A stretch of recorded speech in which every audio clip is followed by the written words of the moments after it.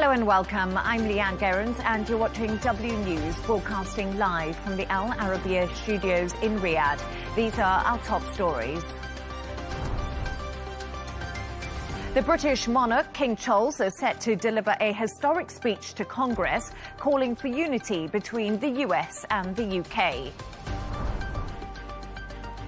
Saudi Crown Prince Mohammed bin Salman chairs the GCC Leaders Summit in Jeddah.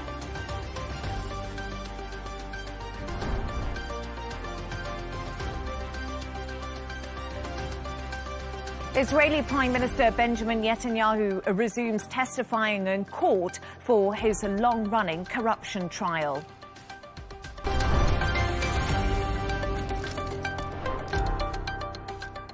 The British King and Queen state visit to the US continues today, with King Charles set to address Congress later. The monarch is expected to talk about the US and UK's relationship and call for reconciliation and renewal between them. Ahead of the historic occasion, Trump has said the US has no closer friends than the British.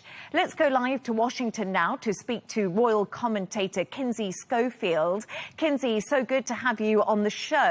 When the world saw the arrival pictures of the royals meeting Trump and Melania in Washington yesterday, it was clear how much the US president adores King Charles.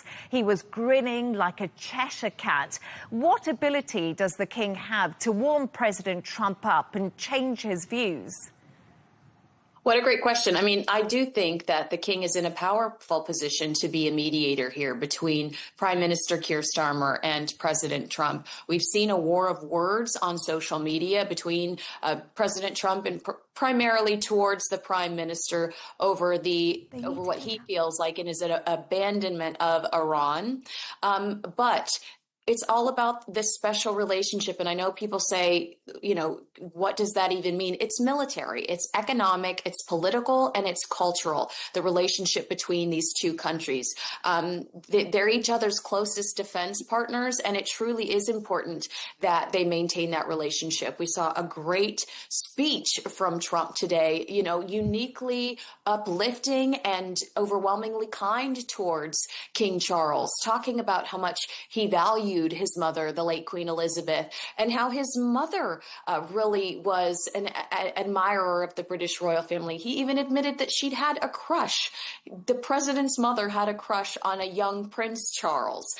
So that was a sweet moment, but uplifting images and powerful messaging coming out of Washington, D.C. right now, which is exactly what we needed after something as scary as the White House Correspondents' Center shooting over the weekend.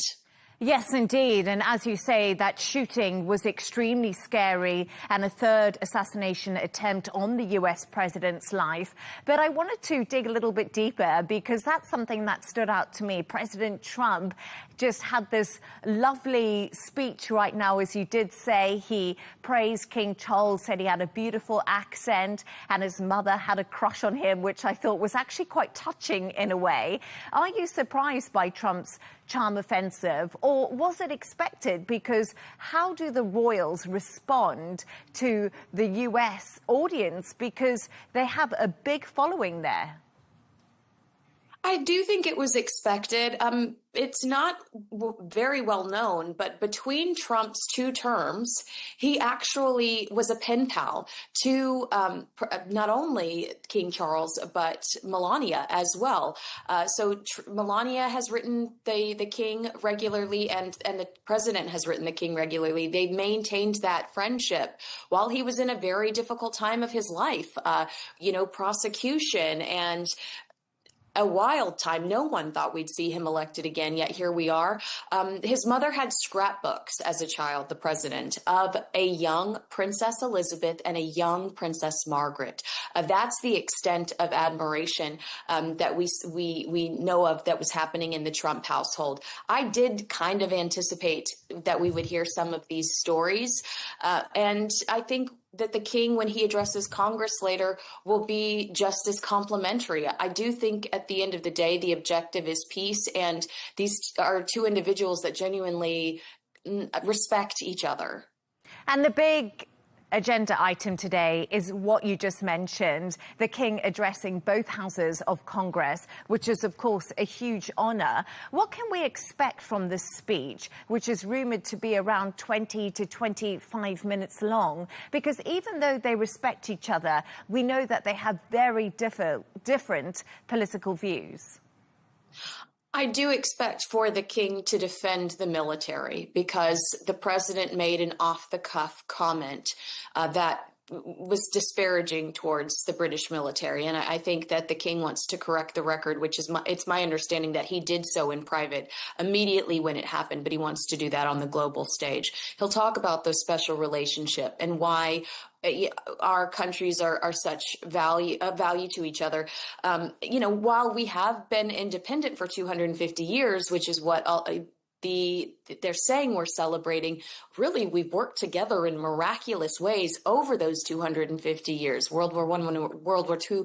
So he's going to focus on that as well. I think that he might mention the environment, which he's very keen to discuss regularly. But I don't think he will challenge Donald Trump in any extreme or controversial way, because like I said, I do believe at the end of the day, these two like each other very much. And it's really interesting because President Donald Trump has said, drill, baby, drill. And we know that Prince Charles is quite different. He is an environmentalist. But politicians come and go. But the British monarchy is a permanent establishment. As he said, Trump has said that King Charles has going to help clear this rift that we've seen between the US and the UK, because President Donald Trump hasn't had such great words for Keir Starmer. So do you think the special relationship is going to be something that we're going to talk about again and possibly it'll be healed?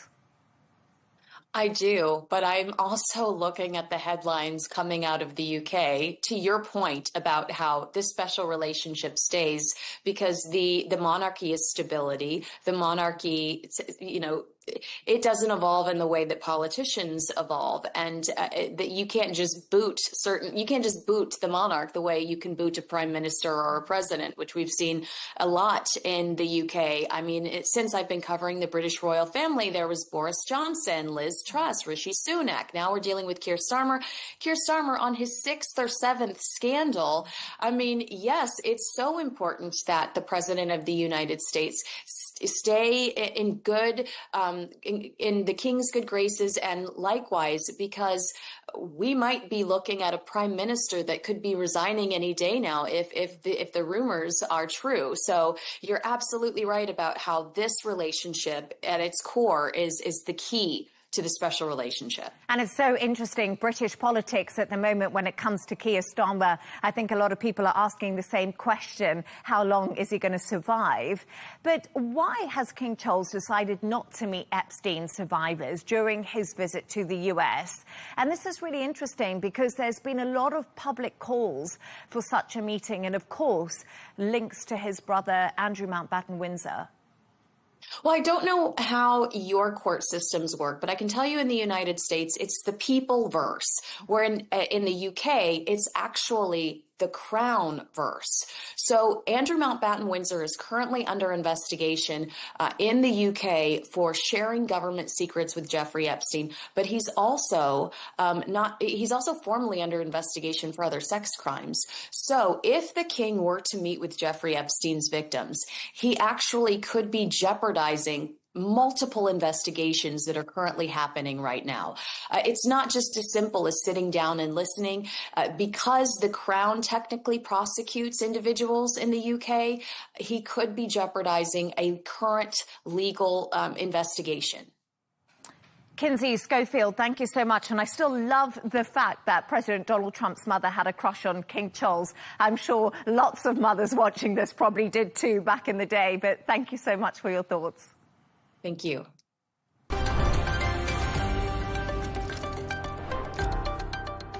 Now, Saudi's Crown Prince Mohammed bin Salman has chaired the GCC Leaders Summit in Jeddah, bringing together leaders and heads of delegations of the Gulf Cooperation Council. The summit addressed regional and international developments.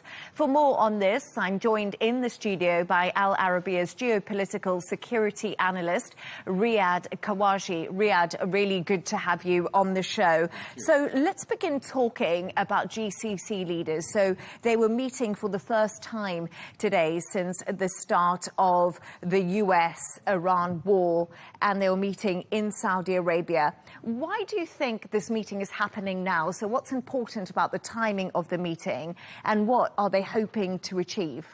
Well, this comes at a time we are watching these behind-the-scene ongoing exchanges between Iran and the US. There is this, we are at a crossroad here. Are we going to go back to war, or are we going to go for an agreement between Iran and the US? And what's that meaning? What does that such agreement mean to the countries of the region?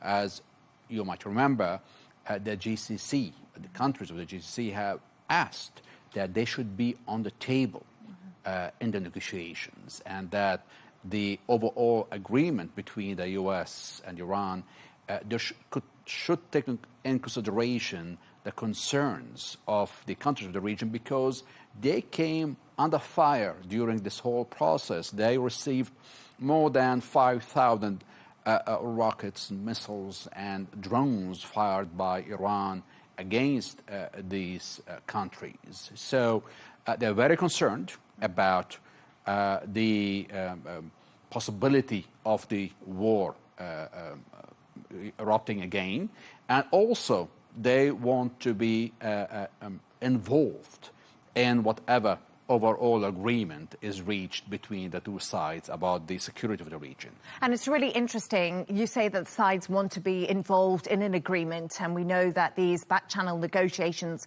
are happening with Pakistani mediators.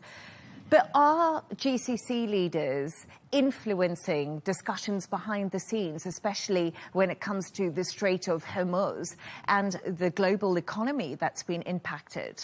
Well, the GCC now is very much involved in the process to create this alliance to oversee the security of the Strait of Hormuz. We saw yesterday the meeting at the Security Council where Bahrain and other GCC states have voiced their concern about the Iranian measures barring ships from crossing and targeting these ships, and demanding that there are international measures or action to be taken to reopen this strait and to ensure the safety of the passage through it. So we have these countries are trying to get more involved into this process. First of all, to prevent the return to war. Second, to be prepared just in case war is back here in the region.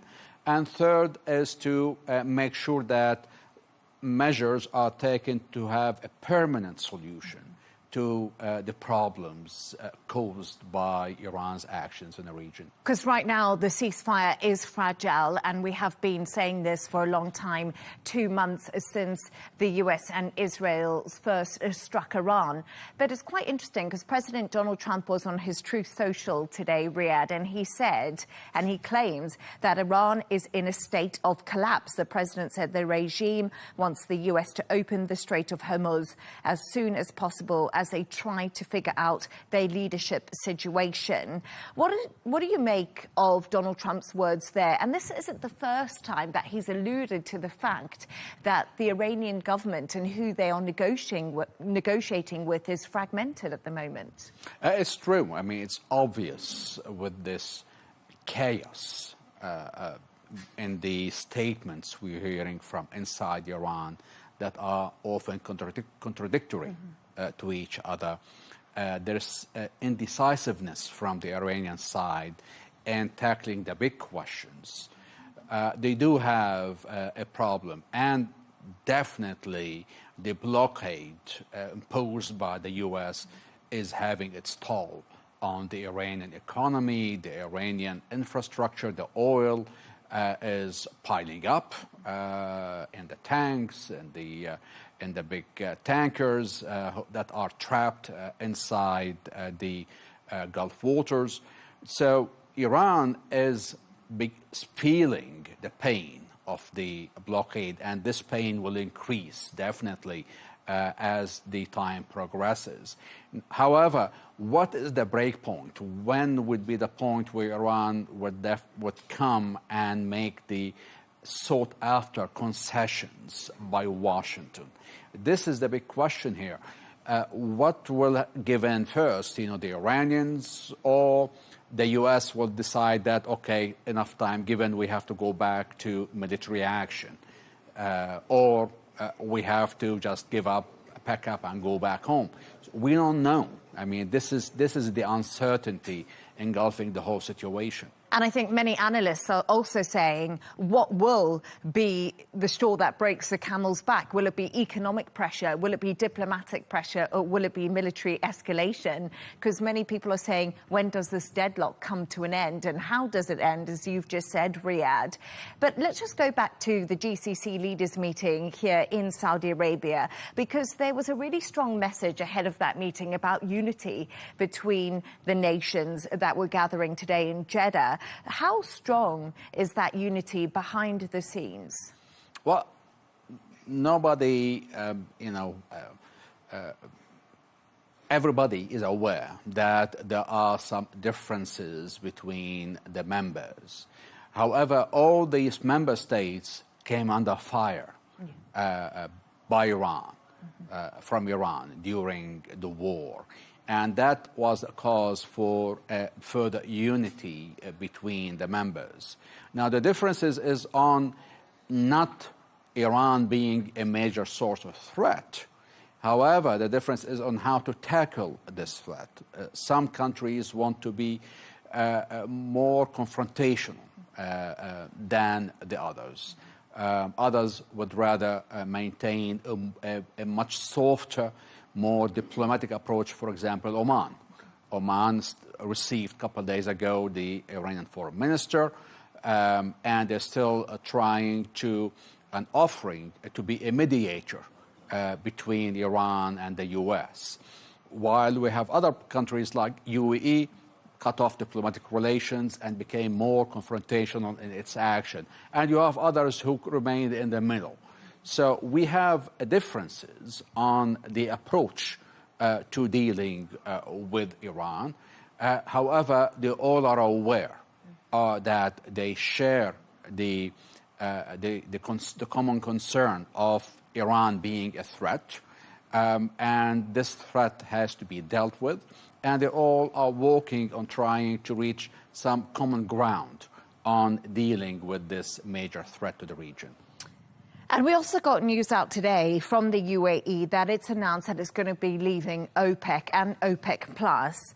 Do you think this is a surprise decision, especially at this time when we're seeing oil prices rise? They're around $104 a barrel today. The global economy is suffering from this huge energy shock due to the Iran war. Why now, many people are asking? Well, this has been a long time coming. It's not new. For the past 2 years, we've heard from various UAE officials on various occasions that they are not happy with the quota allocated to them by OPEC. And they are not happy by the way the pricing and the way things are managed inside, and that some member states are not adhering to their quota, and they were selling more than their quota, and they were saying that they should be allocated more. So all these issues were there, and some people believe that UAE was about to make this move before the war, and it was delayed because of the war that happened. Now, some economists believe actually the timing is good for the market because the prices are high. By the UAE announcing the move now, the drop would not be severe and would not impact the countries. Had it been like without the war, when the prices were like at 60, we could have seen the prices drop to 50, maybe below, and that would have impacted the global markets more severe than it would have at the moment right now when the prices are really high. So I think the timing, the markets could see it favorably, that a move that UAE was more or less certain to take at one point, this time might be better than another one. Yeah, because it's really interesting. If you have the look at prices of oil just ahead of the Iran war started, oil was $73 a barrel, and now we're looking at $104 a barrel. So in a way, the UAE making this decision is not going to see a big fall in the oil price because it's really high. Yes, and the UAE's foreign ministry spokesperson actually came out earlier, Riyadh, and says UAE's decision to exit OPEC is a sovereign and strategic choice. Of course it is. And at the end of the day, UAE believes that being on their own, they can sell with the quota that they decide based on their economic situation. So at the end of the day, it's a sovereign decision. Riyadh Kawaji, always good to have you on the show. Thank you so much for your analysis. Let's continue this conversation with Swiss MP Guy Metten. Guy, great to have you on the show. Thank you so much for joining me. I just want to begin with some of Donald Trump's claims that Iran is in a state of collapse. The president has said the regime wants the US to open the Strait of Hormuz as soon as possible as they try to figure out their leadership situation. What do you make of President Donald Trump's assessment of the position of Iran? So I think President Trump is completely in mistake. You know, he's completely out of the game. If I am sorry for him, but you know, the Americans, they are doing always the same kind of errors. They did them during the Vietnamese War, when they thought, you know, Vietnam was at the end, Vietnam could not fight, Vietnam will collapse. And it was, I remember the President Johnson, you know, he was saying, oh, these poor Vietnamese, they are just bastards. I will give them some more bombs and they will capitulate. So they are doing the same mistake with Iran.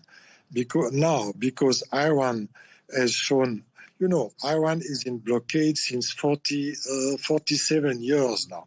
So they are completely accustomed to live in very difficult conditions. And I think it's not a little bit more or much more bombs which will solve the problem for President Trump. So I think he's completely mistaken by the situation.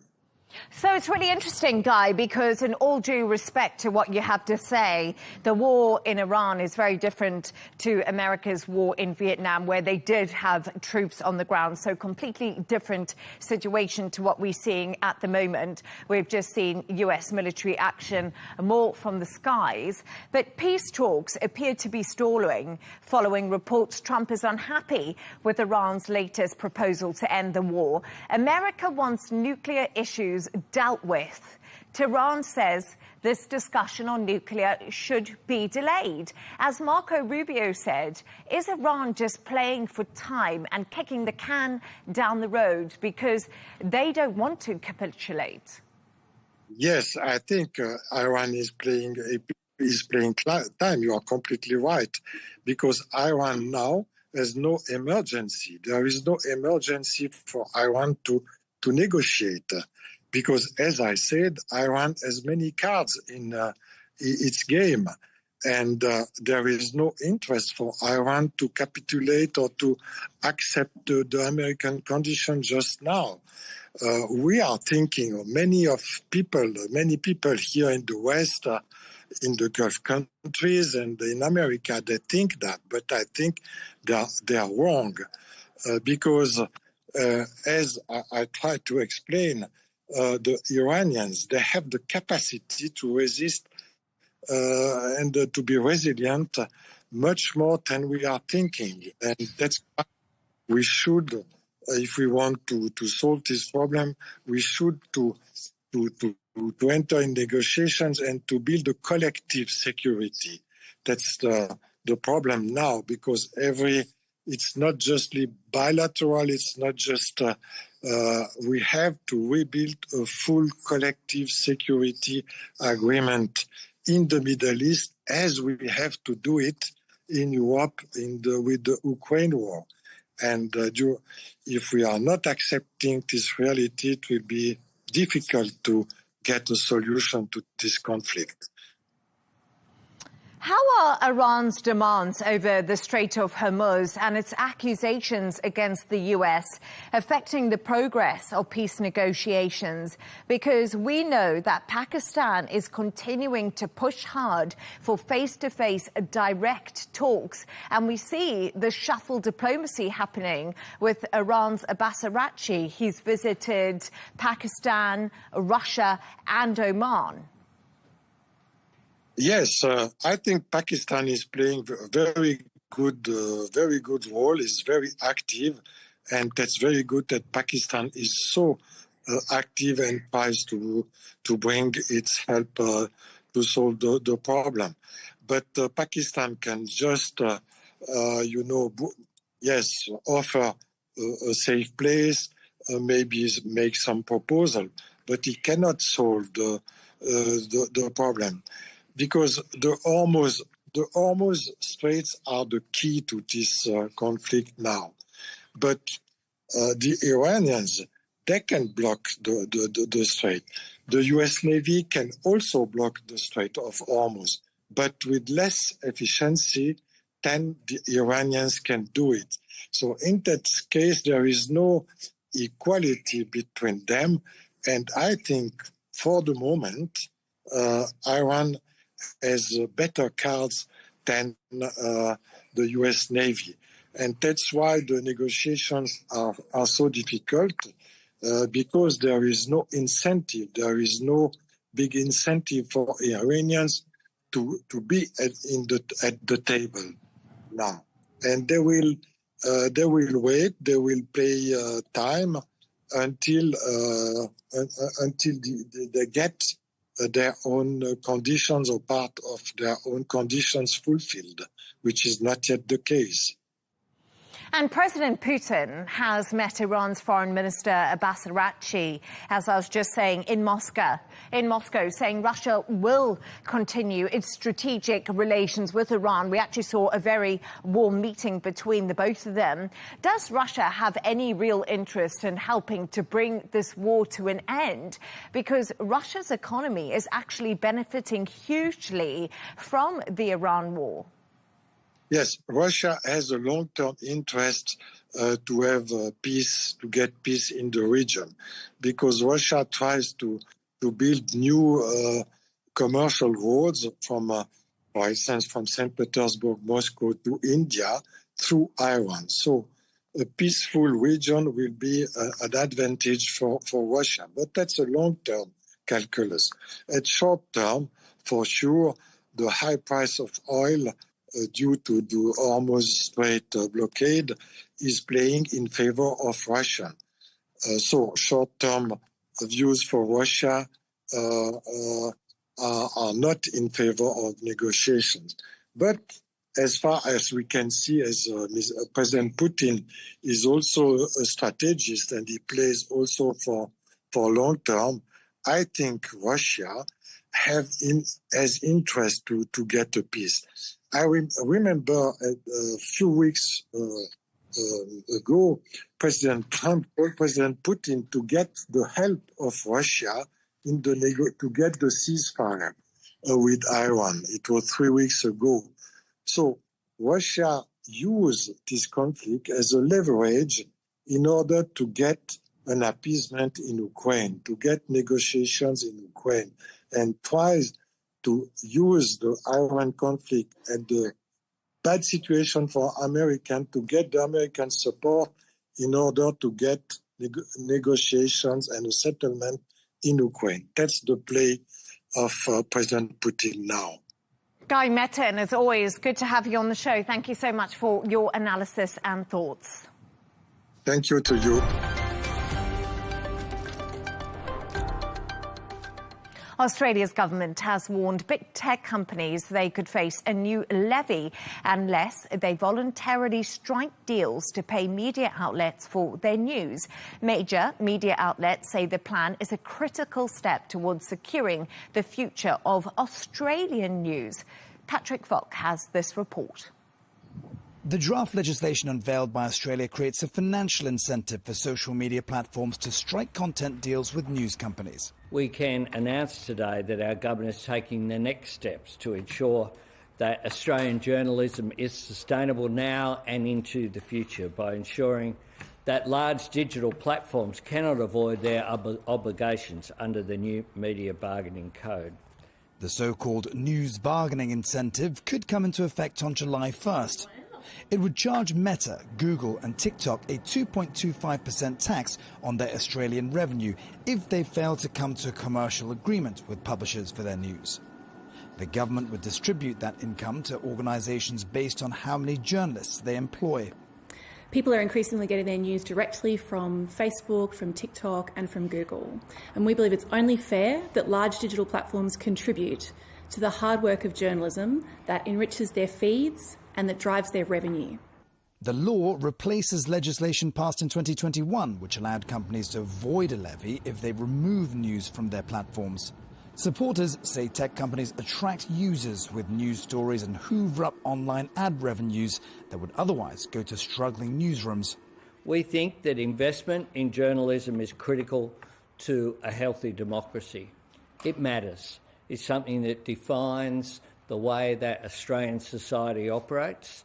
And frankly, if the work is being done by the people here at this press conference and in other places right around Australia, then your work needs to have a monetary value attached to it.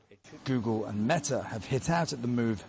They say it won't deliver a sustainable news industry and that the proposed laws were nothing but a digital service tax. Patrick Falk, Arabiya English.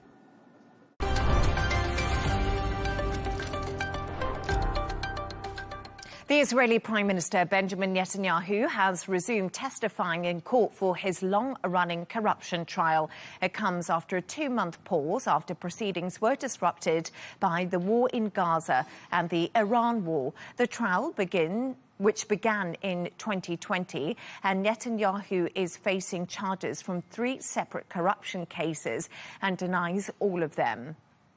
For more on this, I'm joined by author and award-winning journalist at Haaretz, Gideon Levy. Gideon, great to have you on the show. Thank you so much for joining me. This case is one of the most significant corruption trials in Israeli political history. Are you pleased to see criminal proceedings against Benjamin Netanyahu starting again? First of all, nobody is happy to see his prime minister being brought to justice. Secondly, those procedures take too long, and Netanyahu is playing around and doing anything possible to postpone and postpone, and it's really becoming a circus. It's now a few years already, and we don't see the end in another few years. And therefore, this whole procedure is totally biased in the way that no other person who would be brought to justice would have gone the same procedure like the Prime Minister. It should be short and to the point, and we all deserve to know, is he clean or is he a criminal? And it's really interesting because you say we all need to know if he's clean or if he's a criminal. What do you think? Do you think he's clean, or do you think Benjamin Netanyahu is a criminal? And also, why has Netanyahu's legal team repeatedly requested delays in his court testimony? And that's despite the resumption of normal court operations in Israel. So first of all, let me remind you that not I am to judge Netanyahu, but the criminal international court in The Hague declared him as someone who is suspected in horrible crimes, much bigger than the crimes that he faces or the charges that he faces in Jerusalem. He is wanted for crimes against humanity and crimes of war.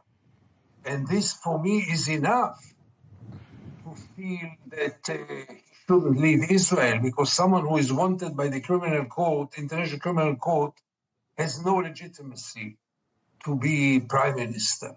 As for those charges, I would leave it for the court to decide. And again, it's not only a question of legal things, because there are many things that he is being charged for, and they might be not criminal and still things which are not done as a prime minister, all kind of behaviors which shouldn't happen to a prime minister.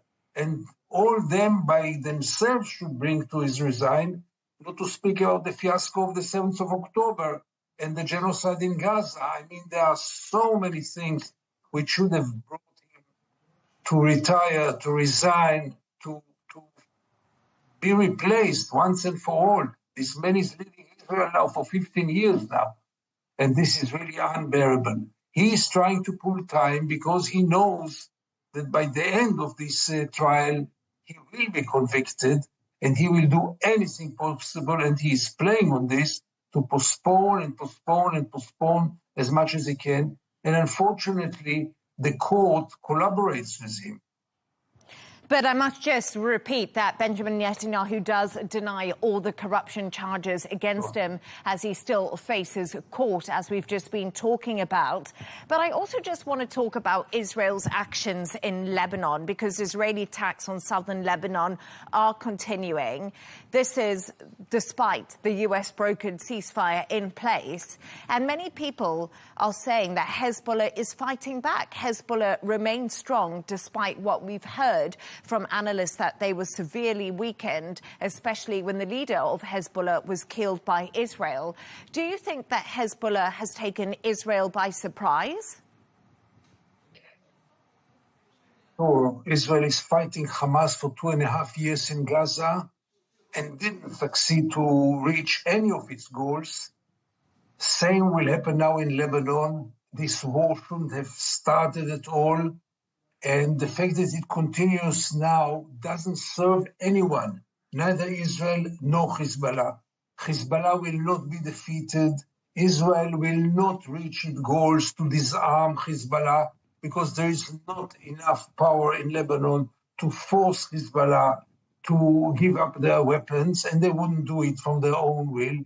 And therefore, all this bloodshed that we are facing now and the destruction should stop as soon as possible.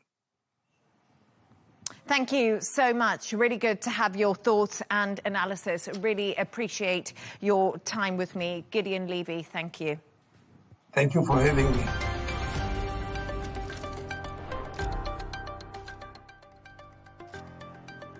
A reminder of our top stories. The British monarch, King Charles, is set to deliver a historic speech to Congress calling for unity between the US and the UK. Saudi Crown Prince Mohammed bin Salman chairs the GCC Leaders Summit in Jeddah. Israeli Prime Minister Benjamin Netanyahu resumes testifying in court for his long-running corruption trial. And that's all from us on W News. Don't forget to subscribe to our YouTube channel. Of course, follow us on X. And we'll be back in a couple of hours with W News Extra. Goodbye and thank you.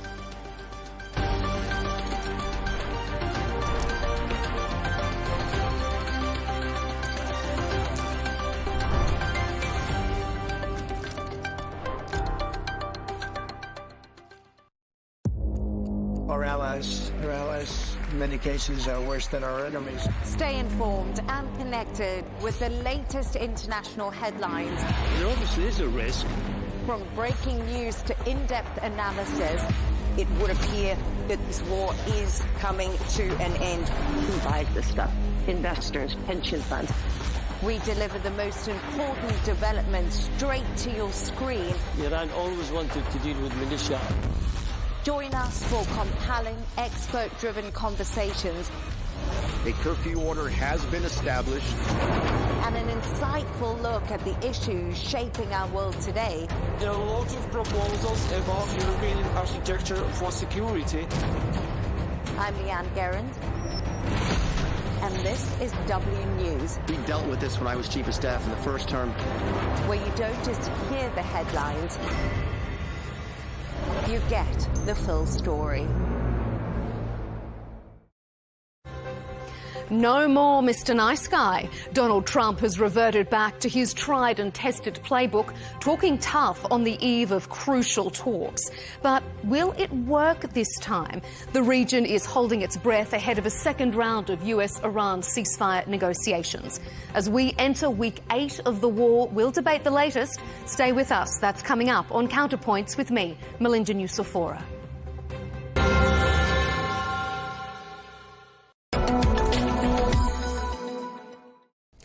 Hello and welcome to this special edition of The Real Deal, marking exactly 10 years since the launch of Saudi Vision 2030. Announced in April 2016 by Crown Prince Mohammed bin Salman, the vision set out an ambitious programme to diversify the kingdom's economy, society and culture, and also reduce dependence on oil. Well, at the heart of that transformation are giga-projects which are designed to reshape how Saudi Arabia lives, works and welcomes the world. Well, one of these stunning projects is Diriyah, where we are today. It is the historic birthplace of the kingdom and home to the UNESCO-listed Al Turaif district.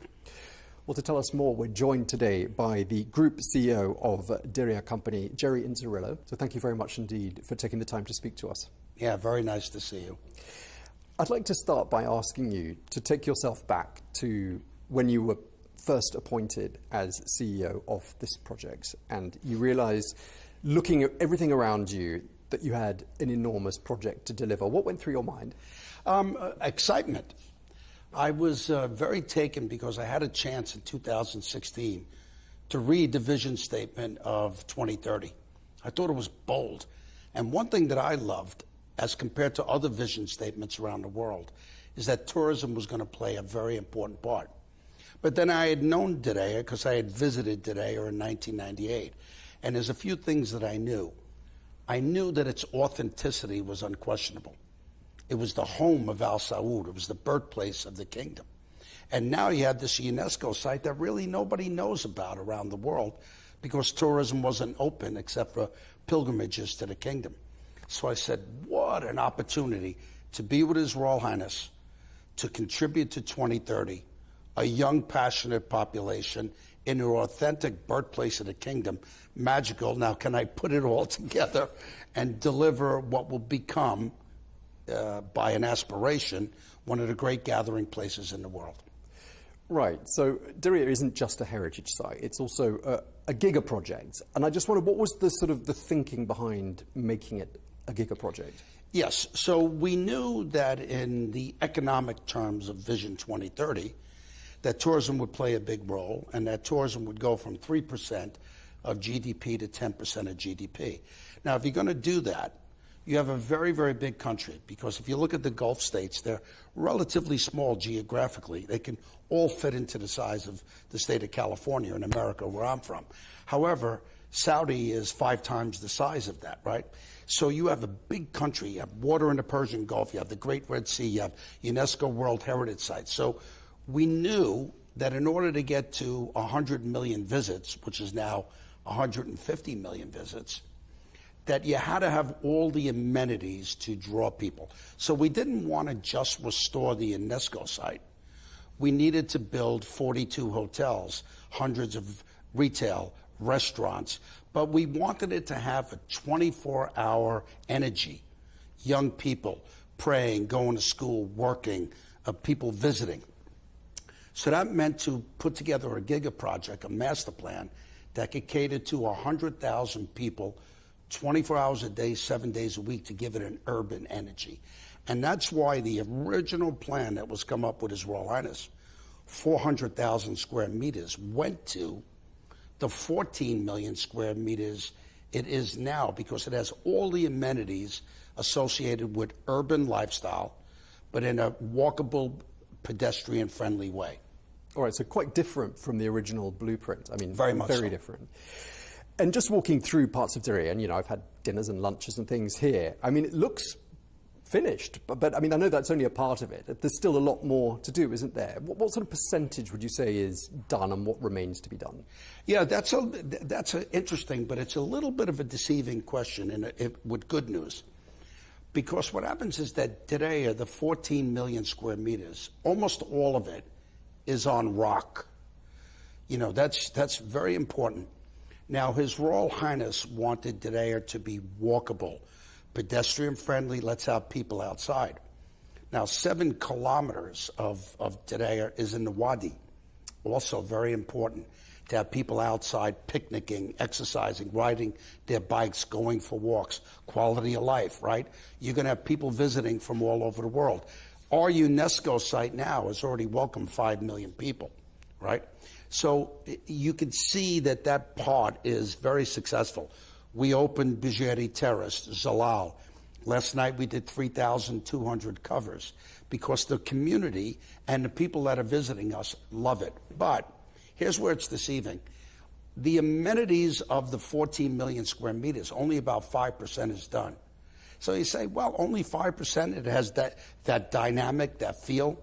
But 80% of the infrastructure is done, which is the messy, complicated part. What's the land? Acquiring the land, demo the land, put all your infrastructure in. 60,000 parking spots underground, so it could be walkable above.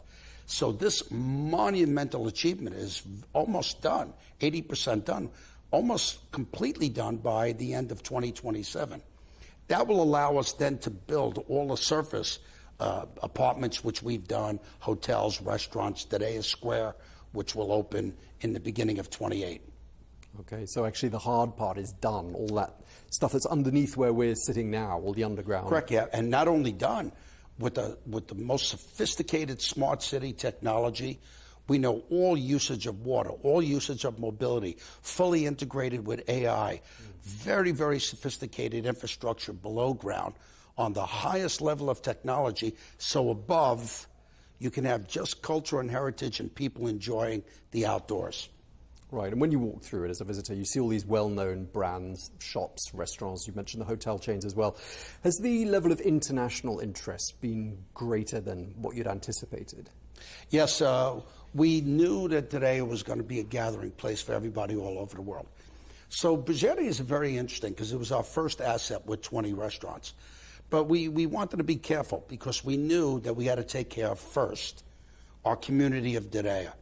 We didn't want Diriyah to be elitist or aristocratic. We wanted it to be for everybody, all income levels, right? So we had to take care of our community, then Riyadh, Saudi visits, and then international visits. So in that mix of 20 restaurants, you have 5 authentic Saudi different concepts, but then you have Michelin restaurants, you have foreign restaurants, you have all different cuisines. Well, that's taken off great. Then we added Zalal, which is almost all Saudi, and people just love it. So we're very happy with the way things are going.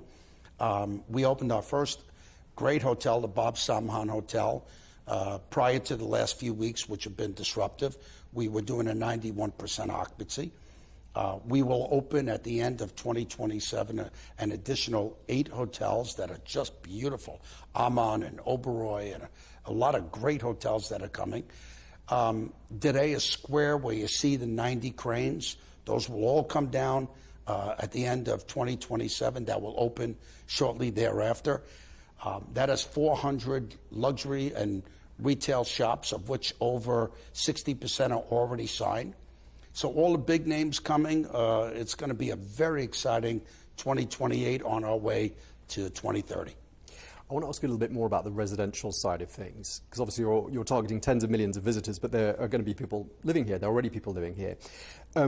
What sort of demand are you seeing, and what's the profile of a buyer? Yeah, it's very interesting because it turned out to be a little bit different than we thought. Now, we wanted to test Diriyah. So we did a different type of marketing strategy because we have Diriyah real estate, residential real estate, 20,000 residences at some point. And then the Wadi Sfar, which we call our Bel Air of Riyadh, right? Now, we wanted to test what the high market was because we didn't know what it was, right? So we put 100 plots on sale for the Wadi Sfar, sold 93 of them already. But then we put Ritz-Carlton residences, which people will move into at the end of this year, almost done. Beautiful. Cityscape, we put mid-level residences on, non-branding, sold very well. We've already sold almost 17 billion SAR in residential real estate. Now, to further answer your question, who's buying? This is very interesting because a lot of the people that are buying are younger. Wadi Sfar, older, a little bit more expensive, more established, looking for the amenities, the privacy, 27-hole Greg Norman golf course, beautiful country club finished. This time next year, the Royal Polo and Equestrian Center already will be done this time next year. But people wanted accommodation where they could walk and not drive. Riyadh, as you know, is a driving city. But today it will be a walkable, urban, pedestrian experience. And people wanted that urban energy where they could walk to work, walk to pray, walk to school. So that's a lot of who we sold to. Okay, and one of the big challenges that you must have felt as the guardian of this project is balancing heritage and modernity. Yeah. Has that been a particular challenge? No, it's actually been a little bit easier than most would think. Now, there is, what in the perception of people, an inherent conflict. Are you compromising cultural preservation for modernity or for technology? Here's where the Crown Prince is quite brilliant. First of all, he's very strict on the preservation of what is Saudi identity. Now, today is very important. Birthplace of the kingdom, home of Al Saud, source of pride for all of us, and the source of national identity. So even with his young age and his young leadership, and God bless the king, who, if it wasn't for him, we wouldn't have Tadef and we wouldn't have Diriyah. He is as strict to preserve what's unique about Saudi culture. Saudi music, the Arda, Saudi food, Saudi costuming and apparel, right? So we've done that.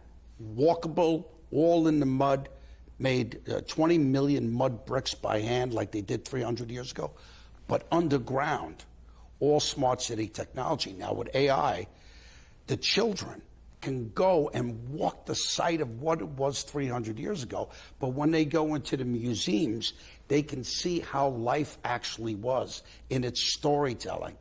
This is beautiful because not only are we preserving the culture by community telling us the stories, now we have AI that can augment it into user-friendly technology.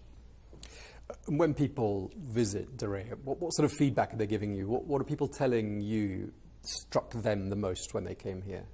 Yes, there's two things, and I'm going to try and say this briefly. One is what the foreigners say, non-Saudi. Let's call it non-Gulf.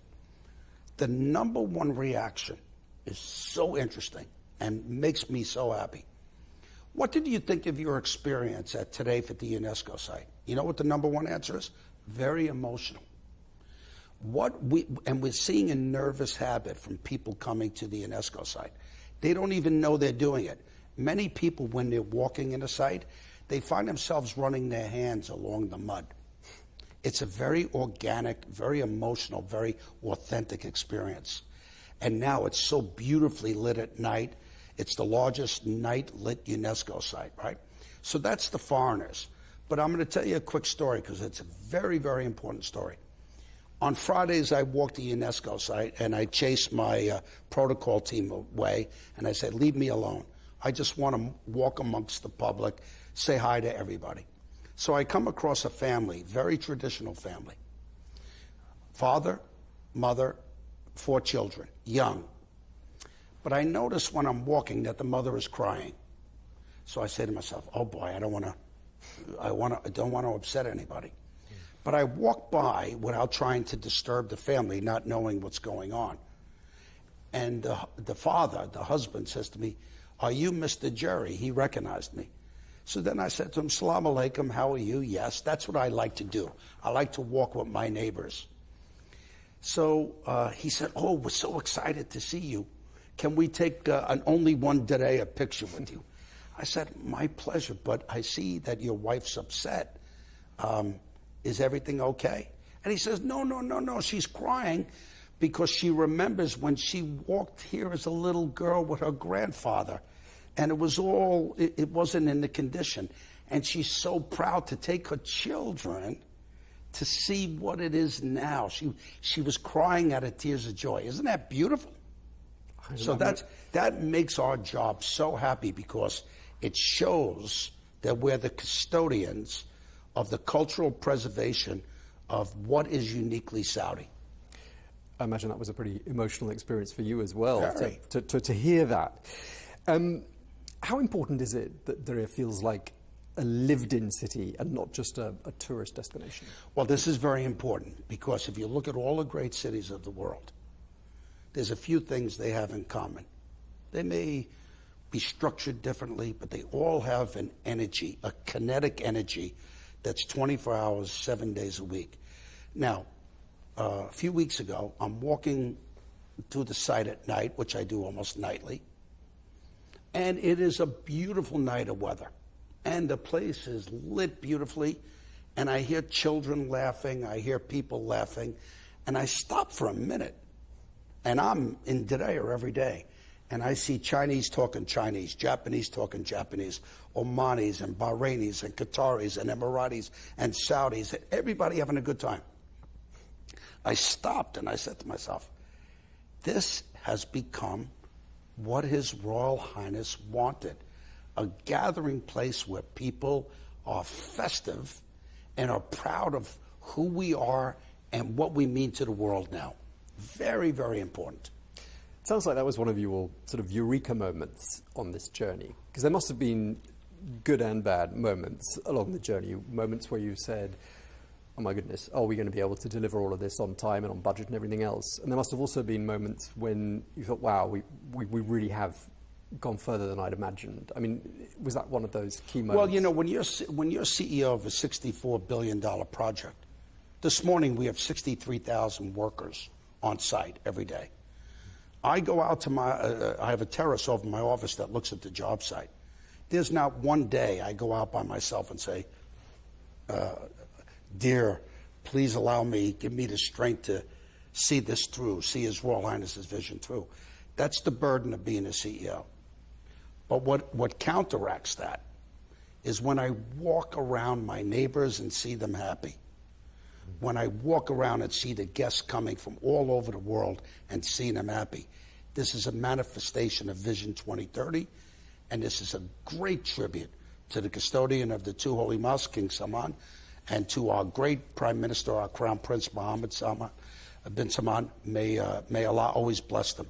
It's a great tribute to them. You've described Diriyah as being a world-class cultural destination. And I'm wondering what makes Diriyah uniquely positioned compared to, say, other cultural heritage hubs around the world. Is there any way you'd compare Diriyah to? Yes. Well, you see, the beautiful thing is that Diriyah is authentic. So Diriyah is not a modern city of 20, 30, 40, 50 years. It's not in Orlando, Florida, which is great, but it's pop culture. It's not a Las Vegas, right? It's not a Dubai. And our brothers and sisters from the Emirates do a great job. With 300 years of culture, of storytelling, of the demonstration of beautiful music, beautiful dance, beautiful food, beautiful costuming in an authentic setup, right? So when people come, it is uniquely Saudi. It is uniquely Diriyah. That's why we say there's only one Diriyah. Now, look what historical Vienna is now. Wonderful. Look at Florence. Wonderful. Even look at Marrakesh. That's what Diriyah is meant to be. Walkable, organic, very pedestrian friendly, have people outdoors.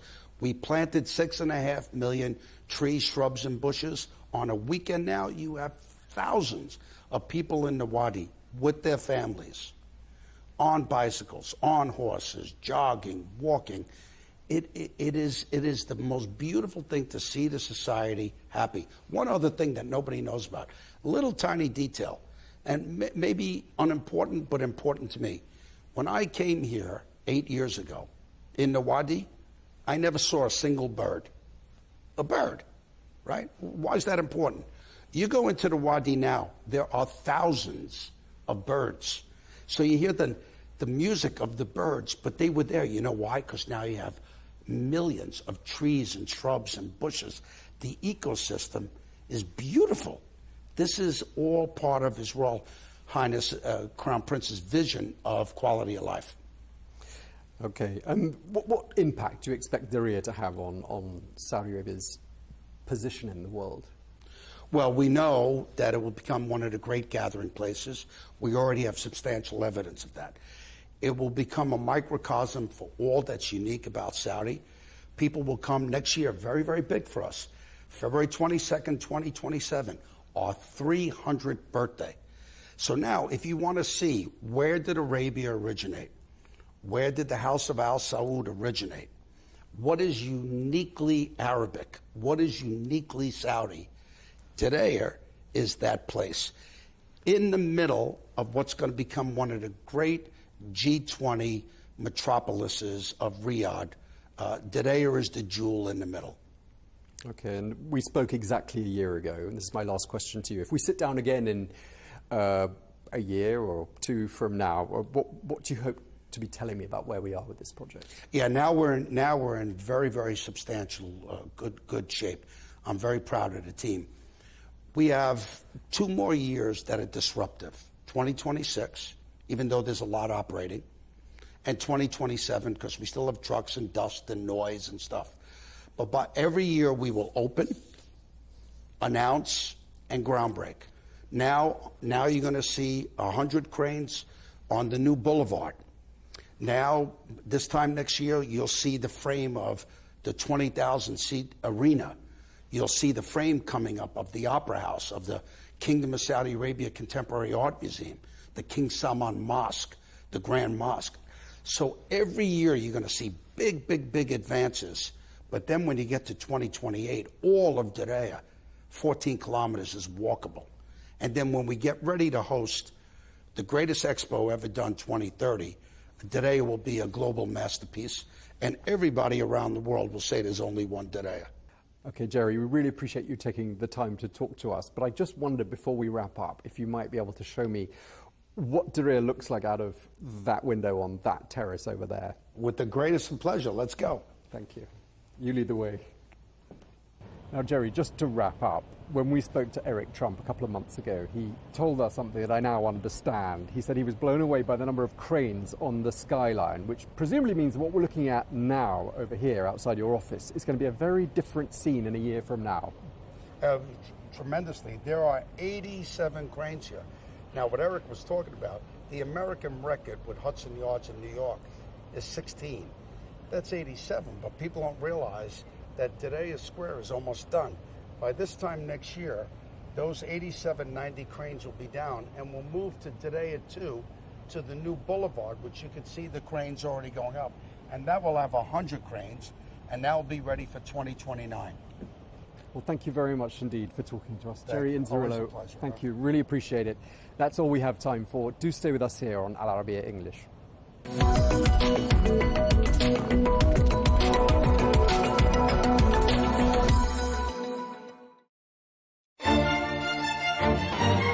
Do we celebrate too much? Does it help generations understand history? Does it bring society together? And the idea of turning the first day of summer into a music festival was a brilliant idea because it's a day of joy. We must celebrate summer.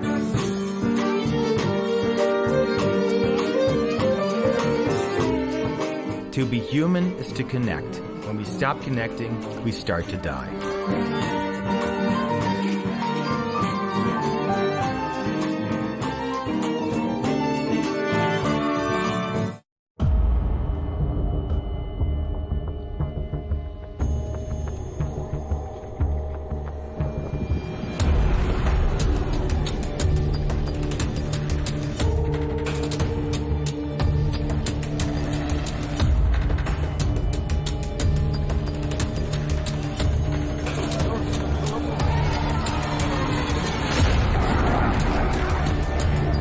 short time ago, the U.S. military carried out massive precision strikes on the 3 key nuclear facilities in the Iranian regime: Fordow, Natanz, and Esfahan.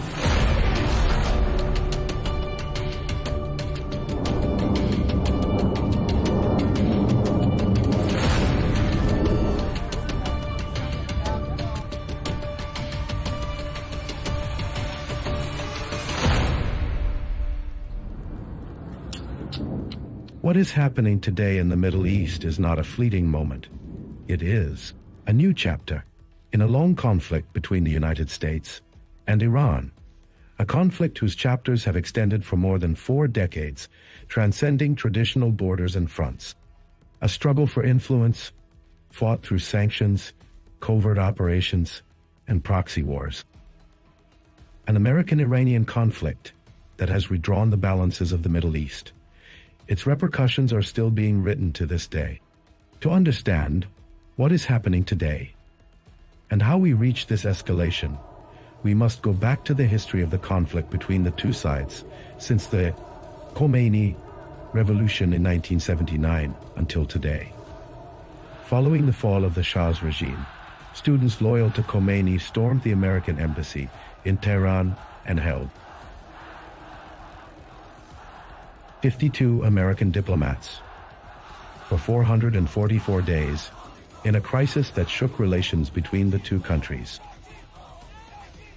When negotiations failed, Washington tried to end the crisis militarily through a secret operation known as Operation Eagle Claw in April 1980.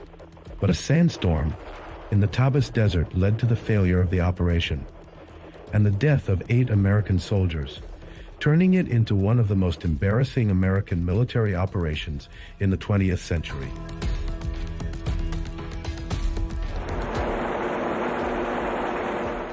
During the first Gulf War in the 1980s, the conflict moved to the waters of the Gulf.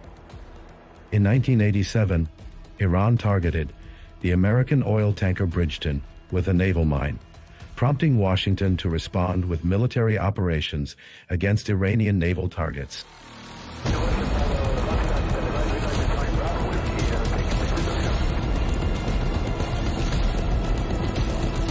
In April 1988, the United States launched Operation Praying Mantis, a direct naval confrontation between the two sides, after the American destroyer USS Samuel B. Roberts was hit by an Iranian mine in the Gulf. After receiving further data and evaluating information available from the Persian Gulf, we believe that the cruiser USS Vincennes, while actively engaged with threatening Iranian surface units,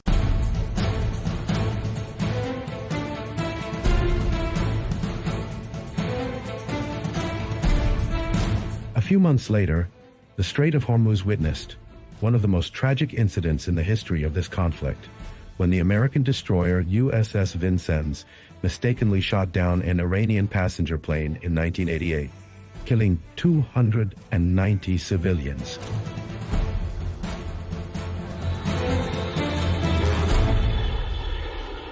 With the advent of the new millennium, the confrontation moved to new arenas of intelligence and technology. In 2011, Iran shot down an American reconnaissance drone near the Fordow nuclear facility, then announced in December of the same year that it had seized control of the advanced RQ-170 Sentinel spy drone after hacking its systems. In 2016, tension escalated again when Iran detained 10 American sailors after they entered its territorial waters in an incident that turned into a media crisis between the two countries. However, the confrontation reached an unprecedented level in June 2019, when Iran shot down the latest American reconnaissance drone over the Gulf in an incident that almost pushed Washington to launch a direct military strike before it was canceled at the last moment.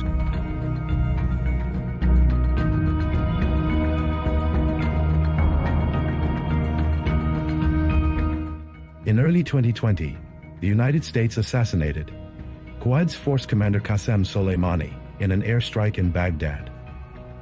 Iran responded by launching ballistic missiles at American bases in Iraq, in the most dangerous direct confrontation between the two sides in decades.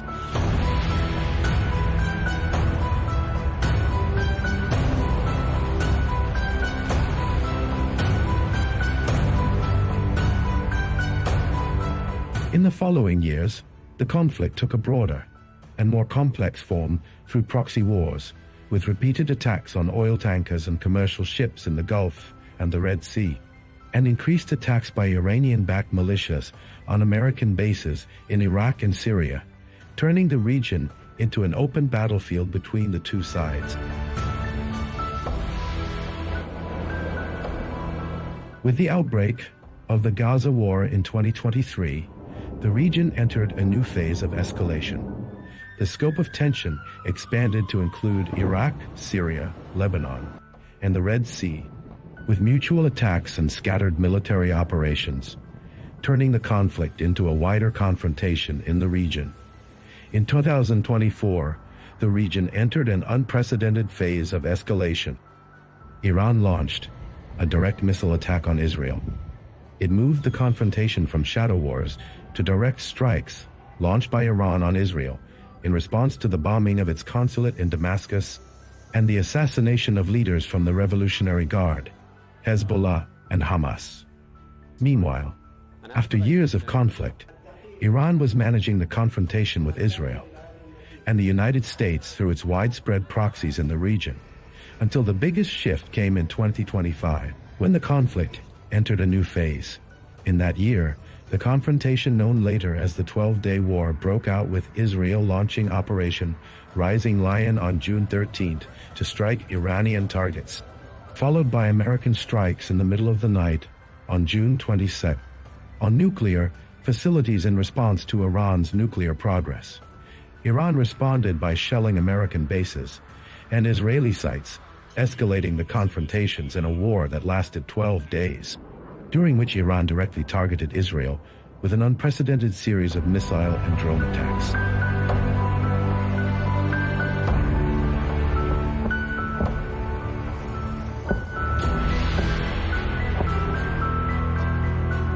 During those 12 days, the Middle East seemed to stand on the brink of a full-scale regional war, with unprecedented activation of air defense systems and exchanges of strikes at unfamiliar depths between the two sides.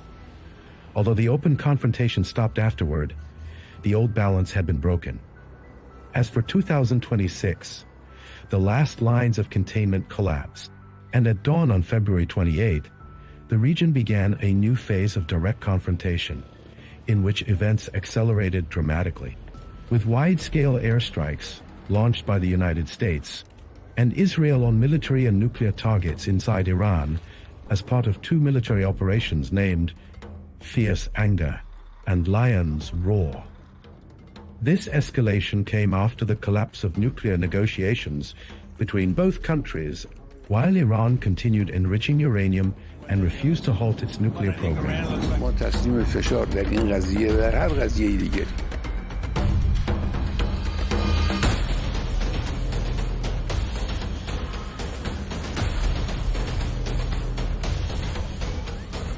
The first strikes focused on military installations and the infrastructure of Iran's nuclear program, particularly sites linked to the development of missile capabilities and sensitive facilities in Natanz and other areas inside Iran, in an attempt to weaken Tehran's strategic capability.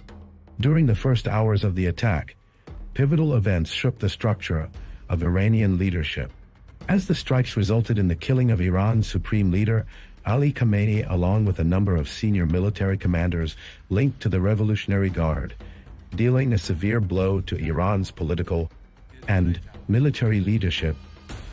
حرم جمهوری اسلامی ایران شهد شهید گوارای شهادت را نوشیدم. But the Iranian response was not delayed.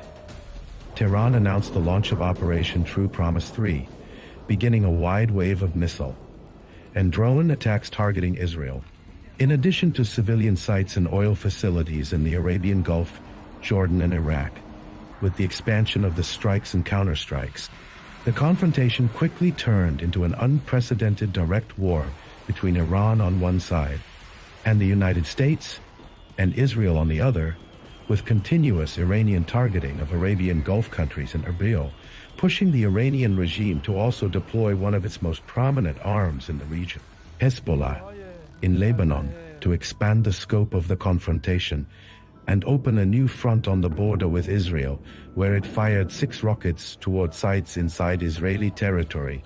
A move considered a clear message that the war is no longer confined to one front. British bases in Cyprus were also attacked by drones. However, the Israeli response was not delayed.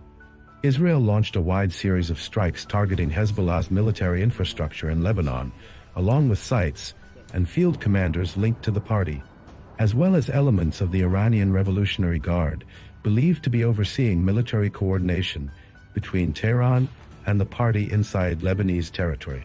Tehran also used its allied militias in Iraq to target American bases and interests in an attempt to open an additional front in the confrontation. Tension expanded to reach Azerbaijan after Baku announced the foiling of attacks and intelligence operations attributed to the Iranian Revolutionary Guard. These included attempts to target sensitive sites and the Baku-Tbilisi-Ceyhan oil pipeline, which provoked Turkish and Gulf condemnations and fears of the conflict spreading to the South Caucasus.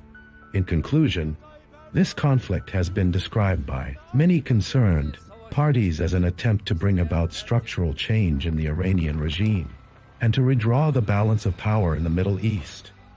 Since that moment, the region has entered a new phase of escalation, where the confrontation is no longer limited to proxy wars, but has turned into an open multi-front confrontation that may change the shape of the region for many years to come. The entire Western world has agreed with for many, many years.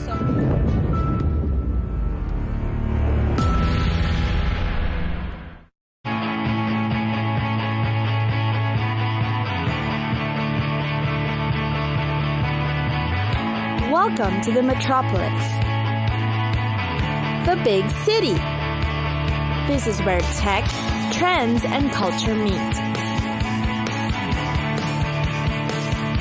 Meet the people. See the sights. Walk the city streets. And experience the lifestyle.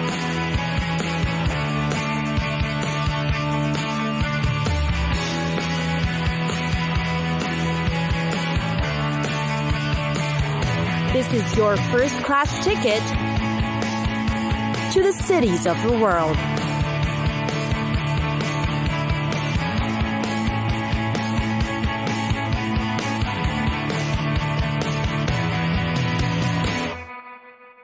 Moscow. Time to visit Moscow, the heart of Russia.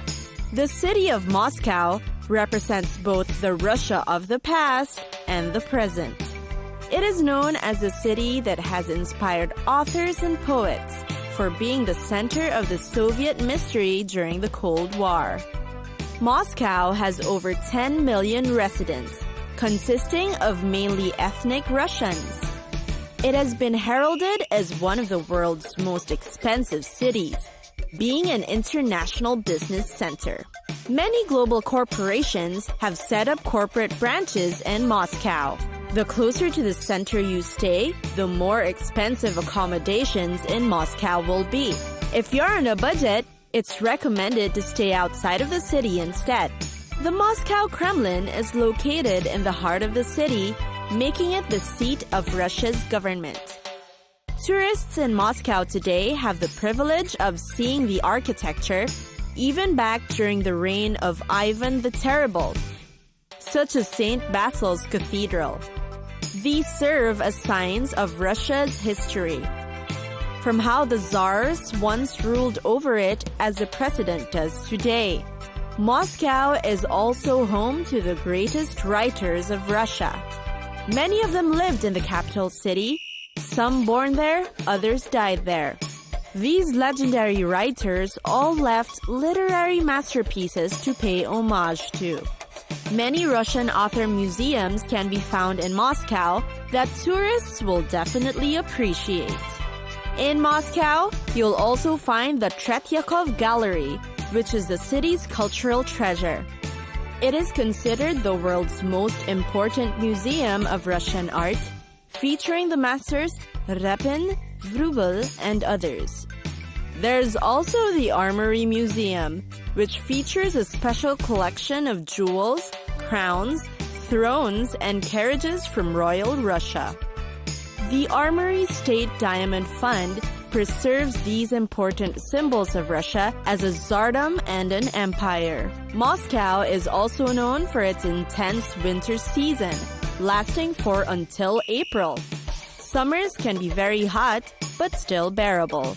Fall begins early, making May to September a good time for a visit.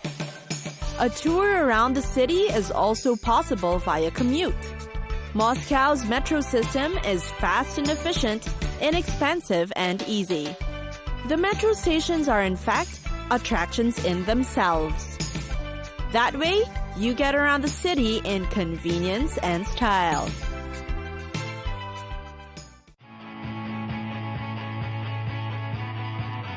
It's time for us to go. Pack your bags and get your tickets ready. And we'll see you on the next destination. Catch us again next time on Cities of the World.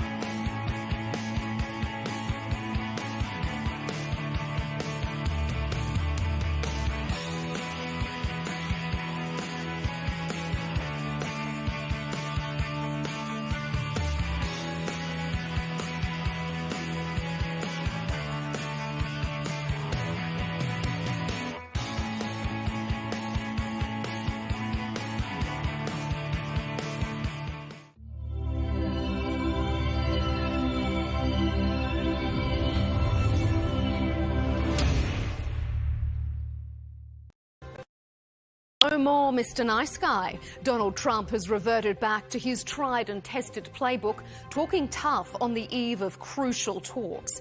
But will it work this time? The region is holding its breath ahead of a second round of US-Iran ceasefire negotiations.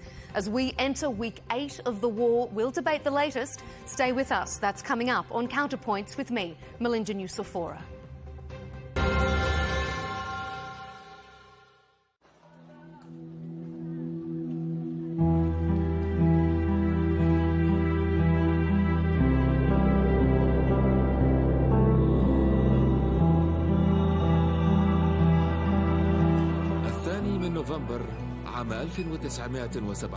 On November 2nd, 1917, Britain's Foreign Secretary, Arthur Balfour, wrote a brief letter promising his government support for creating a national home for the Jewish people in Palestine.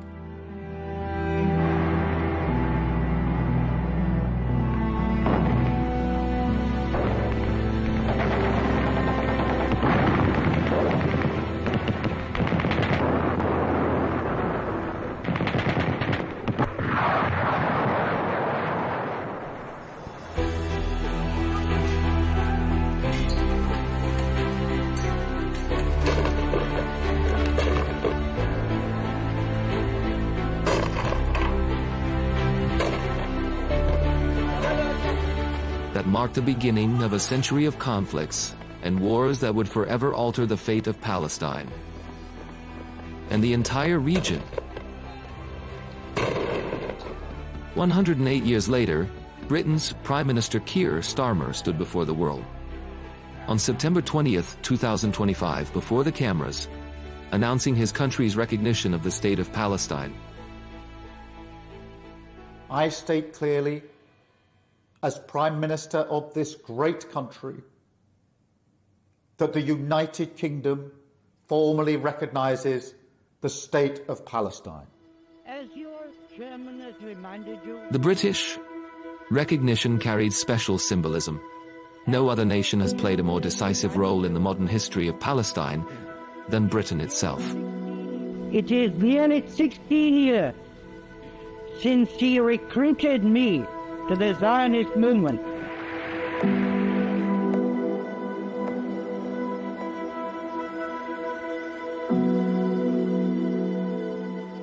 under the 1916 Sykes-Picot Agreement between Britain and France. Britain took control of Palestine, placing it under military rule, just as it did with other parts of the Middle East.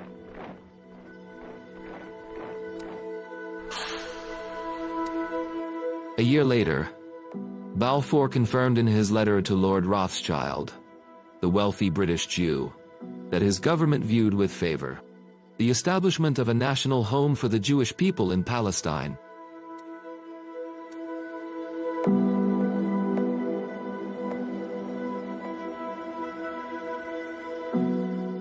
The Balfour Declaration was not just a letter, it reflected a clear colonial policy. Britain had also promised independence to the Arabs, in return for their support against the Ottomans, a promise that was never kept.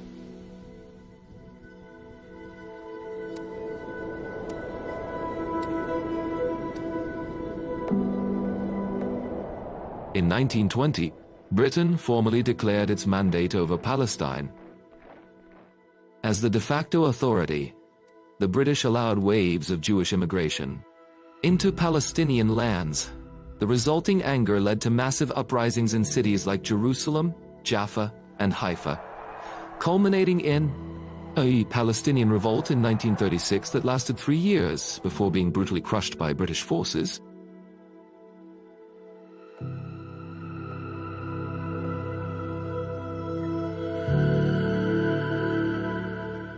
Following that, the British Peel Commission, after investigating the situation, recommended dividing Palestine into 2 states, one Jewish and one Arab, concluding that the mandate system was no longer sustainable due to the rising conflict.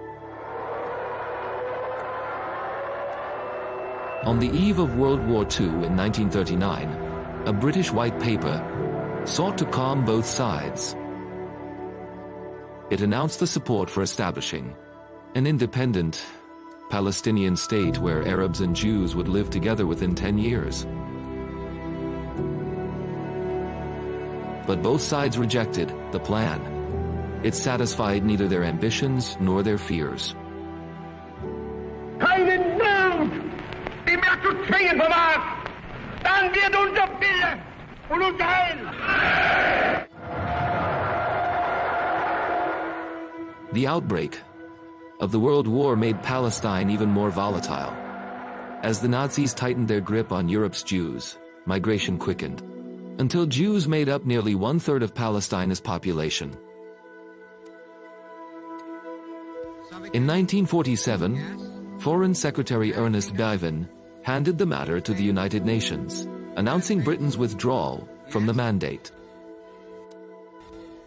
The resolution of the Dutch Committee for Palestine was adopted by 33 votes, 13 against, 10 abstentions.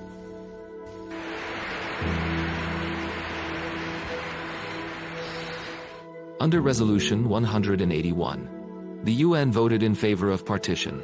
The Jews accepted it, while the Arabs rejected it. In 1948, Britain withdrew as an occupying power, leaving behind a land already in flames. Soon after, on May 14, 1948, the State of Israel was declared. And the Nakba began.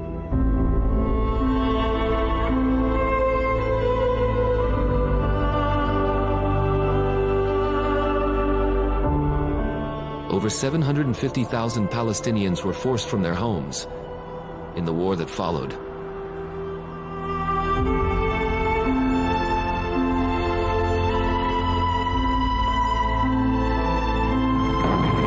During the Suez Crisis of 1956, Britain joined the tripartite aggression against Egypt, but its failure showed the world that Britain was no longer the dominant power controlling the region's destiny. The United States had become the global superpower instead.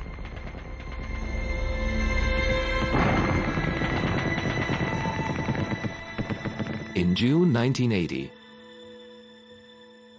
European nations, including Britain, met in Venice, Italy, and issued what became known as the Venice Declaration. The declaration was a pivotal moment. For the first time, the West collectively affirmed that the Palestinians were not merely refugees, but a people with legitimate political rights.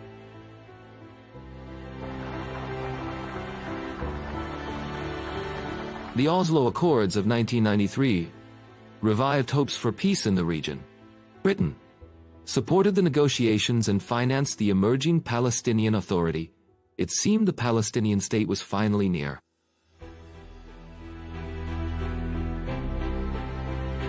Yet, as settlement expansion and repressive Israeli policies continued, optimism quickly faded. In 2014, the British Parliament voted by majority to recognize the State of Palestine, but the vote was purely symbolic. The government refused implementation, insisting on a negotiated solution first.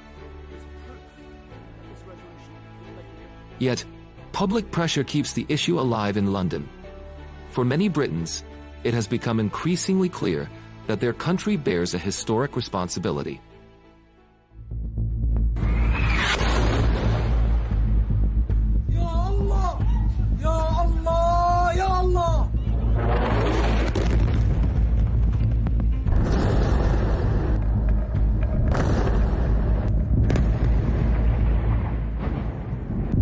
In 2023, Palestine faced another pivotal moment as Israel launched its ongoing assault on Gaza following the events of October 7th.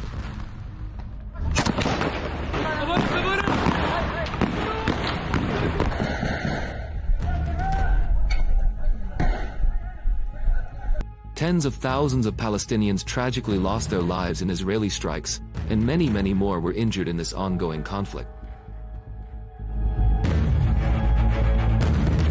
More than 80% of the Gaza Strip was destroyed.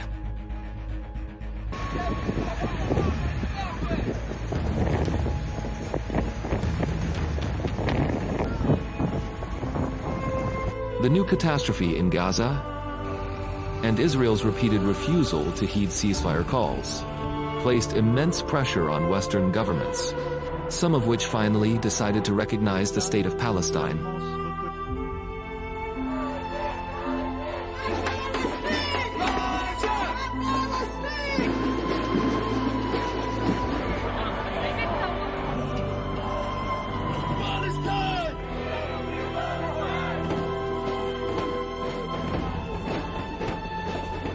Britain was among the first, and its decision was seen as the most significant and symbolic. Keir Starmer's declaration came more than a century after the Balfour Declaration. Britain, once the source of Palestine's wound, had now recognized its statehood. But the question remains, will that truly be enough for a Palestinian state to rise?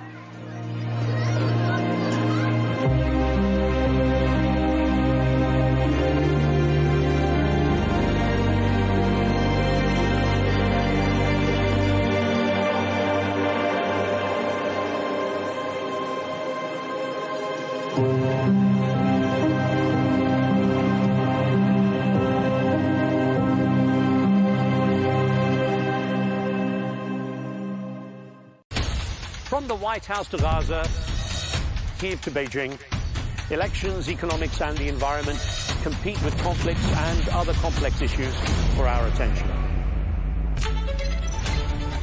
In an age of fake news, deep fake and artificial intelligence, they've got to have a vote and a say. It's important to look beyond the loudest voice to understand the truth.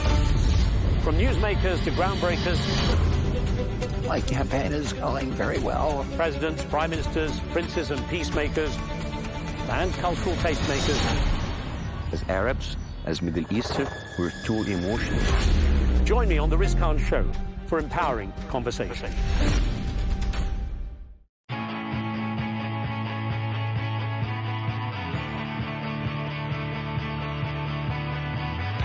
Welcome to the metropolis. The big city. This is where tech, trends, and culture meet. Meet the people. See the sights. Walk the city streets. And experience the lifestyle.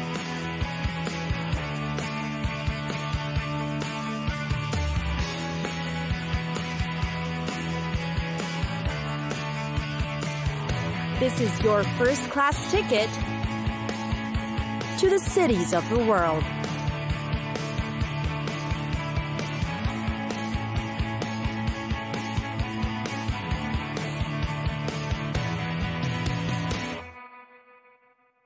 Sydney.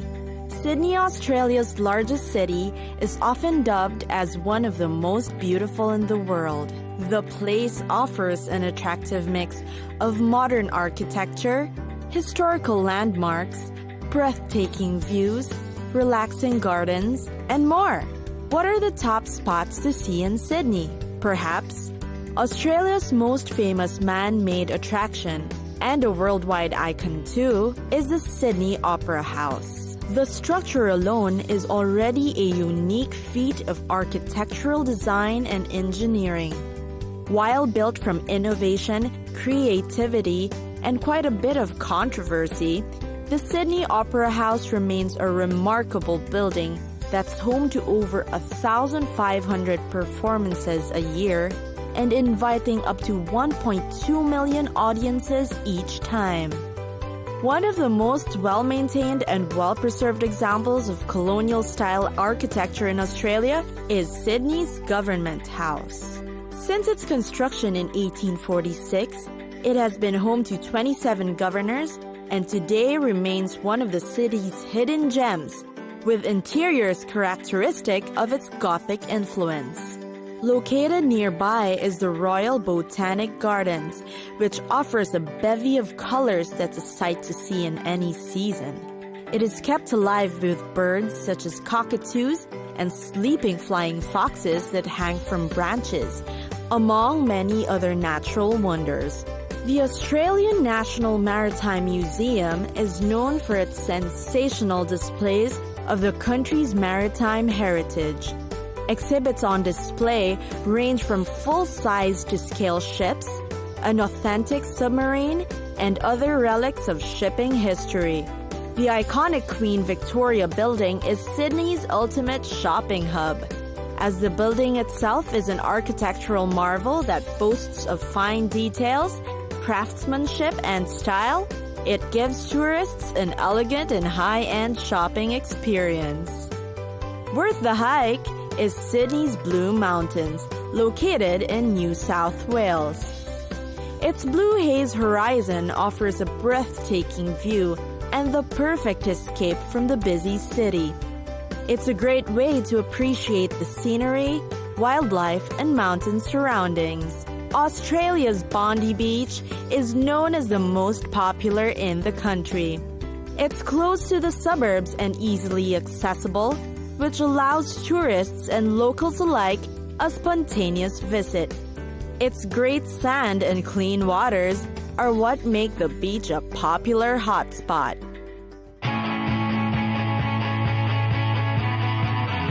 It's time for us to go. Pack your bags and get your tickets ready. And we'll see you on the next destination. Catch us again next time on Cities of the World.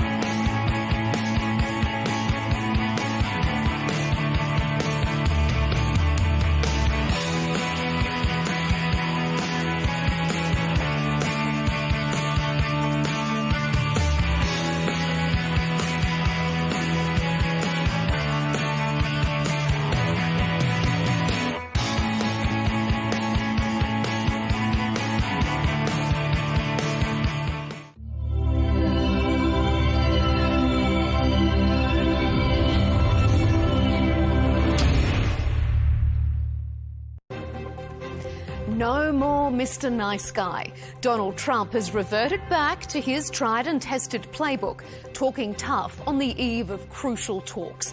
But will it work this time? The region is holding its breath ahead of a second round of US-Iran ceasefire negotiations. As we enter week 8 of the war, we'll debate the latest on Counterpoints with me, Melinda Nucifora.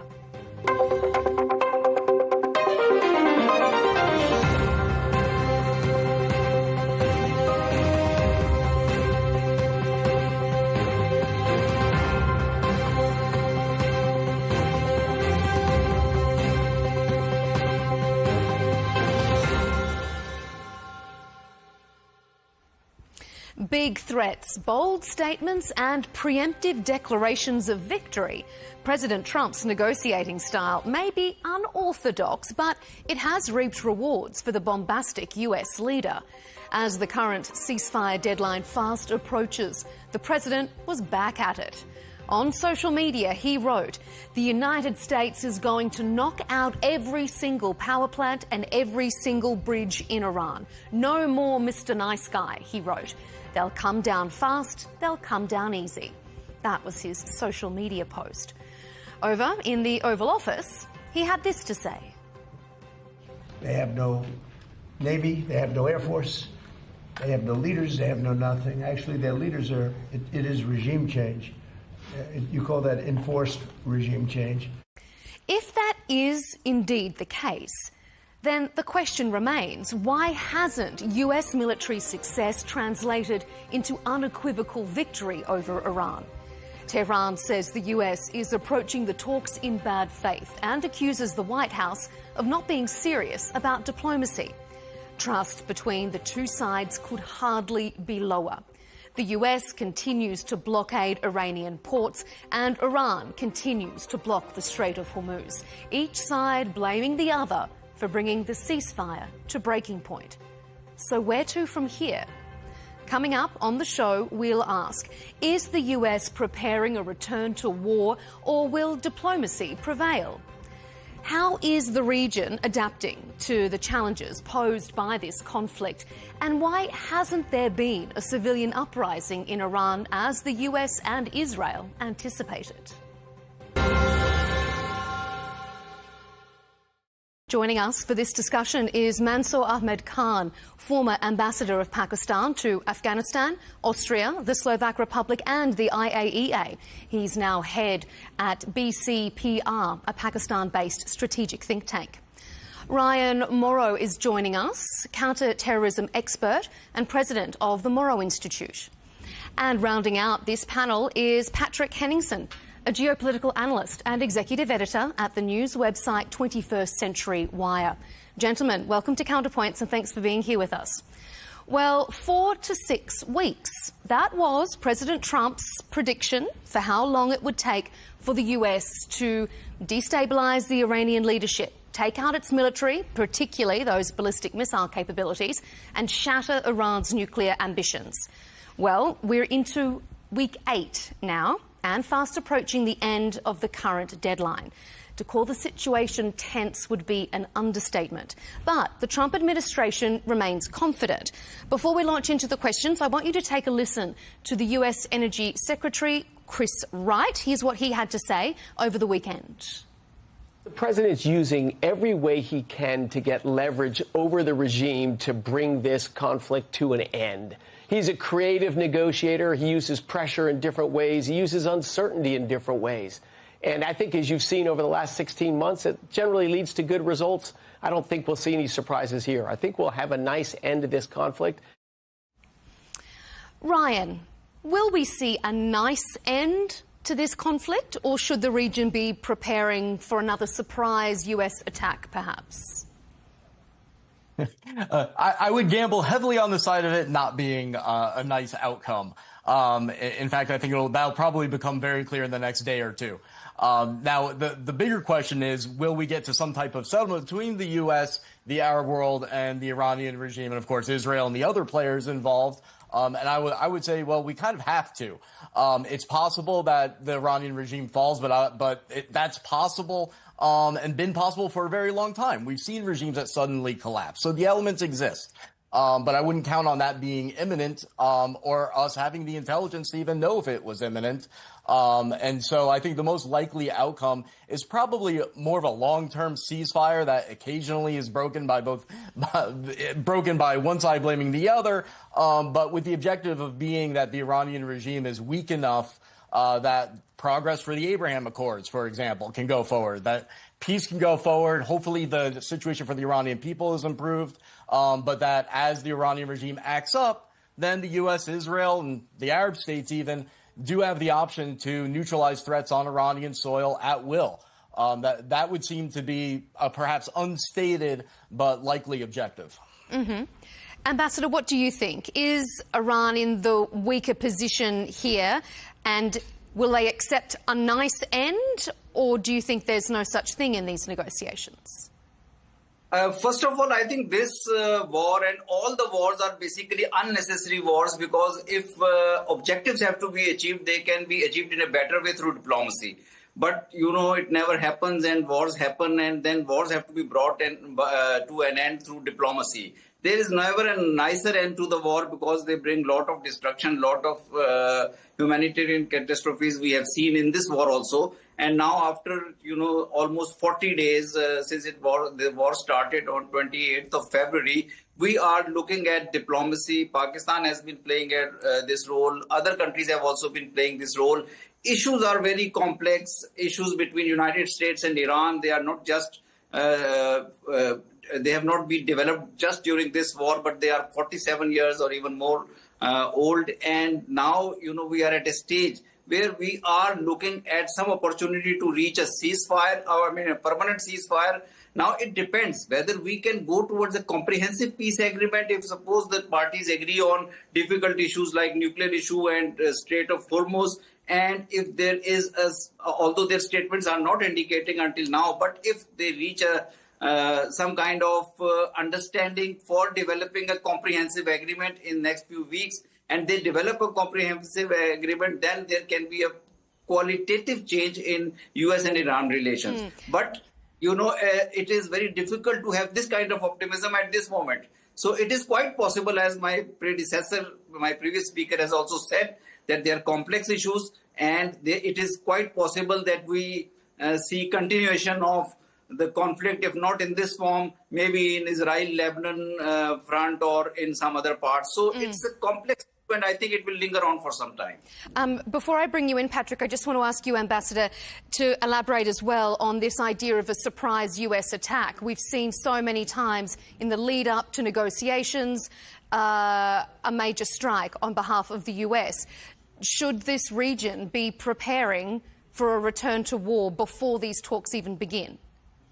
I hope not. I hope not, because I think, yes, we have seen it in the past. We have seen it last year. We have seen it this year when Oman was undertaking negotiations. But a lot of groundwork and preparatory work has gone in. And we are at a stage where we have already seen this war for, as you said, 6 to 8 weeks. So I think there is a desire. I see a desire in Iran. I see a desire in the United States in Washington. I see a desire in the region in the Arab world. I see a desire in Pakistan and other countries which are being affected. And I see a desire internationally in terms of international peace and security and international economy that this war should end. So I think, I hope, for Pakistan also, I hope that since Pakistan is playing that critical role, it should not turn out into, you know, some kind of outcome where you know, when the peace agreement is being negotiated or when peace negotiations are taking place and there is some kind of surprise element, as you have mentioned.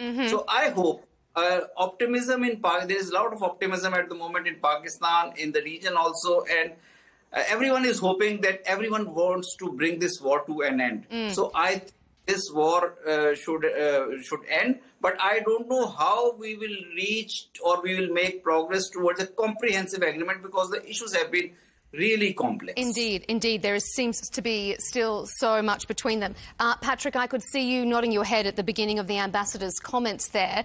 Do you think there is the chance of a return to war before the ceasefire even begins? And what about this notion of optimism that the ambassador was talking about? Is there desire from Iran and the US to permanently end this? I think we have to be optimistic for the benefit and welfare of the region and the world. Is it realistic optimism, though? But we have to be skeptical. And, you know, as an analyst, you have to look at the pattern behavior. And the United States and Israel have a pattern of behavior of using high-level negotiations as cover for sneak attacks. So the idea of this talking point in Washington that Iran needs to show good faith, well, that's just kind of ridiculous, almost farcical, considering the United States and Israel have never shown good faith in any negotiations. Not only that, it doesn't look like they have the capability, the U.S., because the constant flip-flopping or moving the goalposts during negotiations. When they're in Islamabad, the U.S. tried to make a run with 2 U.S. destroyers through the Straits of Hormuz to create some kind of a provocation that would have upended those negotiations, which ended anyway after 21 hours. But so it doesn't look like the U.S. is agreement capable. And if you look at the flashpoints in Iran, in Gaza, in Russia, Ukraine, the Trump administration has failed miserably. It's been a disaster in terms of negotiations on all fronts. So it doesn't look like they have the personnel, that they have the discipline to reach an interim accord, which would lead to a treaty, which would mean an end to hostilities. That's what everybody needs. That's what everybody wants. But it doesn't look like they're going to do that because there's no good exit options for Donald Trump. If he can't admit defeat, that's politically impossible for this administration. And in terms of leaving Israel to fend for itself in the region, that's not going to happen either because of pressure from the Israeli lobby in the U.S. So you have two options. One is escalation by the U.S. and Israel, which looks like the more likely scenario. The other is neither of the above, which means for the U.S. to sort of declare a Pyrrhic victory and make a PR type of victory and then back off, but leave the door open for future attacks over the duration of this administration for the next 2 years. So in my view, it's going to be one of those two things. Man, I'm sorry, there's just no nuance there. I mean, right before the 12-day war began, you had the IAEA declaring Iran in non-compliance because they were refusing to cooperate and being deceptive about their nuclear program. I mean, that was just reflexively taking the side of West adversaries. That's a lie. No, that's Patrick, a lie. hold on one second. You're lying. Because you have a history both of U.S. associating intelligence with assessments, official two successive by the U.S. and U.S. European intelligence assessments for being have said Iran is not the Russian pursuing a nuclear and weapon. are pro-Iran. You're just pushing propaganda. When you're associated with RT, just pushing. Okay. All right, one at a time. One at a time. On X. Ryan, you respond, and then Patrick, I'm going to let you have a retaliation. That's a propagandist. Ryan, you're making a fool out of yourself on global television. Well done. No, but if I can intervene just likewise, you tout Alexander Dugin on X, so you're making a fool out of yourself on global social media. I mean, I don't quote Alexander Dugin. You're lying. An American, look, and you're embracing who are you? Foreign hostile governments. Who are you, Ryan? Who are you working for, Ryan? Because I don't quote Alexander Myself, Dugin. I'm self-employed. What are you talking about? Have you gotten money from RT? Okay. What are you talking about? You got an official page on their website. What is this? Okay, all right. I have to ask the host. What are you doing? Host. We're going to. We won't go into some individual personal attacks. Is this a hijacking this is session? This is absolutely not. Let's bring in the ambassador to weigh in on the discussion. Who is Ryan? Who is this person? Who is this person? Who do they work for?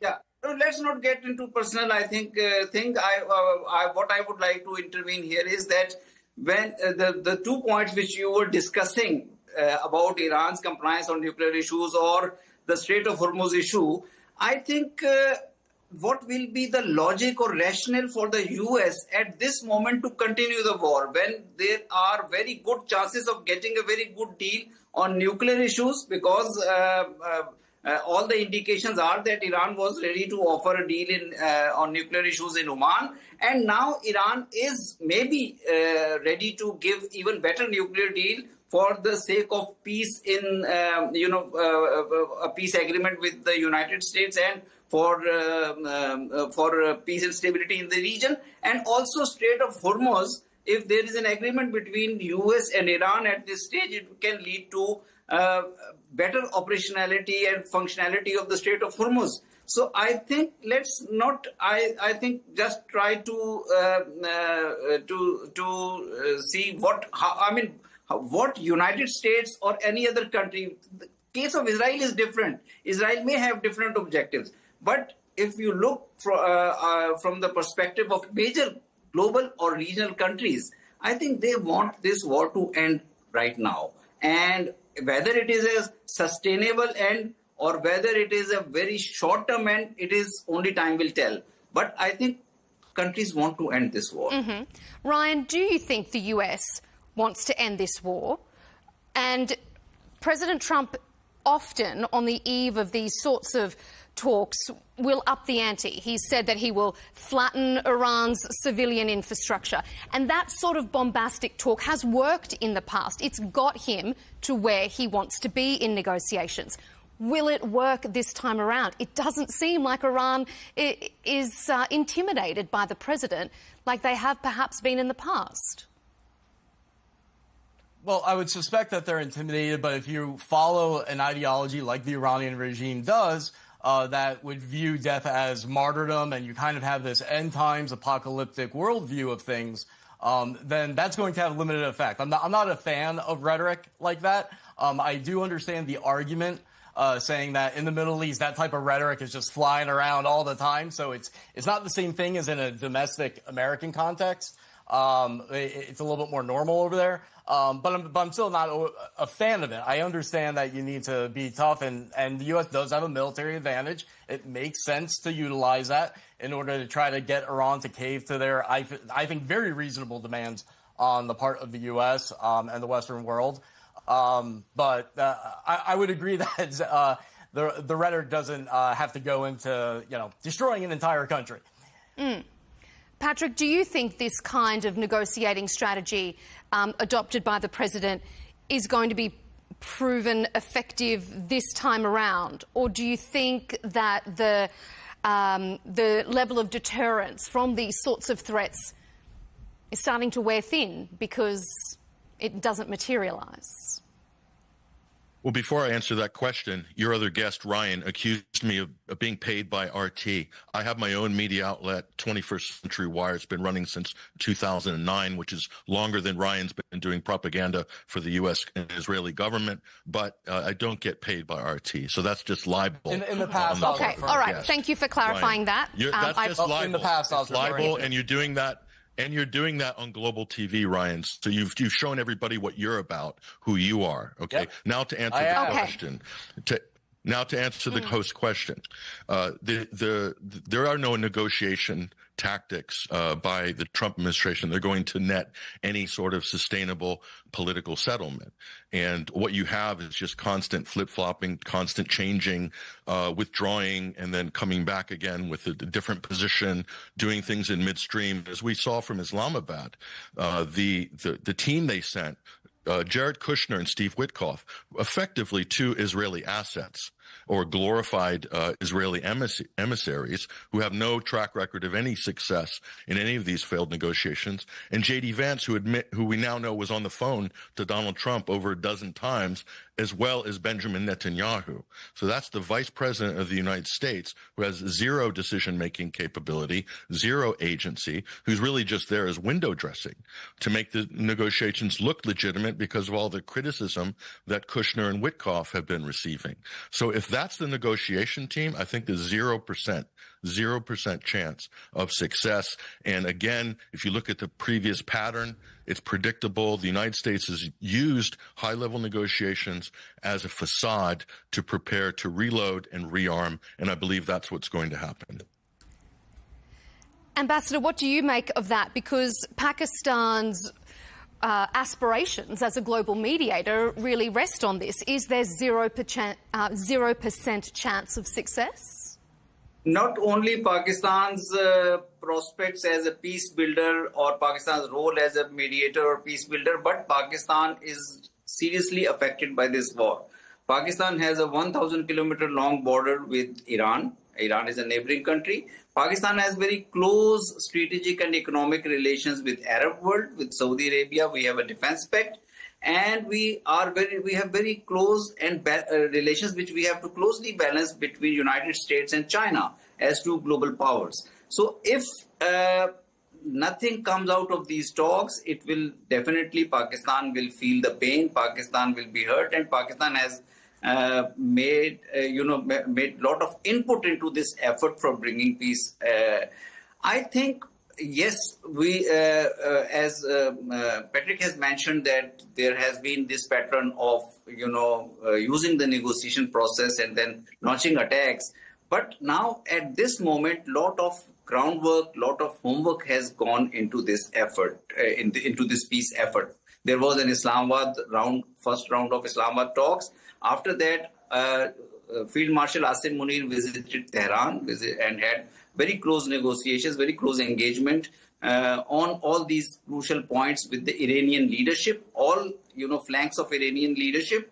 And then he is also closely in touch with, Pakistan's Prime Minister went to Arab world, and to Turkey, to Qatar, to Saudi Arabia, and our leadership is closely in touch with also Washington and United States. So I think my own assessment, my own view, and the information I'm getting from Islamabad is that there is a lot of optimism. People are waiting for these negotiations to happen, and there is a feeling that all the parties at this moment are interested to bring this war to an end. So I think, with due respect, slightly disagree with this perspective or with this position that maybe this negotiation process or this segment of negotiations again will be used to level another attack against Iran. If that happens, it will be unfortunate. It will not be good for the peace process in general. But I think there is more optimism at this moment, not only in Pakistan, but also if you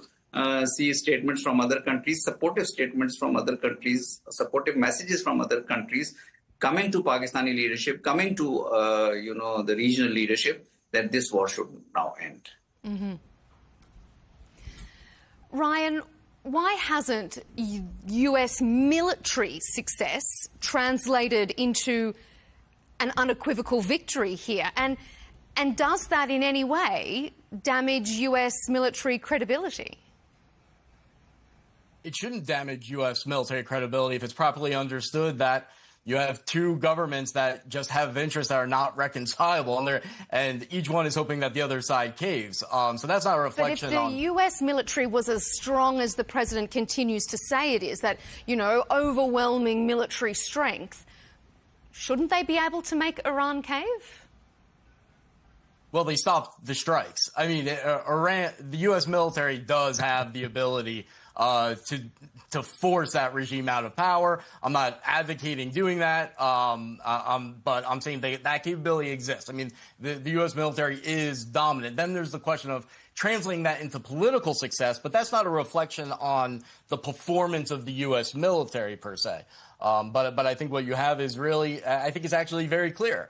You have the U.S., Israel, and the Arab world that, again, understandably, wants Iran's nuclear program gone, the ballistic missile program, if not gone, then severely limited, and probably to have the option to strike gathering threats on Iranian soil if they have to in the future, and hope that leads to an advancement of the Abraham Accords. And then you have the Iranian regime that wants to stay in power and then openly does things like citing apocalyptic end times prophecy. They have values like jihad, so dying to them, it's not viewed in the same way as it is in the Western context.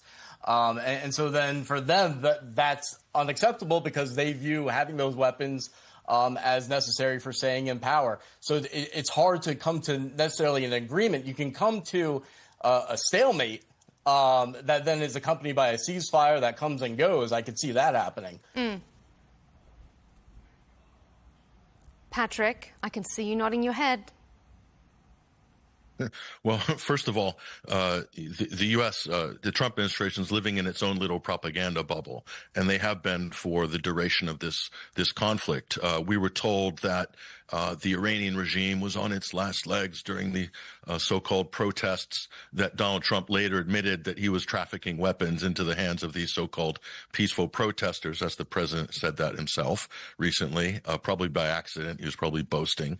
But anyway, he also repeated the lie that Iran slaughtered 45,000 of its own people during these protesters. Those claims are coming from U.S.-based Iranian human rights NGOs funded by the State Department and the National Endowment for Democracy, as well as Iran News International, which is an Israeli propaganda clearinghouse. So those terms come from, but Donald Trump repeats them as part of the propaganda campaign to, again, to give a moral justification for this. The idea that the regime was going to collapse is a complete fantasy. In fact, the opposite. Under threats, the solidarity in Iranian society has increased. The country has come together. That's just a fact. Anybody who knows about Iranian politics and society, that doesn't surprise them at all. It's an Islamic republic. It's not a dictatorial theocracy. It's an Islamic republic. The word is the republic. So the fact that they killed the supreme leader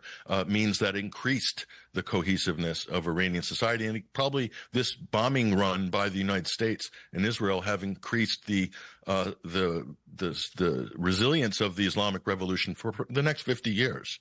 So they've really shot themselves in the foot in the United States and Israel, thinking that by doing this to the Iranians that they would somehow crumble and fall apart, and just the opposite has happened. It's worse than it was before the war from a U.S. and Israeli perspective, but they'll never admit that in Washington or Israel because, of course, Donald Trump can do no wrong. And end times prophecies, which Ryan's talking about, are you serious? Pete Hegseth quoting fake Bible verses, calling this a holy war, invoking Jesus as the bombs drop. The religious extremism from the Secretary of War, from Mike Huckabee, the U.S. ambassador to Israel, from Donald Trump's cabinet. That's the real religious extremism. These are the people, these Christian Zionists, that are pushing an end times eschatological, crazy, fanatical religious extremist narrative. If I can add just a couple of sentences, in modern warfare or in modern power calculations, now two concepts are becoming important. Number one is strategic disparity. Here in this case, we see that United States is much more powerful than, maybe compared to Iran. United States has a powerful military. United States has a powerful air force. United States has much more effective weapon systems than Iran. But then there is the other concept of strategic limitations. And the strategic limitations means that major powers, big global powers, cannot achieve everything or cannot achieve every single objective when they are using this kind of power against a very distant country in a totally different region. Maybe a Venezuela-like operation can have some success, but a bigger war imposed on a country like Iran, it is very difficult. And with this now we are entering into a new era of power calculations where middle powers are emerging, which are developing their own military strengths, their own capacities to respond to major powers. And it is not the era of wars which we have seen in the past, maybe in past few decades. So these are, I think, new concepts which are emerging and are becoming part of international politics, and therefore global powers and regional powers will also have to calculate these kind of adventures or wars more carefully and more cautiously in future. Mm-hmm. Ryan, you wanted to jump in as well off the back of Patrick's comments. I'll give you a right of reply and then I'm going to move us on to another topic. Sure. So there's a difference between citing end times prophecies that are actually mandating jihad and talking about essentially conquering the Middle East and destroying Israel versus the references to prophecies that you'll get from standard Christians in the United States, which isn't that we're trying to make those things happen. We're not called to engage in that type of warfare. Now, what you will see us say is that according to Judeo-Christian ethics, do we believe that this is a just war? Sure, and then there'll be citations to biblical verses. But there's no one saying, in order to make Jesus come back and establish a Judeo-Christian theocracy, we need to go and kill millions of people engaged in this war. I mean, I've never heard that. I've gone to a lot of churches, and I mean, I've seen the same statements that you have. I think that's being misinterpreted. I can understand why it gets misinterpreted, but it's being misinterpreted. Patrick, do you want to respond? Not really. I think Ryan's just hung himself on the answer, but that's okay. Okay. Well, look, I'm going to move us on so that we can cover off on some more topics, because although uncertainty remains, as we've been discussing, as to how this war will end, one thing is certain, and that's the fact that the region itself has dramatically changed. It can't easily just snap back to its pre-Iran war state anymore. Regional alliances have been tested. The global balance of power has been called into question.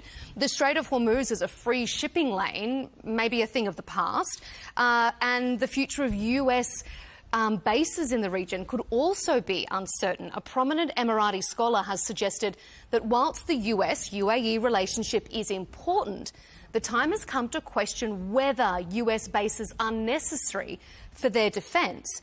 Ambassador, will the region rethink their security strategy, one that involves hosting military bases? Or do you think the opposite will occur? Will this reinforce why the region needs US bases? I think it will be the decisions of these regional countries whether to continue hosting US bases or not. I think this is something they have to decide. But yes, I agree with your comment that the region has gone a major change after this Iran war. And after this Iran war, we have seen actually even before this Iran war, new alliances or new engagements and strategic partnerships emerging. I refer to, for example, Pakistan, Saudi Arabia Defense Pact. Mm-hmm. And I think, as I see, and most of the strategic analysts here in Pakistan or in the region or at global level are trying to see that there will be changes in the regional security architecture once the Iran war concludes, Iran war ends, and a peace agreement is reached. And this will be through regional partnerships, because the presence of US bases has shown its limitations for the Arab countries or for the Gulf countries in which these bases have been based. And now it will be up to these Arab countries who will be now required to see what is the utility of these bases, how these can be retained. If they are retained, what kind of role they will be playing, and what kind of new alliances will be emerging. For example, you have seen in this peace process also Pakistan, Saudi Arabia, Turkey, Egypt have held very close consultations, and they can move forward and develop some kind of bloc. Maybe at some stage, once there is more clarity in these evolving structures, China or some other powers also join. So yes, I think in terms of speaking in very constructive terms, a new security architecture is the need of the region, will be required, and will be required for addressing the regional issues in a better way, whether it is Iran's nuclear issue, whether it is free shipping in Hormuz, because it is important for economy, not only economy of the region, economy of the Gulf countries, economy of Iran, and international economy. We have seen oil prices taking a big jump and making life in every country very difficult. So I think, yes, we will be seeing developments in terms of, realignment or evolution or development of new security mechanisms and security cooperation partnerships.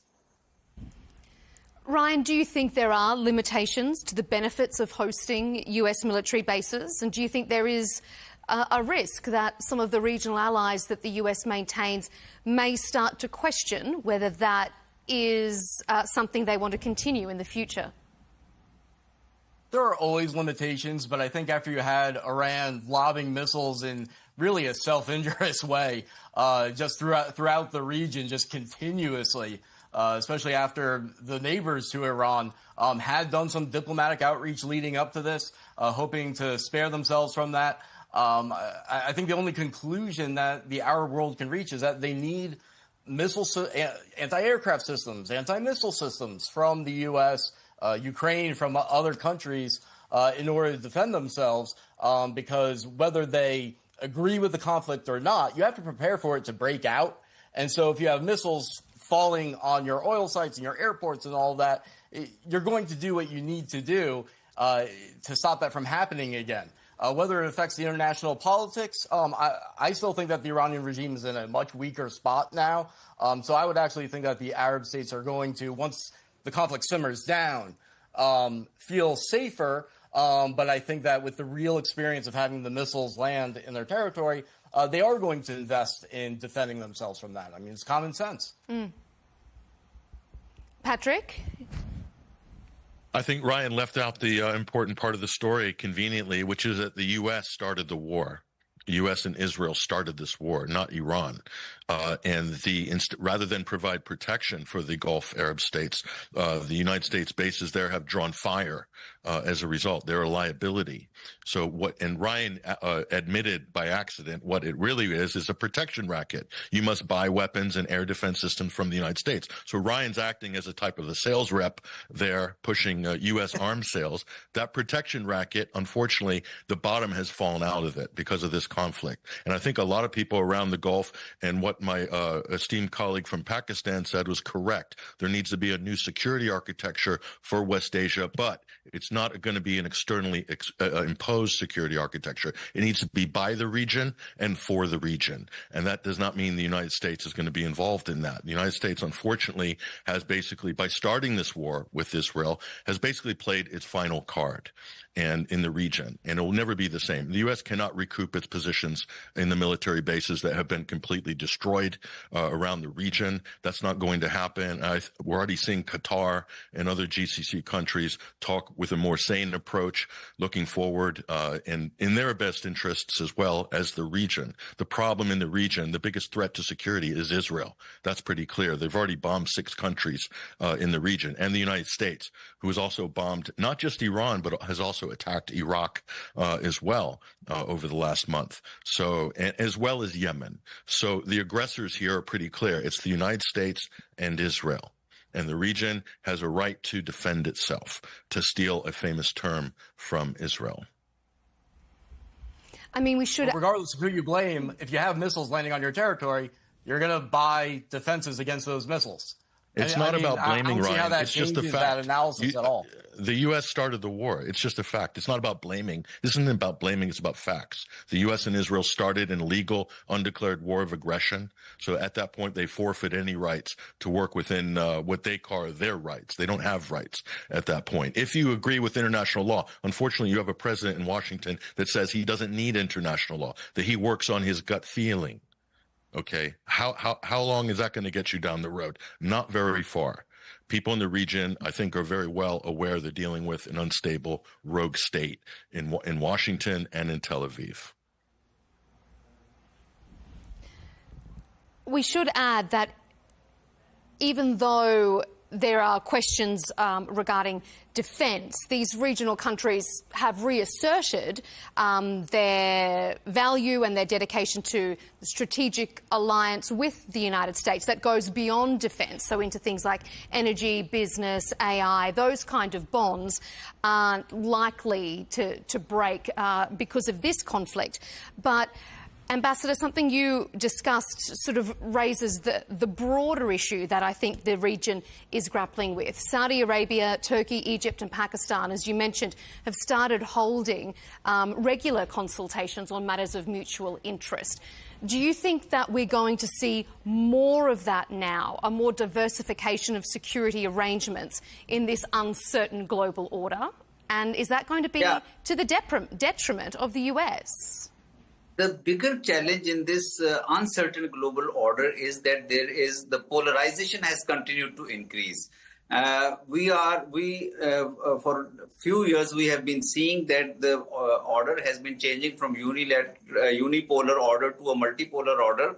But at the same time, we have been seeing the weakening of United Nations as an organization which can play a role in terms of stabilizing international peace and security, and play a role in terms of rule-setting organizations for the international economics and other issues. And because the United Nations or any supra-multilateral body has not been able to play the role of rule-setting games, we see increasing polarization. Now, the risk here in the region is also that as Pakistan, Saudi Arabia, Turkey, Egypt, and some other like-minded countries may be moving towards developing a new security architecture or new strategic partnership among them, but there can be other competing strategic partnerships. Like Pakistan has an antagonistic relationship with India, and we fought a war with India last year, and India, Israel, or any other global powers, if they form another alliance and these alliances start competing with each other, so we will continue to live in unsafe world, more challenged world, and more challenges will continue to haunt the international peace and stability. For that, the bigger thing that needs to happen, that the countries, the UN member states have to play a role in terms of reviving a very stabilizing role of the United Nations. The stabilizing role of the United Nations is missing, and that is why we are looking at more and more wars, more and more conflicts, more and more disputes, and no settlement mechanism. So I think, although it is a very idealistic thing which I am talking about, but that is, I think, a solution which the international community should seek. Mm. Ryan, do you think that this, as the ambassador said, this multipolar world order is clearly is more prominent? This unipolar world order is under threat. Does that put the US in a weakened global position? No, I think the U.S. has gotten a lot stronger, actually. If you look at what happened to Maduro, if you look at what was U.S. military dominance over in Iranian skies, you look at Ukraine's performance against the Russians, Ukraine being a much smaller country, and look at their advancements. I actually think that the U.S. and its allies are in a stronger position, increasingly strong, and that countries, including in the Middle East, if you have to choose between betting your future militarily, economically, politically with the U.S. and its allies, or Iran or Russia and North Korea and China, I think that's a pretty easy choice. So this talk of America being defeated, the only way that makes sense is if you make the bar so high that it becomes impossible to reach. I don't know what other metric could be used to try to make that argument. And by the way, I think it's also very hard for me to believe that the Iranian people, the protesters against the regime, would suddenly believe in the Islamic Revolution that they protested and has killed them and jailed them because the U.S. bombed the regime that was oppressing and killing them. That just doesn't. That just doesn't make sense. I can see the argument saying, "Oh, the regime." Might have different people in power that are closer. I can see that argument. I can't see the argument that the Iranian people would become radicalized and want an Islamist theocracy all of a sudden when they opposed it before. Mm-hmm. All right, Patrick, a couple of things for you to respond to before I move to our final question there. The issue there about the Iranian society, but also is the US in a stronger position now? Well, if you think piracy is a long-term successful strategic plan, then yeah, fine. But piracy is not. The U.S. has openly said they're going to steal the oil, take the oil from Venezuela. Donald Trump has said he's going to take Cuba. He's going to take it. Whatever's there, he's going to take it, invade it, attack it. That could happen in a matter of months. Take Greenland, take the Iranian oil. So that's hijacking tankers on the high seas, pursuing Russian oil, whether it's under the sort of spurious banner of sanctions. The U.S. has expended all of its goodwill internationally. Politically, it's in its weakest position ever. This is probably the worst administration in terms of ruining the U.S. reputation internationally. That's without a doubt. That will be Donald Trump's legacy. So you're seeing a late-stage empire flailing right now, and Trump is just the avatar for that. In terms of the comments by Ryan about Iranian society, he's just kind of demonstrating he doesn't know what he's talking about.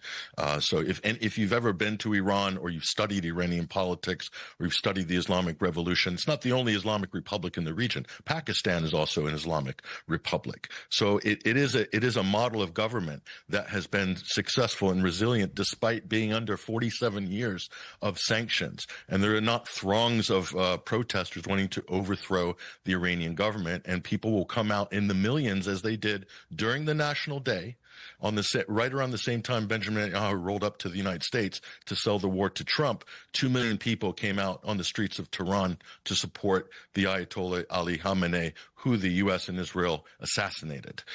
So they showed, under threat, they showed solidarity nationally. People all over the country, 20 million people were out on the street during that week of February, supporting the government. Okay, so to say the U.S. Or Israeli propaganda talking point, or the Pahlavi royalist talking point that everybody is waiting to overthrow the quote theocracy or whatever in Iran, that's just fantasy. That's just propaganda. The reality says something completely different. You've just lost that liberal Western or pro-Western generation that you were cultivating to try to do a color revolution in Iran. You've lost them by carpet bombing and killing Iranian children, girls, hitting schools, bombing 30 universities, targeting 30 universities in Iran, hitting infrastructure, killing people left, right, and center, and then threatening total civilizational annihilation. You can't row that back, Ryan.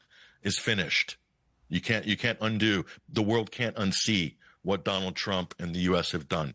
The threats Pete Hegseth made to bomb a country into the Stone Age. Okay. You can't row it back. I'm sorry. It's done.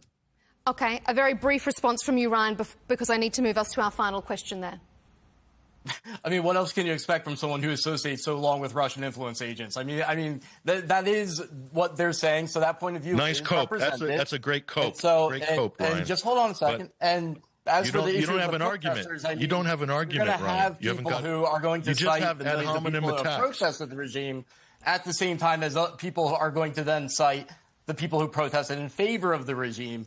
So you're going to get those claims from both sides. And so people are just going to have to decide which side of that argument they're going to want to believe. What's more likely, that the Iranian people genuinely oppose a theocracy, and yes, it's a theocracy, that engages in that type of behavior, or do they somehow like it and then like it even more after protesting it and getting shot in the streets? I'll just have to let people decide what makes more sense. Okay, all right. And I'm going to put a pin in that discussion there because we're running out of time. I've only got time for one last very brief answer from each of you. So we'll leave that civil uprising question for another day. Let me put this to you, Ambassador. I'm going to ask you first. Last week, when President Trump announced the ceasefire in Lebanon, he did this before Prime Minister Netanyahu could consult with his cabinet. We're talking about the changes to the region, how alliances are shifting across the Middle East. Do you think we could be seeing a shift in the Israeli-American relationship, at least in private, because President Trump didn't consult with Prime Minister Netanyahu on this? Because, when this ceasefire was being worked out, at the last moment, since Israel had undertook attacks on Lebanon, so there was a threat that entire peace process will be destabilized, entire peace process will be disrupted, and therefore the leadership from various parts of the world approached the U.S. president and requested that Israel-Lebanon ceasefire will be an important part of the overall peace process, meaning that if Israel continues to attack Lebanon, then it will be very difficult to negotiate peace between US and Iran, and that remains a reality even today. So that is why I think we saw then the US administration used its influence with Iran very quietly, very confidentially, and they were able to have a ceasefire. I think it is a 10 days ceasefire between Lebanon and Israel, which is now in force at the moment. So I think this will have to be, Israel, Lebanon part will remain. Israel Lebanon equation will remain part of the entire peace equation. And if we have to see a comprehensive peace emerging from Islamabad and then finalizing it into some kind of a peace agreement, a permanent peace agreement between US and Iran, some kind of compromises will have to be reached with regard to that nothing, disrupts or abruptly ends this some kind of, attacks by Israel on Lebanon. So this has to be the part of the whole, peace process. Ryan, do you think that this conflict has changed the US-Israeli relationship? Has it illustrated that President Trump is willing to do whatever it takes to get the deal done, even if that means going against what he knows the Israeli Prime Minister wants? I don't think so. I think that the U.S. and Israeli relationship is actually stronger. It's true that Trump is a bit of an independent actor in many ways. And so is it possible that he agrees to a deal that Israel's not fond of? That is possible. But so far what we've seen is that he does take into account Israeli interests and the Israeli point of view. And that's because of this U.S.-Israeli alliance that I think is multi-layered. But at the same time, when you point out these differences, both in personality between the two governments, and then the times that the U.S. and Israel disagree and clash on policy, it makes it very hard to believe this narrative that the Zionists and the Jews just puppeteer the U.S. and it's not like a real democracy or free country because there's this global conspiracy, which is kind of like the underpinning of a lot of this talk that demonizes the West reflexively at every turn without any nuance. Okay. Before we run out of time, Patrick, your take on that, the US-Israeli relationship, we're talking about regional change. Is that one of the big regional changes this war has sparked? It's not clear that that's going to be the case. There might be some superficial maneuvering for public relations purposes by the Trump administration because his base is basically degraded because of his slavish support for Israel and the fact that the Israeli lobby purchased this president for about $250 million in the last election cycle. That's admitted. Trump's even groveled to Mary Adelson on that basis, as well as in the Israeli Knesset. So you can't separate this president, this administration from Israel. It's just not going to happen. In terms of Lebanon, what Israel's doing is basically ethnic cleansing and bombing civilian populations, densely populated areas in Lebanon, in Beirut, erasing whole villages. They broke the ceasefire from the first day. So there is no ceasefire with Lebanon and Israel. They even wired infrastructure for explosives and are claiming that's not a violation of the ceasefire because they didn't fire any artillery or drop any bombs. That's how ridiculous and what a farce this framing of the Lebanese situation is. These are war crimes. These are crimes against humanity. Where are the sanctions? Where is the condemnation from the Europeans, from anyone in the U.S.?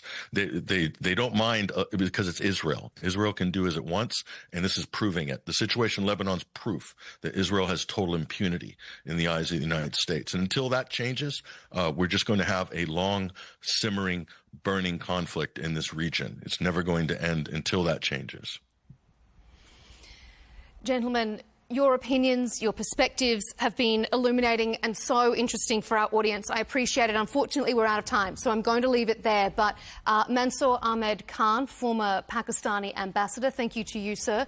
Ryan Morrow, counter-terrorism expert and president of the Morrow Institute, and Patrick Henningsen, geopolitical analyst and executive editor of the news website 21st Century Wire. To all of you, thank you for joining us on Counterpoints. And to our audience, thank you for tuning in to this episode of Counterpoints. You can, of course, keep up to date with our latest debates and interviews by subscribing to Al Arabiya English on YouTube. And don't forget to follow us on X and TikTok. We'll see you next time.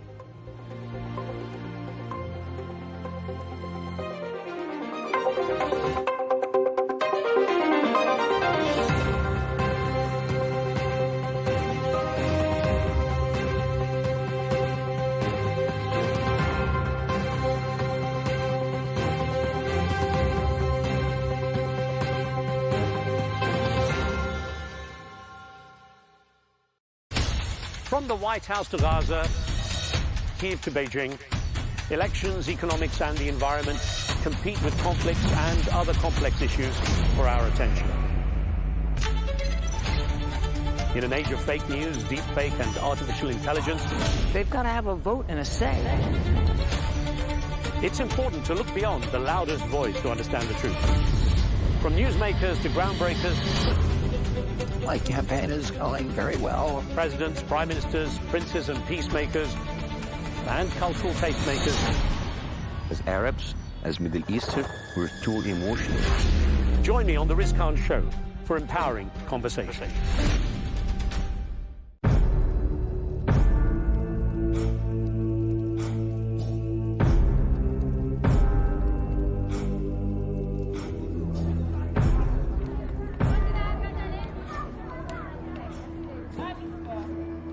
The people of Milana are distinguished by their light brown hair and eyes. Their noses are long. Their skin is wheat-coloured. They resemble the inhabitants of the Mediterranean basin more than those who live in Himachal. The unique democratic system practiced in Milana is considered one of the oldest in the world. It closely resembles the model of ancient Greece. It consists of two councils, a lower and an upper house, where matters are discussed carefully.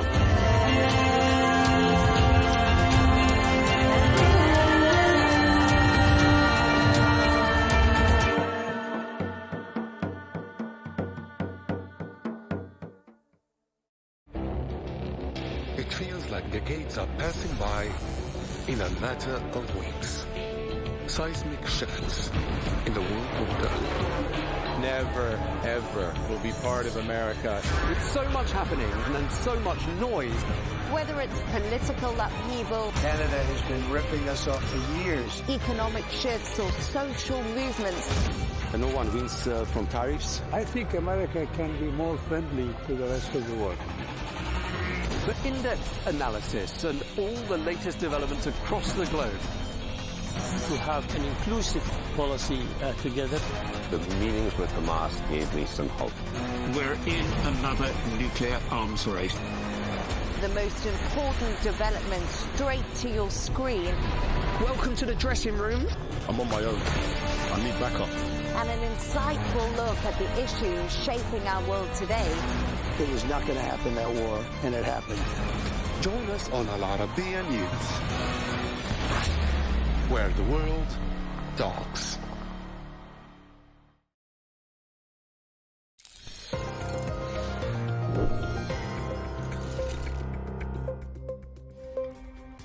Jeffrey Epstein's brother says new autopsy details coming in February will prove Epstein was murdered, not a suicide.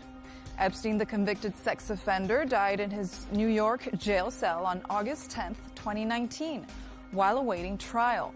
His death was officially ruled a suicide. His brother Mark Epstein identified the body and has questioned the ruling ever since. What does that tell us about this? Oh, it's a scary thought that you could be killed in prison by the government. Mark claims there's evidence of murder. He even hired former NYC chief medical examiner Dr. Michael Baden, who said the injuries point to homicide rather than suicide.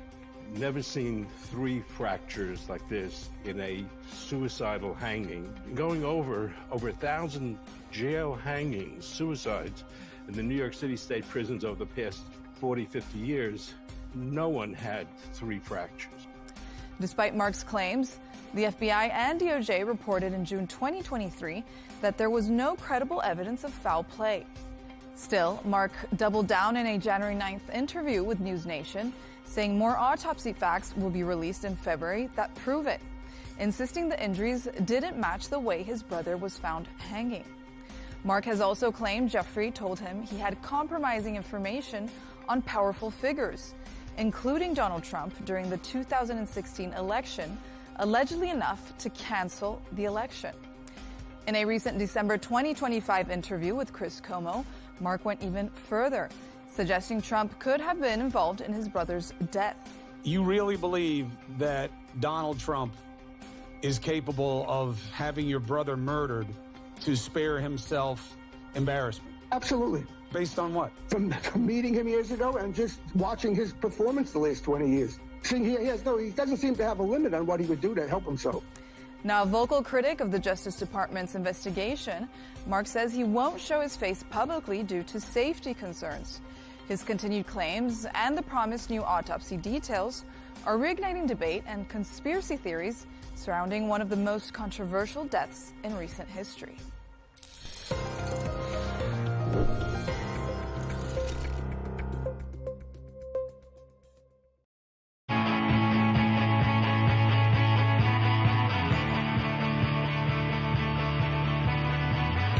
Welcome to the metropolis,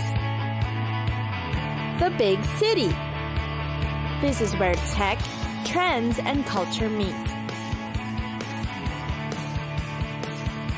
Meet the people. See the sights. Walk the city streets. And experience the lifestyle.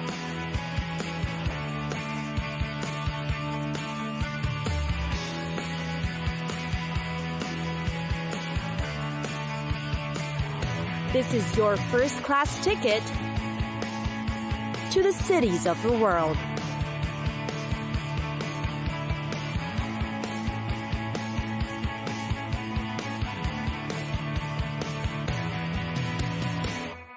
Guangzhou.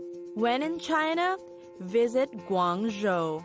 Guangzhou was once called Canton. It is the capital of Guangdong province and is the host venue for the busy Canton Fair.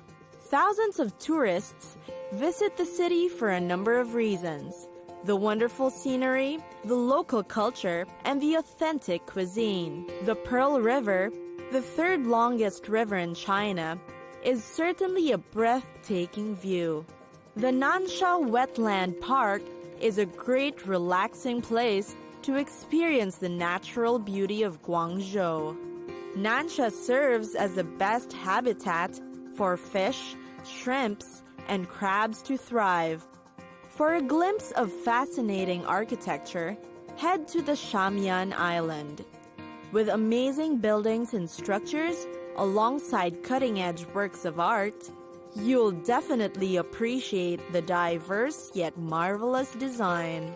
There's also the Chen Clan Academy, which boasts of the traditional Guangdong architecture.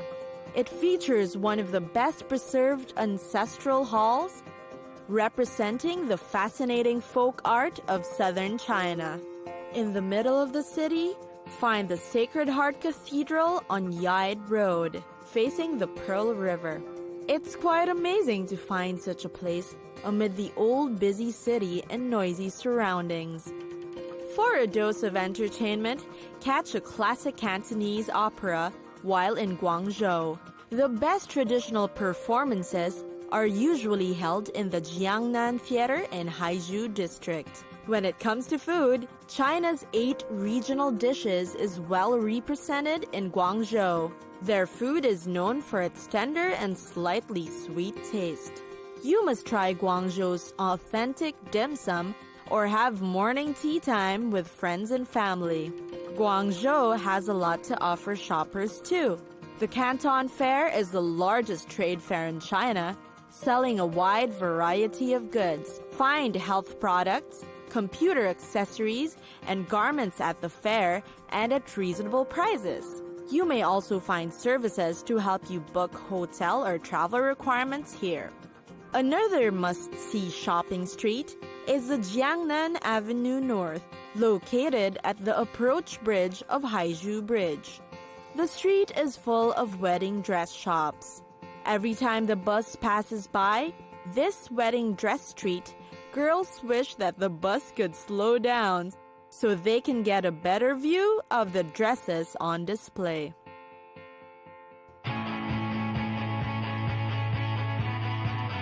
It's time for us to go. Pack your bags and get your tickets ready. And we'll see you on the next destination. Catch us again next time on Cities of the World.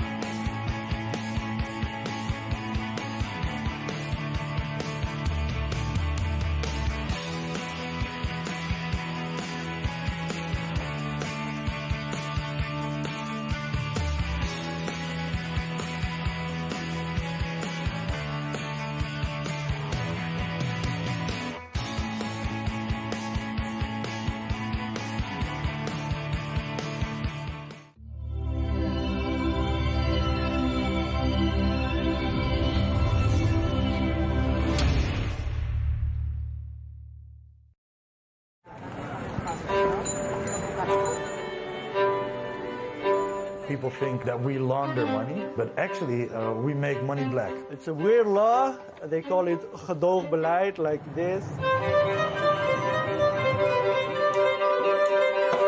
That is the law. So they say, okay, bye, but don't let us see you.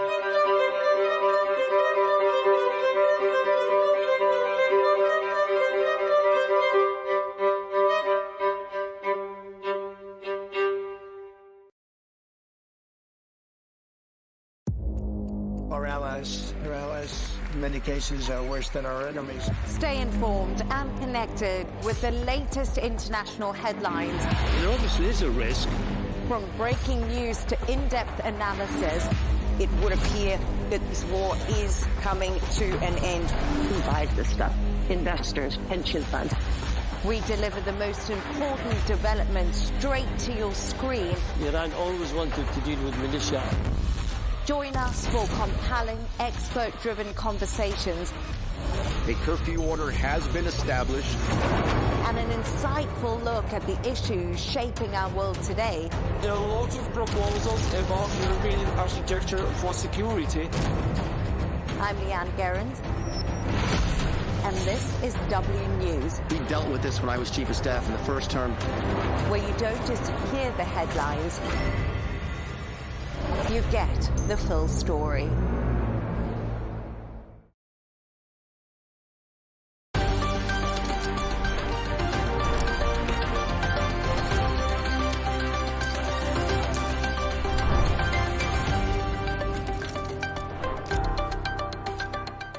Hello and welcome. I'm Leigh Ann Gerrans and you're watching W News Extra, broadcasting live from the Al Arabiya studios in Riyadh. These are the top stories. The British monarch King Charles delivers a historic speech to Congress calling for unity between the US and the UK. Saudi Crown Prince Mohammed bin Salman chairs the GCC Leaders Summit in Jeddah. And Israeli Prime Minister Benjamin Netanyahu resumes testifying in court for his long-running corruption trial.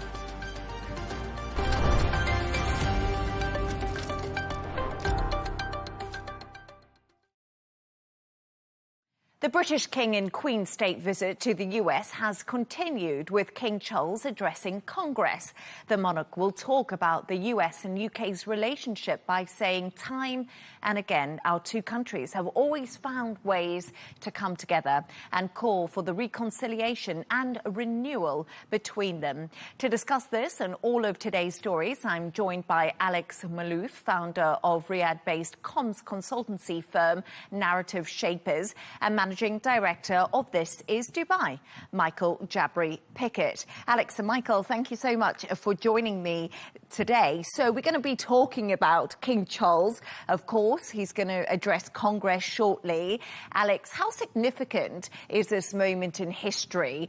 And what do you think it's going to mean for this so-called special relationship we all love to talk about? So let's give it the context. The special relationship has been, to use a phrase, it's been a little bit rocky over the past couple of months. There's been criticism from the administration in terms of Chagos Islands, the agreement for that between the British government and the population there. There's been also disagreements in terms of the UK's position on the war in the region, on the US and Israeli strikes on Iran as well. And President Trump is, a man who speaks his mind. He doesn't hold back, as we all know. True that. Which, makes for fantastic social media commentary. But I think this trip is, to put it simply, a way to mend the relationship, build bridges. You've got to remember, King Charles, he is, or the monarchy in any case in the UK, is above politics. It's apolitical. And again, we also know that President Trump, he loves the monarchy. His mother is from Scotland. He's often talked about the respect he's had for the Queen Elizabeth II. That also carries on to King Charles as well. So King Charles is there essentially to do his best for Britain, on a diplomatic mission, to make the president and the administration I think, fall back in love again with the special relationship. And it's so interesting just seeing Donald Trump. When I looked at those pictures of King Charles and Queen Camilla meeting Melania and President Trump yesterday when they arrived in Washington, D.C., Trump was so happy. He was smiling like a Cheshire cat. Trump just loves to be the host, and I think that's really clear when we see the pictures coming out of the US. But, Michael, we did hear from President Donald Trump earlier, and, you know, he loves a headline, and he mentioned that his mother had a crush on young King Charles. What do you think about this? So I watched the speech, and Donald Trump said what he was supposed to say. He stuck to the script. He spoke about how his mother loved the royal family, how his mother loved the Queen. And then he even said something that we can all accept would be very appropriate. He said that his mother would then say about a young Prince Charles, you know, isn't he so cute? Now, his mother was born in 1912. King Charles was born in 1948. That's a 36-year age gap. What Donald Trump did is he took something that was cute and innocent and he made it viral and awkward. So he then turned today, when he was at the White House, to the king and he said, "My mother had a crush on you." Now, to use that word would indicate that there is a romantic element. And I can't imagine that a 50-year-old woman looking at a 14-year-old teenager would be thinking that. And for the president to say that in front of the king, again, Donald Trump does what he does, where he'll go off script, he'll stop reading the teleprompter, he'll be inspired by something that he read, and then he'll be the reality TV star that he used to be. He'll say something that makes everybody cringe a little bit and maybe laugh a little bit. We're not quite sure what we should be doing. And that's what he did today. I don't know, Alex. I think that many people had a crush on King Charles back in the day. I hear what Michael's saying. It's a bit of an awkward age gap there. But King Charles was once the most eligible bachelor in the UK. And maybe he's just trying to charm King Charles as much as he can. How do I put it? President Trump, you know, he has a way about him in terms of how he communicates. You know, he's very direct.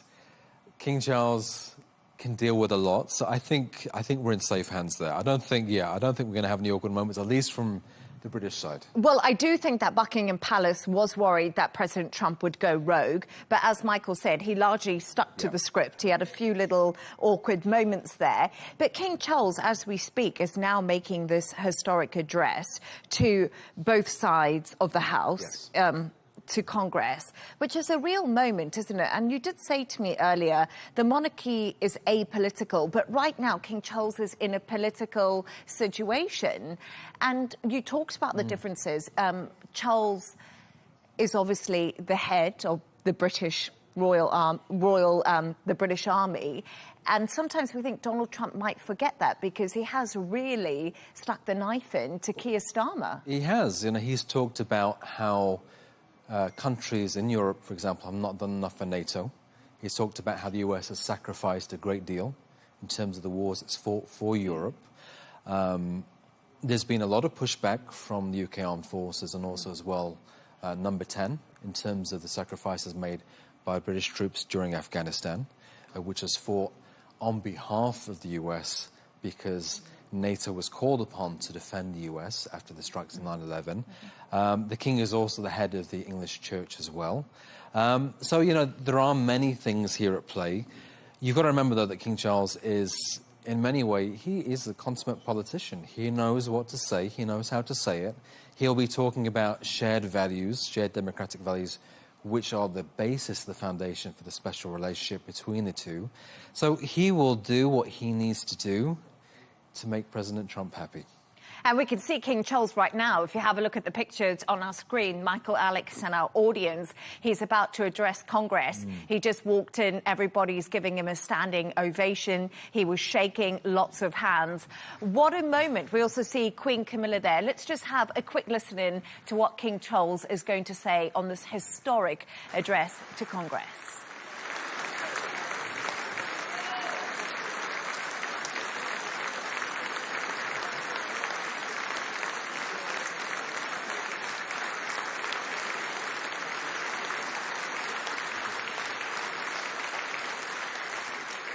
Members of Congress, I have the high privilege and distinct honor of presenting to you His Majesty Charles III.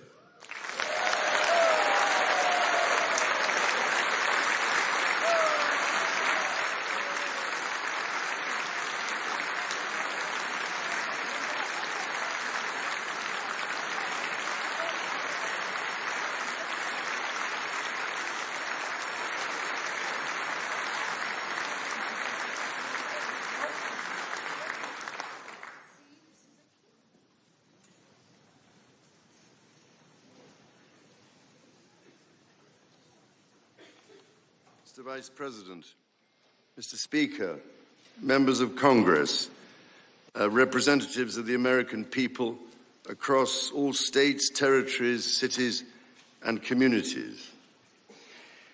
I would like, if I may, to take this opportunity to express my particular gratitude to you all for the great honor of addressing this joint meeting of Congress, and on behalf of the Queen and myself, to thank the American people for welcoming us to the United States to mark this semi-quincentennial year of the Declaration of Independence.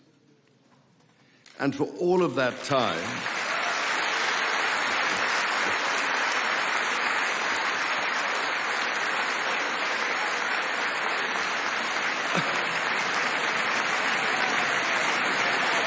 aren't you lucky?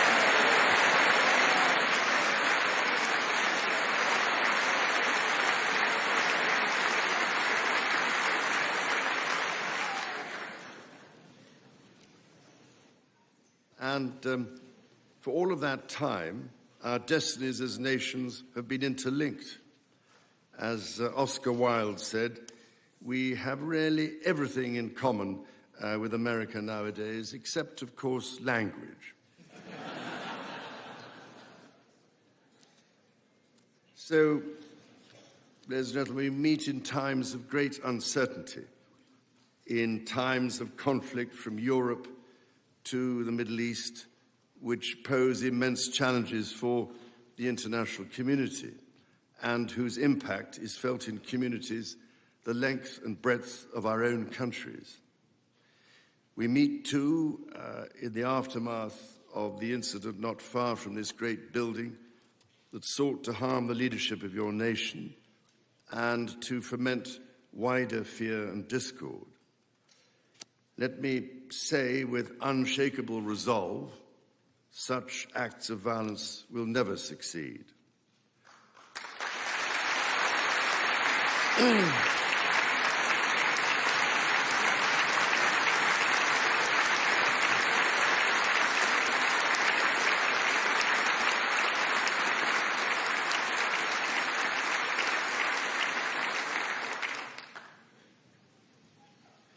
Whatever our differences, whatever disagreements we may have, we stand united in our commitment to uphold democracy, to protect all our people from harm, and to salute the courage of those who daily risk their lives in the service of our countries. Standing here today, it is hard not to feel the weight of history on my shoulder, because the modern relationship between our two nations and our own peoples spans not merely 250 years, but over 4 centuries. It is extraordinary to think that I am the 19th in our line of sovereigns to study with daily attention the affairs of America.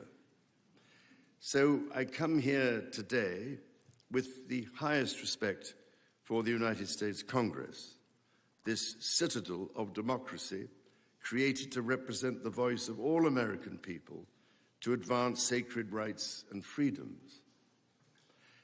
Speaking in this renowned chamber of debate and deliberation, I cannot help but think of my late mother, Queen Elizabeth, who in 1991 was also afforded this signal honor and similarly spoke under the watchful eye of the Statue of Freedom above us.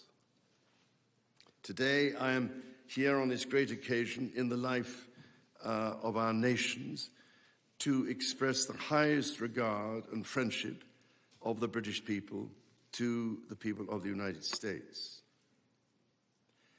Now, as you may know, when I address my own Parliament at Westminster, we still follow an age-old tradition and take a Member of Parliament hostage,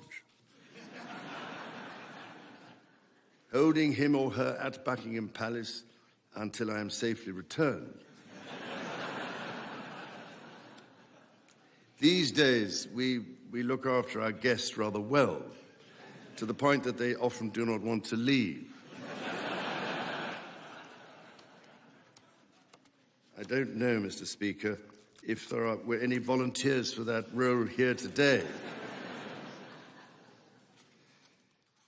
As I look back across the centuries, Mr. Speaker, there emerge certain patterns, certain self-evident truths from which we can learn and draw mutual strength. With the spirit of 1776 in our minds, we can perhaps agree that we do not always agree, at least in the first instance. Indeed, the very principle on which your Congress was founded, no taxation without representation, was at once a fundamental disagreement between us, and at the same time a shared democratic value which you inherited from us. Ours is a partnership born out of dispute, but no less strong for it. So perhaps in this example, we can discern that our nations are in fact instinctively like-minded, a product of the common democratic, legal, and social traditions in which our governance is rooted to this day.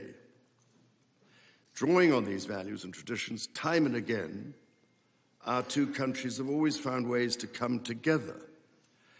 And by Jove, Mr. Speaker, when we have found that way to agree, what great change is brought about, not just for the benefit of our peoples, but of all peoples. This, I believe, is the special ingredient in our relationship. As President Trump himself observed during his state visit to Britain last autumn, the bond of kinship and identity between America and the United Kingdom is priceless and eternal. It is irreplaceable and unbreakable.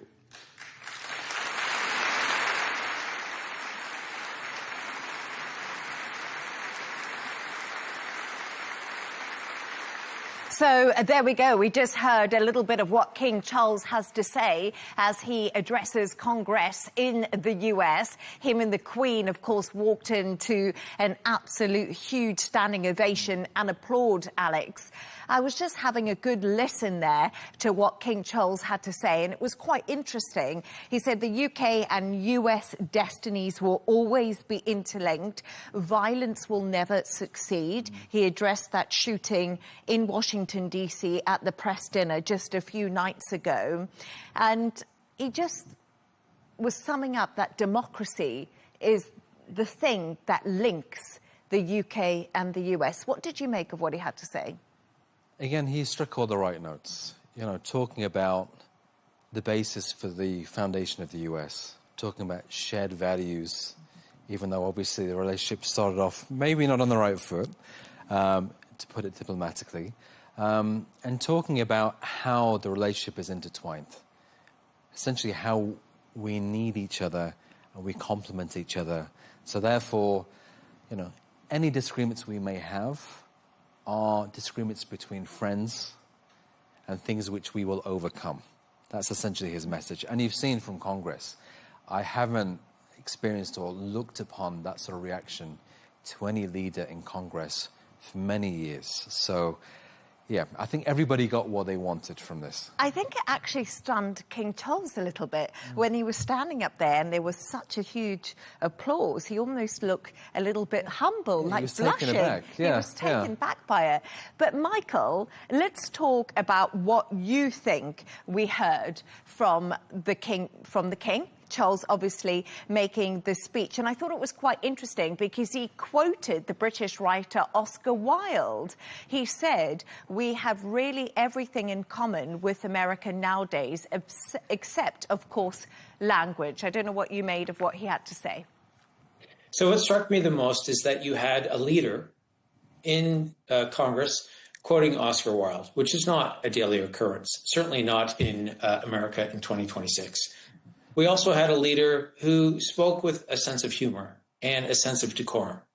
I also thought it was interesting, and perhaps I'm reading too much into this, but, you know, one of the accusations that gets leveled against the Trump administration is that it's turning, you know, America a little bit too fascist for some. And the king made a point to say that we are in this citadel of democracy, which I think, you know, there's a stature and a sense of gravitas with the language that he's using and the way he's delivering it. And that, I feel, is something that has been missing certainly from the political discourse that exists in the United States currently.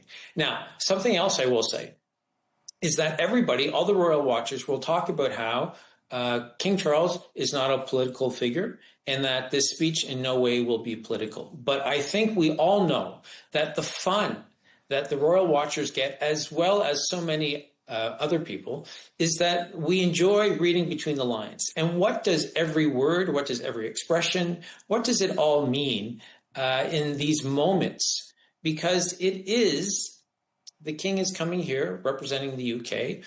We have to assume quite strongly, we're confident, that the speech would, of course, been gone over by 10 Downing Street. And we know that there are subtle cues and that we can all read between the lines. We will devour and dissect everything that the king is saying. But I did find myself, as a viewer, listening to the king, that the manner in which he is speaking, continues to speak, is sadly missing from so much of the discourse that comes out of American politics today.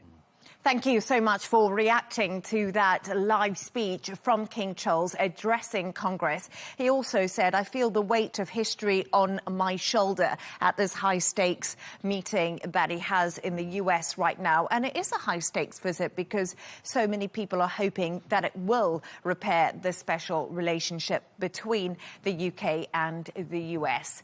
Well, stay right there because we're going to move on to another story now. And Saudi's Crown Prince Mohammed bin Salman has chaired the GCC Leaders Summit in Jeddah, bringing together leaders and heads of delegations of the Gulf Cooperation Council. The summit addressed regional and international developments and ways to coordinate efforts in this regard. Michael, what do we know about this meeting today and who was in attendance in Jeddah? So one of the tricky things that we are constantly dealing with when we're covering the GCC is the lack of clear and transparent information that comes out of them.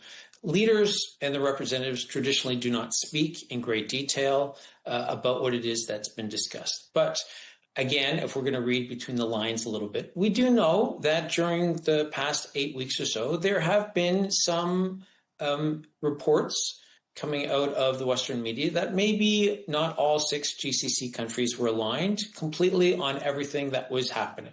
We also know that today there doesn't appear to have been an Oman delegation attending. There were incredibly senior members from all other 5 GCC countries in attendance. And Oman is traditionally thought to be maybe a little bit too closely aligned with Iran, rightly or wrongly. That's the perception. We also know that a lot of the negotiations between the West, the US, and the Iranians have traditionally taken place in Oman. And of course, geographically, they're very close to each other. But what we do know for sure is that there was this meeting that was going to come, that was needed so that there could be a show of unity and coordination on the part of the GCC countries, because that certainly has not been resoundingly clear to many watchers. And Alex, a communique has come out of this GCC Leaders Summit that we saw in Jeddah. I'm just going to read you a few highlights that we got from it. The Gulf Cooperation Council Secretary General says the Council's leaders affirmed their rejection of imposing any fees for ships to pass through the Strait of Hormuz. It was also said GCC leaders affirmed during their summit at Jeddah that any attack on a Gulf country is considered an attack on the entire Gulf. Is that something that you were expecting to come out of this joint summit today? If you look at what's happened over the past 2 months, there has been a, put it this way, collective stance in terms of the Gulf states needing to come together to push their argument as to what is best for the GCC as a whole. So, for example, if you look at what's happened in terms of trade, the oil and gas industry, other elements of strikes by Iran on the Gulf, there's been a collective pushback to say, look, we demand that Strait of Hormuz is open for all. We also demand self-defense, the right to self-defense, and in some cases, some states even said, you know, we actually have a right to respond if we see that as the best position, best way to go forward. But what they have done here is agree on essentially collective points, which is in the benefit of everybody from the GCC. What you will not have seen is any collective or any difference of opinion on other factors, which I know we're going to come to on the other issue, which was also announced today. Yeah, we had this other issue, and as you just said, that it was announced today. I think it took a lot of people by surprise. The UAE announced it's leaving OPEC and OPEC Plus. And people are saying, why now, when we're seeing the Strait of Hormuz blocked and we are seeing this energy shock across the global economy? Has this decision been made? The UAE has come out and they've communicated that this, for them, is a commercial decision. They believe by doing this now, there's not going to be as much of a shock to the market, first of all, given that very little oil is coming out of the Gulf in any case, from Kuwait, from Iraq, Bahrain. Saudi, UAE can export, given their infrastructure and their pipelines. They've also said as well that this isn't a political decision. Having said that, you know, if you look at the history, the UAE is the third biggest member for OPEC. 13% of OPEC's daily output comes from the UAE. They have a target of increasing their output from 3.5 million barrels today to 5 million barrels by 2027. And there have been disagreements within OPEC, which is, again, par for the course, that they want to produce more. Now, you've got to remember that OPEC was set up as a group to collectively agree on pricing for the benefit of all. They believe they are best served for their own economy by essentially leaving OPEC. Now, what they have said is also there's a caveat here, which the UAE has pushed in. They have said they will collectively engage with other oil producers in terms of output and pricing. Let's see how that plays out, because we don't know how that's going to look and what shape it's going to take. But I think for a lot of OPEC watchers, it wasn't too much of a surprise. I think that is also the main consensus. There was rumour that the UAE was due to pull out of OPEC ahead of the Iran war, decided not to do it, now have made the decision, arguing strategically they had the sovereign right to do so. And also the fact that oil prices are so high now. We're looking at oil at around $104 a barrel today. The market keeps moving up and down, obviously, due to Donald Trump's headlines we're getting from Iran. But before this war, oil was at about $73, $74 a barrel. So they're saying this won't have too much impact on the price of oil. But interesting timing, as always. Yeah. But thank you so much for your thoughts on that. Let's move on now. And there are the former friends turned tech rivals. But now the infamous feud between billionaires Elon Musk and Sam Altman will be played out in court. The former business partners who founded OpenAI together will battle it out in a month-long trial over Musk claims that Altman swindled him out of millions of dollars. The brawl has been linked to two heavyweight boxers heading into the ring, with one observer comparing it to King Kong taking on Godzilla. Alex, words I thought I would never say on TV, but there we are, King Kong and Godzilla. I don't know who's who. But give us some more background, because OpenAI was founded by Musk and Sam Altman. These are two old buddies, two old tech bros who know each other pretty well. And all of a sudden, this is online. It's all over the place. On X or Twitter, whatever you like to call it, Musk is calling Sam Altman Scam Altman. It seems to never sort of end. You know, in a year, this is going to be a Netflix series. We know that. You know, it's going to be streamed. You know, it's going to be dramatized. I wonder who's going to play who. You know, the backstory is incredible. So OpenAI set up in 2015, and it was set up as a not-for-profit to advance effectively AI, or AGI, as they call it. Altman is younger than Elon Musk. He called Elon Musk his hero at the time. But the dispute effectively arose when Altman and other members of the board wanted to change and pivot OpenAI from being not-for-profit to being for-profit. And Elon Musk saw this as effectively a betrayal of the vision of OpenAI. Now, there's other element to play here too. You've got to think Elon Musk has his own AI company. He has Grok, so anybody who's on X, you can use it, you see it.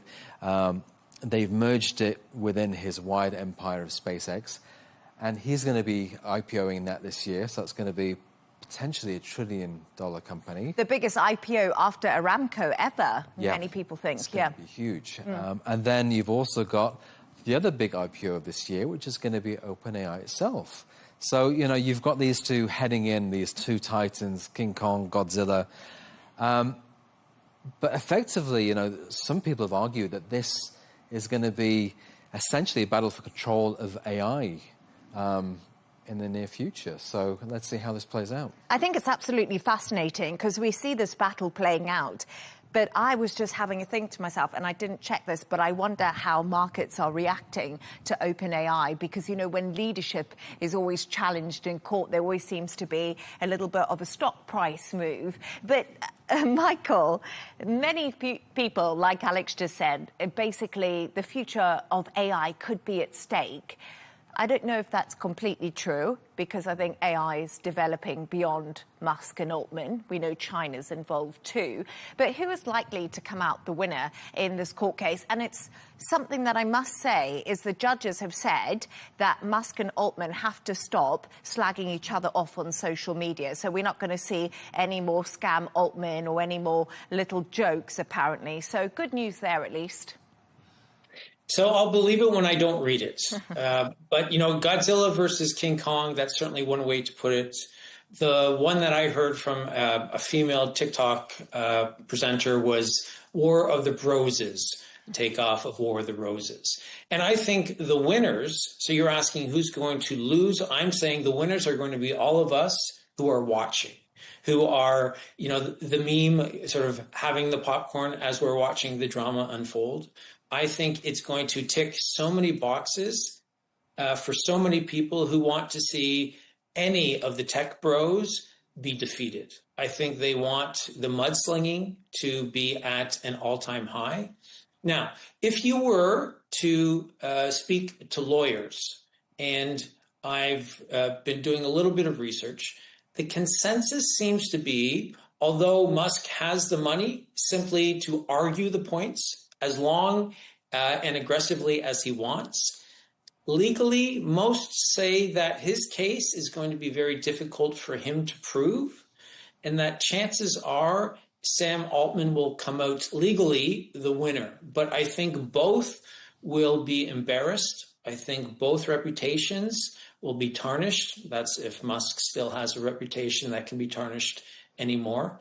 And I think that it's going to be incredibly messy. And I think the goal for Musk is to embarrass Sam Altman. And I think Sam Altman and OpenAI's goal is probably simply to come out as unscathed as possible, if that's even possible. I did see what an analyst wrote, and I actually thought it was quite interesting. Musk and Altman are so big, so larger than life, and so unrelatable. That's what makes them so delicious to watch as they clash. And I think there's a lot of truth in that, because it's almost the battle of the egos here. We've talked about these two big tech titans, Altman, Musk, who's going to win. But I think the reality is it's almost playground stuff. How do you put it? You know, these two, you know, they've been in the press, they've been in the media. You know, Musk has been there for years. He is, you know, sort of Iron Man, for example, in the films, Marvel films, was based on his persona. With Altman as well, you know, he's seen as this larger-than-life figure, this almost like this prophetic voice in terms of what technology is going to be doing for us in the near future. And yet, both of them, as we well know, they have lots of skeletons in the closet. So, you know, it is going to be a fascinating trial. There's going to be the CEO of Microsoft, Satya Nadella. He's going to be taking the stand. Others are going to be taking the stand as well. And I think, you know, we're all going to be... I never thought I'd say this about Elon Musk and Sam Altman, but I think we're all going to be sitting there just with the popcorn, watching these two just trade insults. I must say one thing. I do love watching Elon Musk in interviews, because he's such a character. We talk about Donald Trump sometimes going rogue. Elon Musk can definitely go rogue too. So it'll be really interesting what comes out of this stand and what the jury make of it all, because of course it's a 9-person jury, so it's not just a decision of a judge. So we'll see what it all comes down to. But thank you so much for your thoughts on that.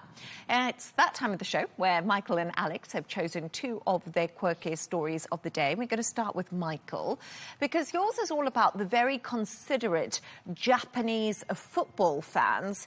Tell us why they're so considerate. So it's very much a cultural issue. Now, I lived in Japan 30 years ago for many years. And what I learned there is something that the Japanese, they don't want to inconvenience people, which means that when it comes to being a player and cleaning up your locker room, or as we know, fans in the stadium, as we could see from the pictures on the screen, they like to clean up after themselves. Now, I was living in Doha during the Qatar World Cup in 2022, and it became very much a media darling story to talk about the fans as well as the players, the notes that they would leave in the locker room, and it would be spotless because they would clean up after themselves. Now, in Japanese culture, this is very much part of just the way of the Japanese, which is trying to, as I say, inconvenience others as little as possible. So when you're walking the streets of Tokyo, for instance, there aren't going to be a lot of trash bins because there just isn't the expectation that you would be disposing of your garbage. You would take your garbage with you. You're going to the park to watch the cherry blossoms in the springtime. You're going to make sure that you pick up everything after you leave and you take it away. And this is one of the great things about the Japanese. For instance, when they travel still as Japanese. You know, the mentality that they have in their home country goes with them. And much like for years, their World Cup debut was in 1998. And every 4 years, the world becomes fascinated, the host country becomes fascinated with the decorum with which the players and the Japanese fans conduct themselves.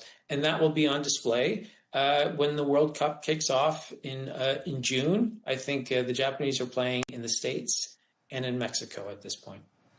Have you been to Japan, Alex? I have, but all too briefly. But I can't wait to see the Japanese coming over here, 2034. Yeah, that will be an experience.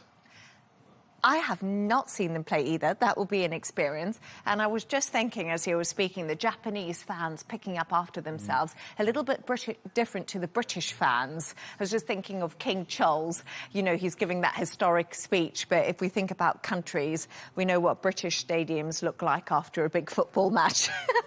There's a lot of fun happening there. But Alex, yours is about why you should never fake a doctor's note. But I was thinking, you can't ever read a doctor's note, so how can you fake it? Well, you know, I almost call this like, you know, fake it until you make it on the medical scene, because there's two elements to this story. So one is this, you know, French doctor, this person who forged 44,000 medical certificates. Wow. Charging people $25 a pop.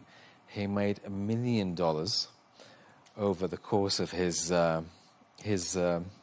forgery career. Now, what is interesting is obviously, he's got caught. But in France, medical leave is subsidized by the government. So if you're a person who's been to this doctor and asked for a certificate, you know, are you going to be on the hook now for the government coming after you to say, what happened here? You know, we're going to claim our money back from you. So, yeah, I think there's going to be a couple of sleepless French people around the city of Nantes tonight and for the next couple of weeks. But wouldn't it be on the doctor to pay that money back to the government? Because would have people known that he wasn't a real doctor and was forging these notes? Well, look, I'm assuming they would know, given that they're paying him $25 a pop, that they would know what they're getting in return. So that would be my assumption. You know, you've had a rough day, you've had a rough night, you know, you need to take a day off, you know the person to call, and then there you go, you get it done. So I think it's two winning parties in terms of this. Now that's one element. The other one is again, a cosmetic doctor, this time in Miami. She would basically advertise via Instagram, which is, again, a great way to advertise cosmetics. She was offering services, I think lip jobs, other things, as cheap as $450. How was she caught? It was a sting operation. The police went undercover. They contacted her. They said, you know, what services can you provide? They turned up after she said, I can do 1, 2, 3. And they basically said, you know, you are a fake doctor. We haven't seen any certification, any medical licenses. And now she's in prison as well. So, yeah, there is I think the moral of the story is, you know, you need to check who is seeing you on the other side of the desk. Ask for their certifications. I think that is wise, because I know what I'm like. If I'd seen $450 lips, I probably would have gone for it, you know. So it's a good idea. Michael, what do you make of this? Who should pay back the money for the sick notes, basically? Well, I certainly think that Alex is right. I don't think you go into a doctor's office paying $25 and getting a prescription. That's not how it works. So I would think it should be a combination of the two, shouldn't it? It should be the people who are calling in sick and needing the doctor's note, and it should also be the doctor, I think, who is writing the prescription. Thank you so much to our guest today, Alex Malouf, founder for a Riyadh-based comms consultancy firm, Narrative Shapers, and managing director of This Is Dubai, Michael Jabri-Piggott. And that's all from us on W News Extra. Don't forget to subscribe to our YouTube channel. Of course, follow us on X. G&T, that's coming up next. Goodbye and thank you.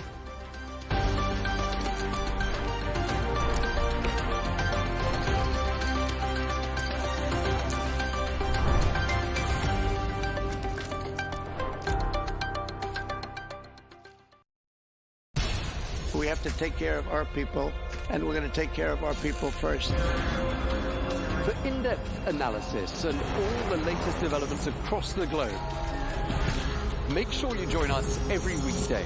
President Trump is trying to negotiate a ceasefire. With so much happening, so much information, and so much noise, International law will have no part in his administration. it can be hard to keep track. Tariffs will just fuel inflation. We're going to fight these tariffs. But you can count on us to tell you what you need to know. We stand by your side. Join me, Tom Burges Watson, for Global News Today, right here on Al Arabiya News.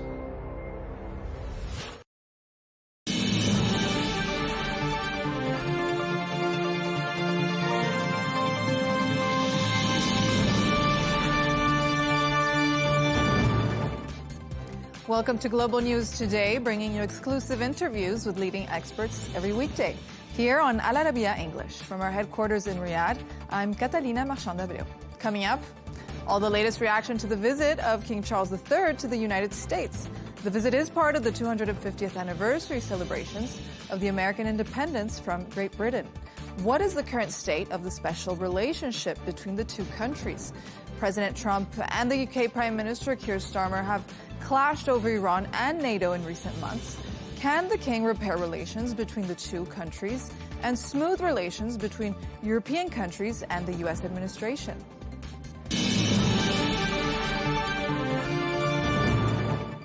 We start with events in Washington, where UK King Charles III has touched down in the U.S. with Queen Camilla as part of a state visit. It is part of the 250th anniversary celebrations of American independence from Great Britain.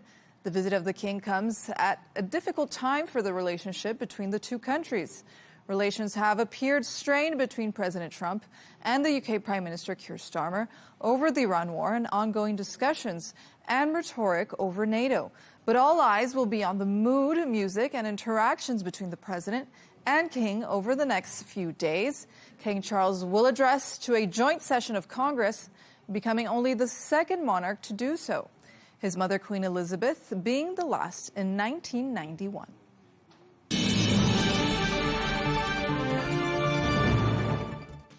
Let's speak to someone who knows all about diplomacy and knows President Trump very well. Carla Sands is the former U.S. ambassador to Denmark, Greenland, and the Faroe Islands under President Trump. She joins us now from Washington. Thanks for having me, Catalina. Thank you, Carla. So let's begin with this. The U.S. is marking 250 years since America broke from the monarchy. So what does it say that King Charles III is now being welcomed at the center of that celebration? Well, it is his first visit to the United States as king, although he did come here as the Prince of Wales. But his mother was here, I think it was under George W. Bush. That's the last time we had an actual state visit from the British monarchy. And I think it's part of celebrating America's 250th anniversary, but also it's his first trip to the U.S. as king, which is, I'm sure, gratifying for him and very exciting for the American people, because many of us have our roots in Great Britain. So whether we're from Great Britain or England, whether we're from Scotland or Ireland or Wales, many of the early colonialists came from that region to explore then the colonies and now the United States of America. And Carla, Donald Trump has shown enthusiasm for the royal family before in the past. We know he's a big fan. He's also boasted about his special relationship with King Charles III. How much can personal relations like these or views like his rapport with King Charles III actually influence diplomacy at this point? Well, even though President Trump is a very strong and forward-leading leader as the United States president, I think he does have a soft spot for Great Britain because his mother was from Scotland. And so I suspect that his fondness comes from his mother. And he certainly, King Charles, will be beneficial to the U.S. and UK relationship. But I'll also say that the leadership in the UK has not been great politically, whether it was refusing to let the U.S. use our base, the Diego Garcia in the Chagos Island, or the refusal, and then finally capitulation to send, military help into the Strait of Hormuz, which was unsuccessful because the ship broke down and is in for repairs. And so the state of the UK's economy is bad because of bad policies, terrible energy policies, the fact that they're bringing in people to Great Britain that are people that would not be welcomed in places like Saudi Arabia or the UAE because of their terror rhetoric and the fact that they are uncivil people that don't agree, to follow the laws of Great Britain, which has a great society. It's where the American laws came from, but also our cultural heritage is really from there. And so we want the UK to do great economically. We want them to have a strong defense. And today, neither thing is true. The middle class of the UK are really suffering under the bad policies and poor leadership of multiple administrations, unfortunately, out of London. Well, ultimately, Carla, what can King Charles III in this context achieve in a visit like this that a British Prime Minister simply can't? You never underestimate soft power, right? He's going to go and do an address to the joint session of Congress. No one has done that since his mother from the UK, and that was decades ago. So this is exciting, and I'm sure that he will be warmly received. He's a popular figure. I think that it's helpful, but I think that actually the government is going to have to do a better job. I'm not sure that Keir Starmer actually survives because of some of the recent scandals that have happened. For instance, the British ambassador to the U.S. And King Charles and Queen Camilla were just at that embassy, the British embassy last night, having a reception, a garden reception. They had tea with President Trump and the First Lady Melania Trump yesterday. And tonight they have a very grand state dinner, but it's going to be in a tent on the back lawn of the White House rather than in the ballroom that President Trump is wisely working to build, that some of the judges are trying to stop. Because when I was in the UK, I actually did attend a dinner in Buckingham Palace, and it was very grand, but it was also not too hot or not too cold because it was a nicely conditioned space. So it's right that President Trump wants to be able to hold large events in a conditioned space in the 21st century rather than in the backyard in a tent. And Carla, you also worked under President Trump. Do you think he understands something other presidents don't, for instance, about using personal relationships as leverage in diplomacy? And do you think this works? Certainly, personal relationships are important. He can pick up the phone and call any world leader. This is essential to his success and why he's ended so many foreign conflicts and wars, why he's gotten so many good trade deals, is he does use personal relationships and then either economic pressure or some other kind. But he is a president of peace. And so I'm excited to see what the next steps are as we see he's working to open the Strait of Hormuz. Iran, the Mullah regime and the IRGC are on the ropes because of his pressure. But just bringing it back to King Charles and Queen Camilla, they're going to head to New York tomorrow, and they'll visit the 9/11 Museum and visit with some of the survivors' families. And then they'll go to Virginia because King Charles is very fond of green initiatives. So he'll visit some nonprofits in Virginia and enjoy some of the beautiful weather that Virginia has this time of year. That is near and dear to King Charles' heart, to have the, I would say, the sort of the environmental agenda front and center. Do you think that his environmental agenda, for instance, will clash with Donald Trump's drill baby drill agenda at some point? Well, I think President Trump's agenda of drill baby drill is why the price of energy today isn't double what it is for all of us. President Trump's drill baby drill agenda is really a best of the above approach. So he doesn't just want fossil fuels. He wants nuclear. He wants all kinds of energy, hydropower, solar where it makes sense, but not where it enriches China. And China makes most of those so-called green fuels, for instance, windmills and solar panels. So we don't want our adversaries to benefit from our energy production. And we have unlimited oil and gas in the United States. So we're thrilled to sell some to our friends, which lessens the pain of this conflict. But it was essential to make sure that Iran never had a nuclear weapon and to make sure they never had long-range missiles that could reach the United States. They really did lie to us when they said our medium-range missiles can only go so far. And then we see them go all the way to the Chagos Islands, which means they can reach the UK, they can reach France. So the whole world was really being held hostage by this rogue, evil regime that kills its own people, like 45,000 of their own people just in this calendar year. But over the decades, they've been brutal, and they've also killed American service people as well as American civilians.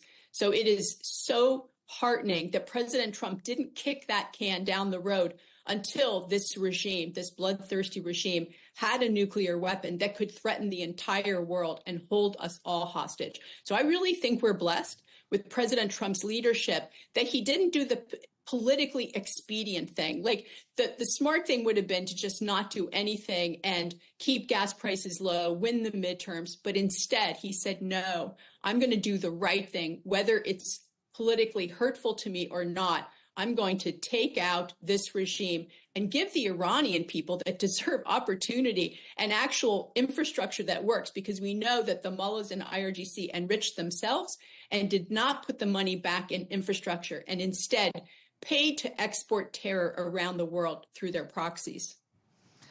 And so important to fight against this regime, Carla, is the transatlantic alliance. Trump says NATO and the US and UK have to step up. They haven't stepped up to defend the US, help them defend the world against Iran. So there's growing talk about straining the transatlantic alliance. Do you believe the US and UK special relationship is weakening now, or is it simply evolving? Where do you see this going, especially in light of the visit of King Charles III?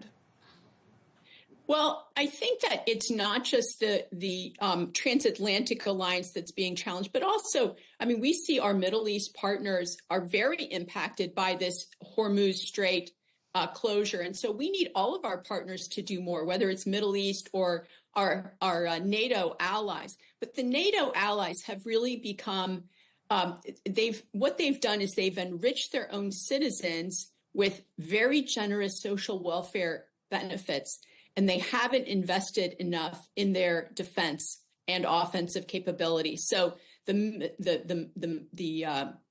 military equipment, the training of the troops, getting enough troops and paying them enough that they can retain them, these mostly young men. So there is an effort. President Trump has been very explicit and forward-leaning on this, but President Obama asked too, just less effectively, that our NATO allies do more. We have this huge cooperation with Europe. The U.S. and Europe have almost $2 trillion worth of trade annually between us. It's a huge beneficial relationship. We share a lot of beliefs and civilizational founding. But what we see is that they've kind of turned against the U.S. in wanting us to continue to pay more while they benefit. And the American taxpayers are just done with it. They're not going to pay for Europe's wars. They're not going to pay for Europe's welfare system. We instead need to invest in our own country. Our infrastructure is actually aging. I was just in the Istanbul airport, and it was stunningly beautiful, gorgeous. But our U.S. airports, and we're a richer country, they just look like they're not very nice. They look like third world airports, most of them. And so I think that the U.S. needs to do a better job with investing in our own infrastructure and asking our allies to do more and to be more reciprocal, whether it's defense or trade. And what have you made, Carla, of the criticism of UK Prime Minister Keir Starmer over the war in Iran by President Donald Trump? Well, you know, he's criticized him for how he has behaved and what he has said privately and publicly. The UK prime ministers, I will say a lot of the Western European leaders have been very dismissive of President Trump. But President Trump is asking them, if you read his national security strategy from the end of 2025, it talks about his concern that we're losing Europe as a partner and friend because of demographic changes, they're not securing their borders. They're letting in people that don't share their values. They're not growing their own economies. They have bad energy policy that makes it hard to have successful businesses, and it makes it hard on the civilians, the homeowners, to heat their homes in the winter, for instance. But they're also not protecting their rule of law and their culture. And so he's really asking the nations around the world, secure your borders, have, a good support for your laws. Don't like let people come in and try to change who you are. Protect your culture. Every country's culture is unique and makes them special. And your citizens should come first, not outsiders. I mean, these are kind of no-brainers. You should have a credible defense that's well-funded, and make sure your economy is good and you have good energy policies. If all those Western European countries would actually follow his lead, they don't have to like what he says or how he says it, but if they would just do those things, their economies would just skyrocket. Because we see that the United States, we used to be on par economically with Europe not that many decades ago, but because of bad policies, our economy has continued to grow, and the European economy has kind of bumped along and languished. It hasn't kept up with the U.S. Asia, the U.S., the Middle East, we are all looking at the 21st century and moving ahead quickly. But it feels like, especially Western Europe, is beginning to be left behind. And I think that's tragic. And do you believe that a high-profile royal visit like this can fix or help mend deeper policy agreements or disagreements between Washington and not only the UK, but also NATO and European allies? Well, I don't want to expand it too far. I don't think King Charles really has an impact on NATO. But I do think that these feel-good moments, especially around a nation's 250th birthday, are beneficial. And I think that people will cherish this moment, see the photos, hear about the visit. It's glorious to have the King of England come and visit with our president, who is so fond of Great Britain. So I'm looking forward to watching the events unfold in the next few days. And I think that we'll remember this visit, and it will be important to the American people and the people of Great Britain. And Carla, supporters of President Donald Trump, maybe you could help us clarify this, also argue he was thinking strategically when it comes to Greenland and help push NATO allies to step up at this point. Even Mark Rutte has credited Trump with driving more defense spending. So do you believe that his approach ultimately strengthened America's position and woke NATO up?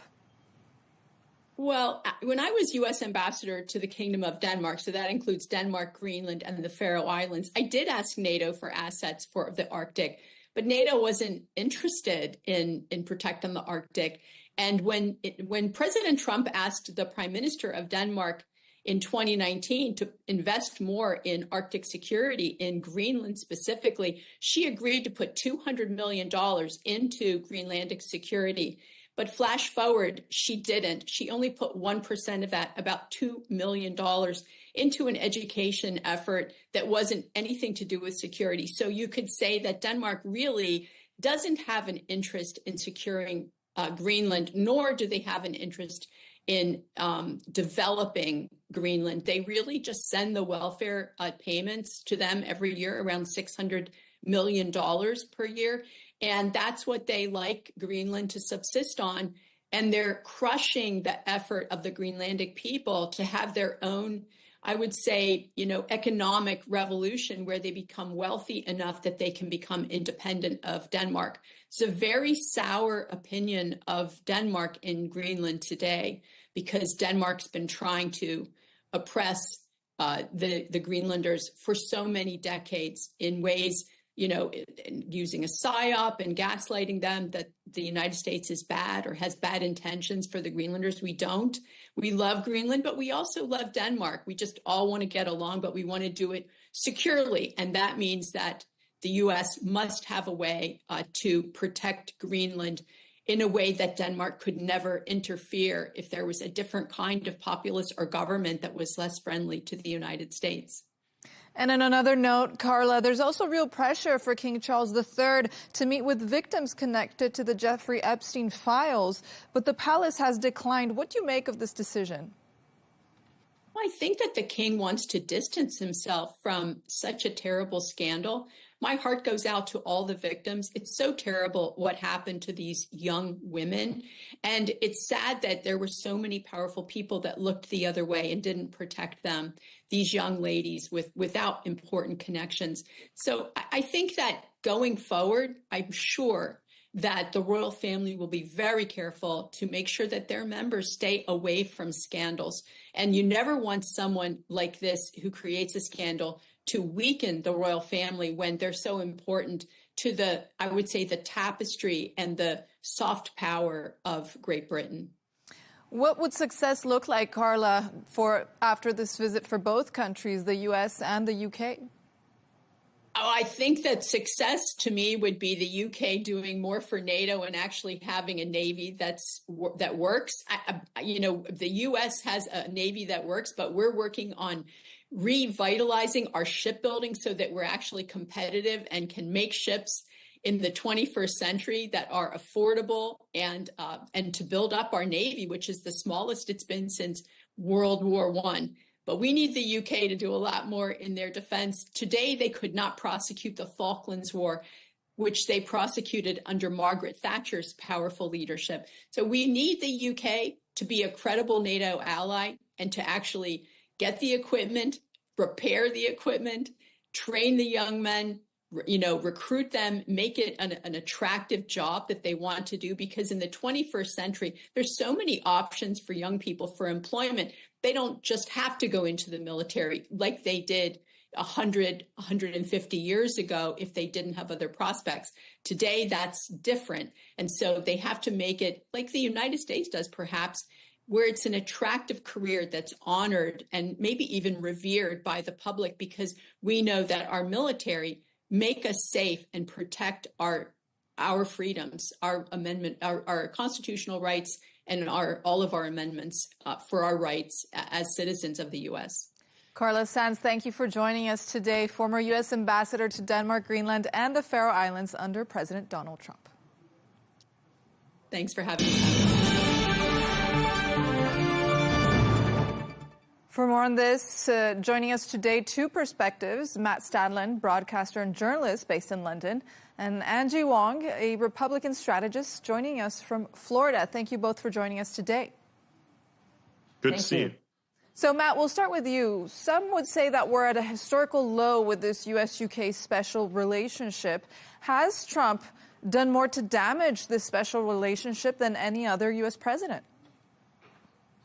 Well, I think Donald Trump has done an enormous amount to damage this special relationship, but it's certainly not beyond repair, because the special relationship extends well beyond both the incumbent in the Oval Office and whoever may find themselves in number 10 Downing Street. The relationship exists between the two states and between the two peoples.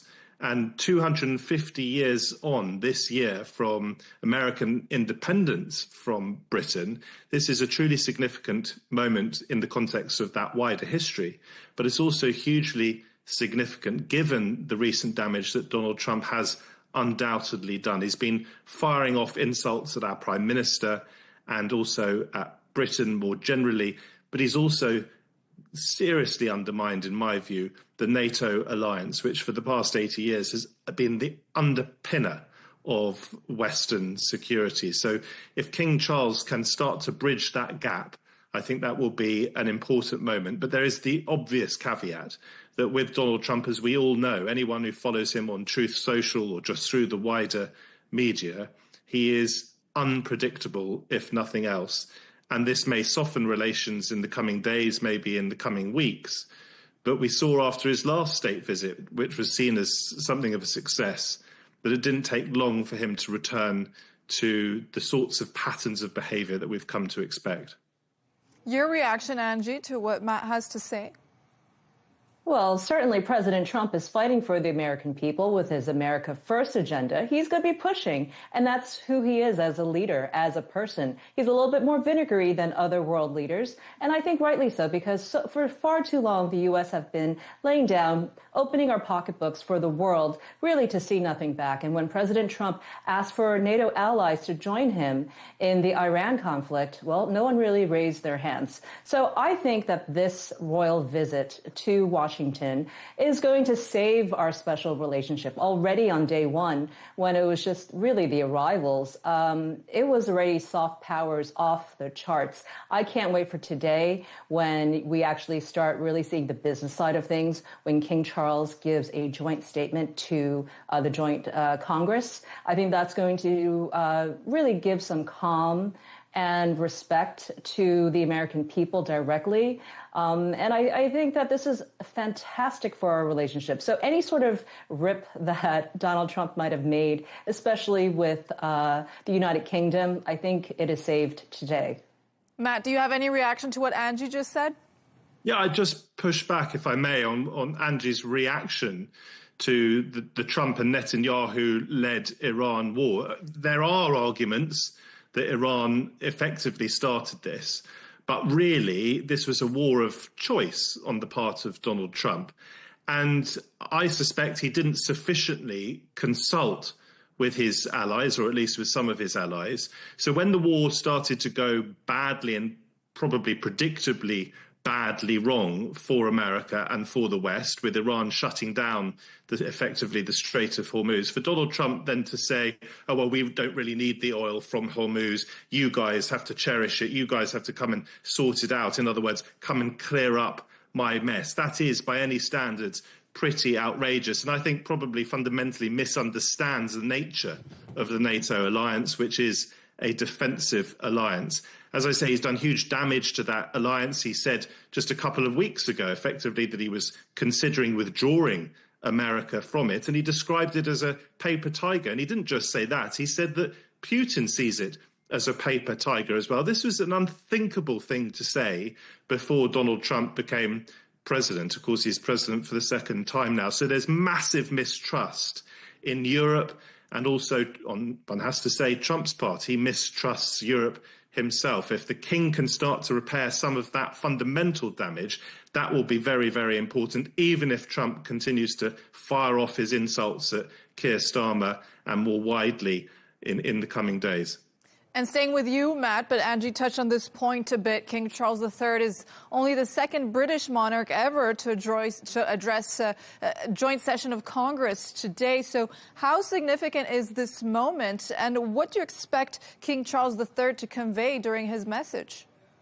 Well, I was just trying to think about what he would say. I would imagine that given his nature, that the king, the royal family usually rises above the politics. And that's why we love the soft power diplomacy.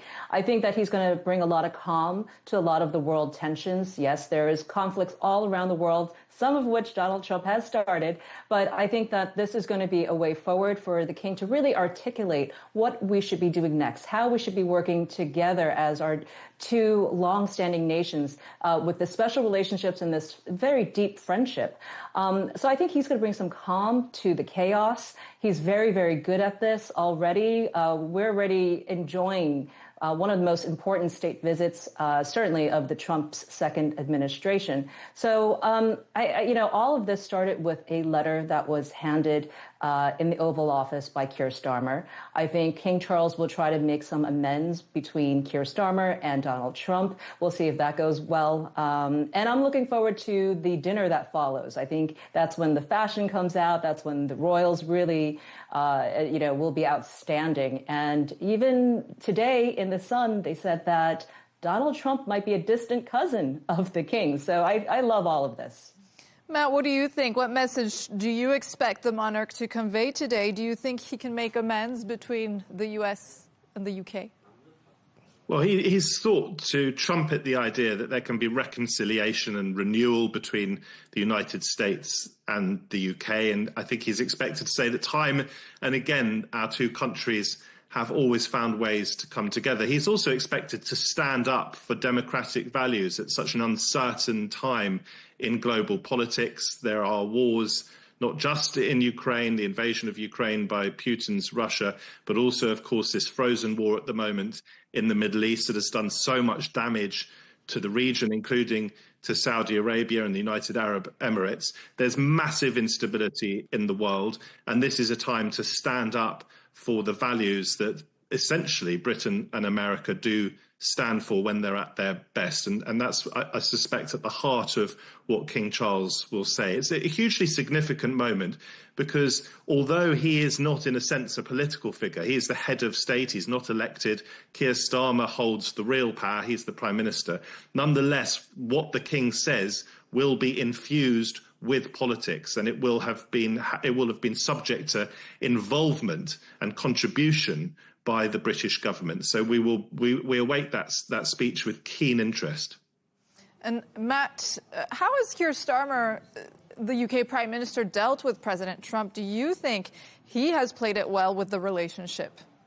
Well, there's absolutely no doubt that there's been a serious deterioration in relations between Starmer and Trump. How could it be any other way when Trump uses social media and other means to lash out at the British Prime Minister, humiliating him if you side with Trump on the global stage? Starmer has been very measured in his responses, but he's got quite a bit of praise back home here in the United Kingdom for the way in which he has decided to stand up to Donald Trump. It's thought, broadly speaking, that he's done rather well in managing this war in Iran, basically using British bases defensively rather than offensively. It's been a really difficult tightrope for him to walk, but he's done rather well probably in that respect.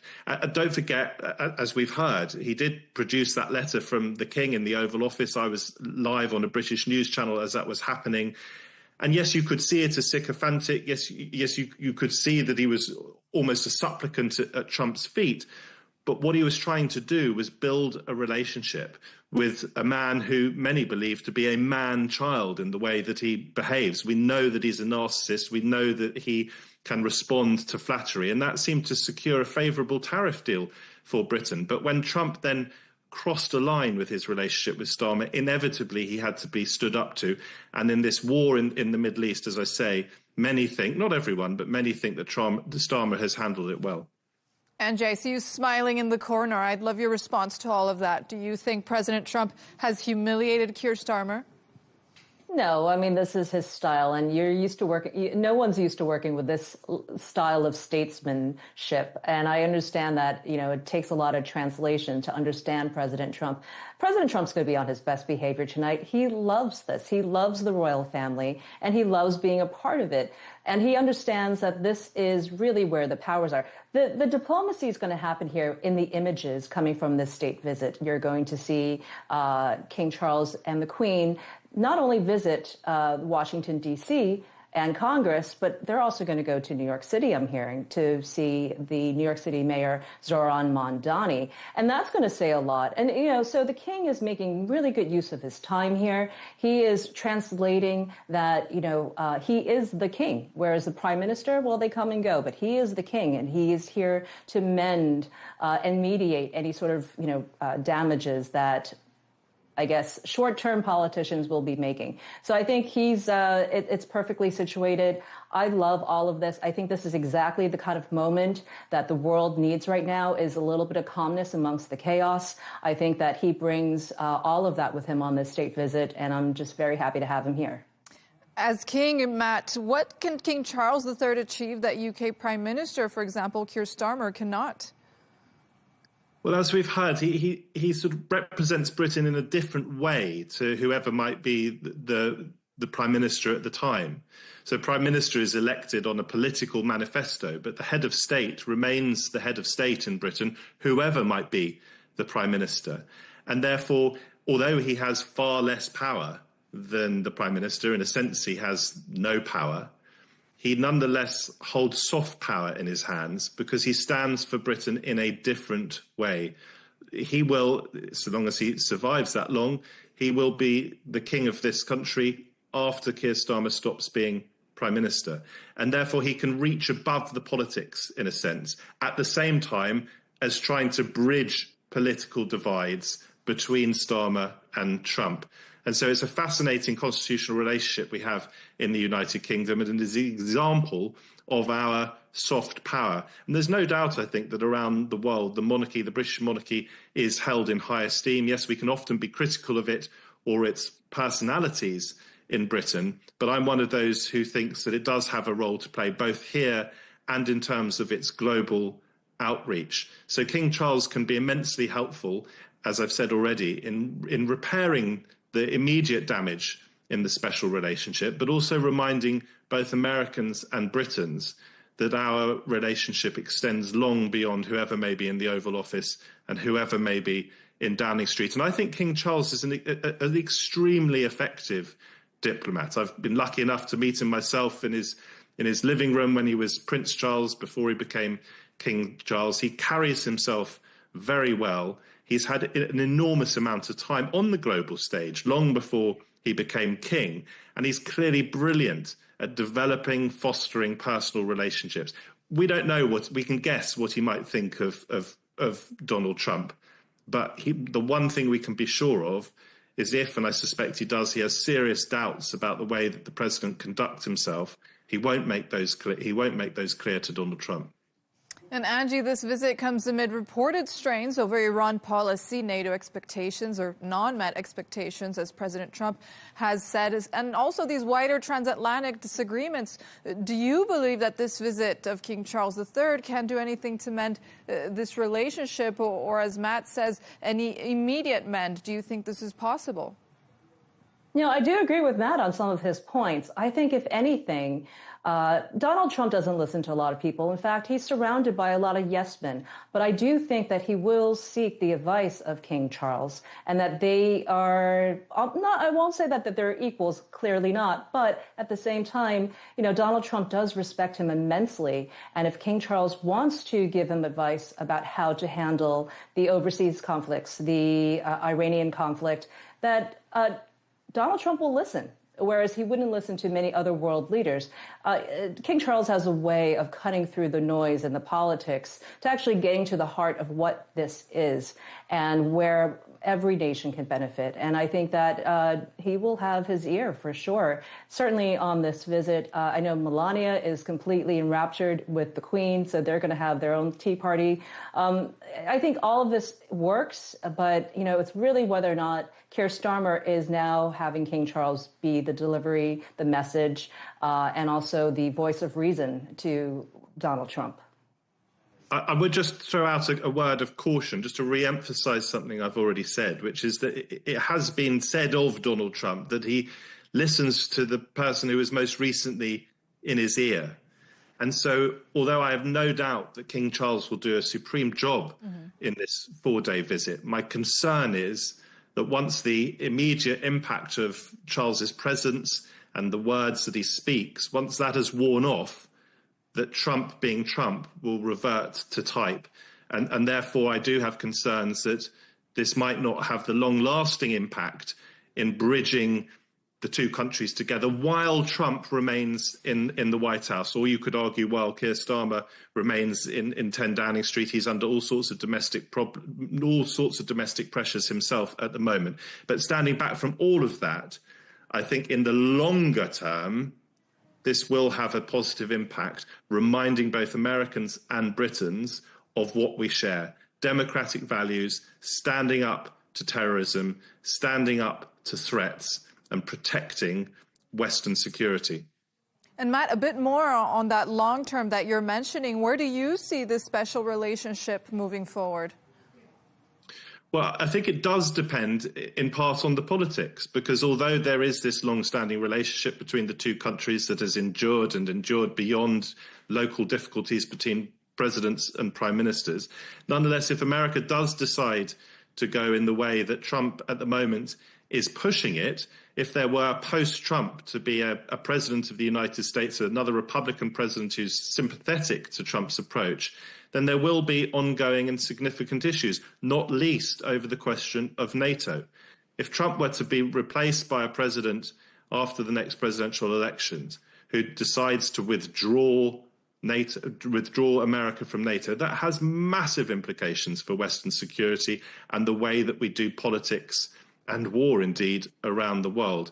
As I say, astonishing words from the mouth of a president of the United States of America to call NATO, this fundamental defensive alliance in the West, a paper tiger. So much depends on the direction of travel in American politics in the coming years and beyond Trump. And there is, of course, the possibility of a total breakdown in the relationship between Britain and America, because it does depend ultimately, at least in the short term, on who's in power. I still hold hope in the longer run that the relationship will maintain. Angie, where do you stand on that? Well, right now the U.S. is the purse book for NATO, and we're wondering where our allies are, especially in the time of need. So I think that's where President Trump is very frustrated that we have this conflict and our NATO allies are nowhere to be found. In fact, they're fighting us. So I think, if anything, he is going to relay to King Charles to say, well, how do we do this? How do we get our alliance back together? If we're really, truly going to have this special relationship going forward, I'll need your help. And maybe that's something that Keir Starmer can give, because right now he's not doing that. But at the same time, that is exactly what President Trump wants. We saw it with the UN Security Council meeting yesterday. We need everyone on board to reopen the Straits of Hormuz. This is not going to be just a U.S. military effort. We want the world to be involved in this because we don't want a single actor controlling the straits. But that takes military force, and we certainly don't want to just be the ones paying for it. So I think that, if anything, if President Trump were to have an ask of King Charles, that would be it, to join in his coalition and to bring on other NATO allies on board to open and reopen the Straits of Hormuz. Let me just push back on that, if I may. When America came under attack on 9/11, that horrific day that we all remember so well, Britain stood foursquare behind the United States of America. We have lost many, many service personnel standing shoulder to shoulder with our American allies. That's point one. Point two, Donald Trump in recent months has literally been threatening Greenland, which is part of, ultimately, Denmark, which is a NATO ally.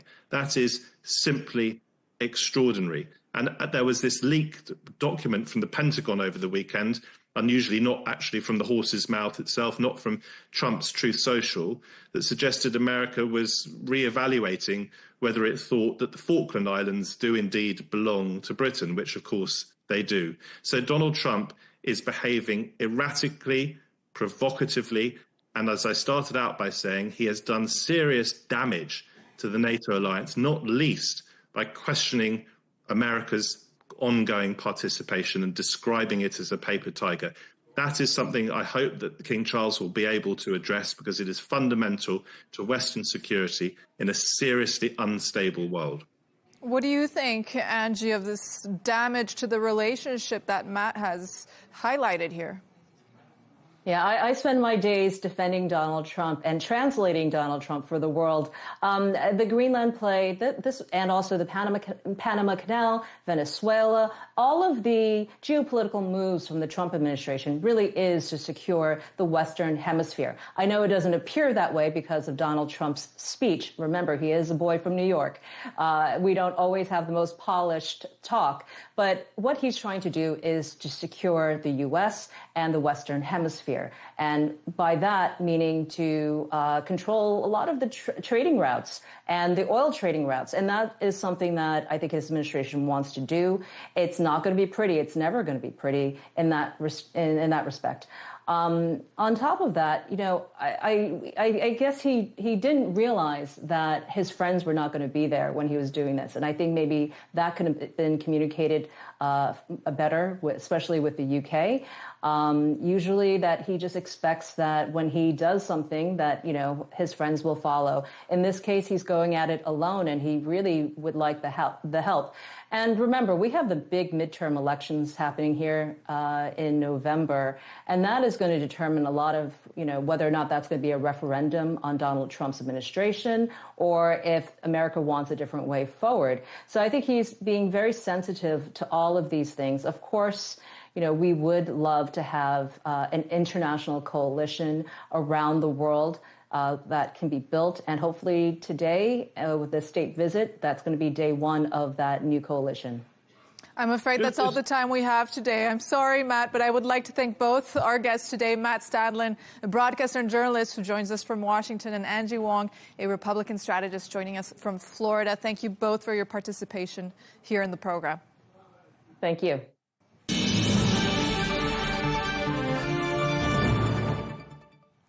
Charles Anson is a royal expert and former press secretary to Queen Elizabeth II, the mother of King Charles III, of course. Thank you for joining us today. So U.S.-UK relations are being described as at a 70-year low, with tensions over military cooperation, NATO disagreements, President Trump's criticism over Britain, over Iran, and sharp rhetoric towards Keir Starmer, the Epstein files, and add on to that now heightened security concerns less than 48 hours following a recent assassination attempt against President Donald Trump. So, to your perspective, how well-timed is this visit? I think the visit is very well-timed. The US and the UK have had a close relationship for a long, long period.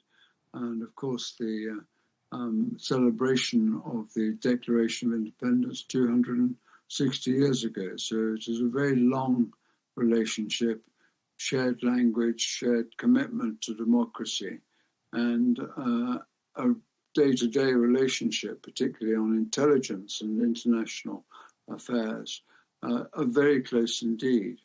And in the case of the current President Trump, there is a long-standing connection that he has through his mother, who is Scottish. So he has a strong feeling towards Britain, as well as towards the United States and the relationship with the UK over many, many centuries, and with shared language and shared democratic traditions, etc.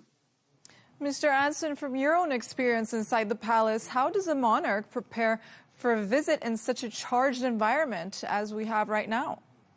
Well, the answer to that is that the relationship between the United Kingdom and the United States is a very long one. And of course, the celebration of the Declaration of Independence 260 years ago shows quite how close our relationship is. And of course, there are ups and downs. And at the moment, we live in a very uncertain world, particularly vis-à-vis the Middle East and the movement of oil and disruption in very many parts of the world. But I think partly because of that, the relationship with the United States, particularly on intelligence and international diplomacy, is very close indeed. Despite the difficulties, we work with the United States very closely right across the field of international affairs, of trade, of visits, of tourism, and many areas of cooperation regarding medicine and all sorts of other areas. So it's a very deep and wide relationship. And that is what the King will be celebrating today when he speaks at the US Congress later this afternoon.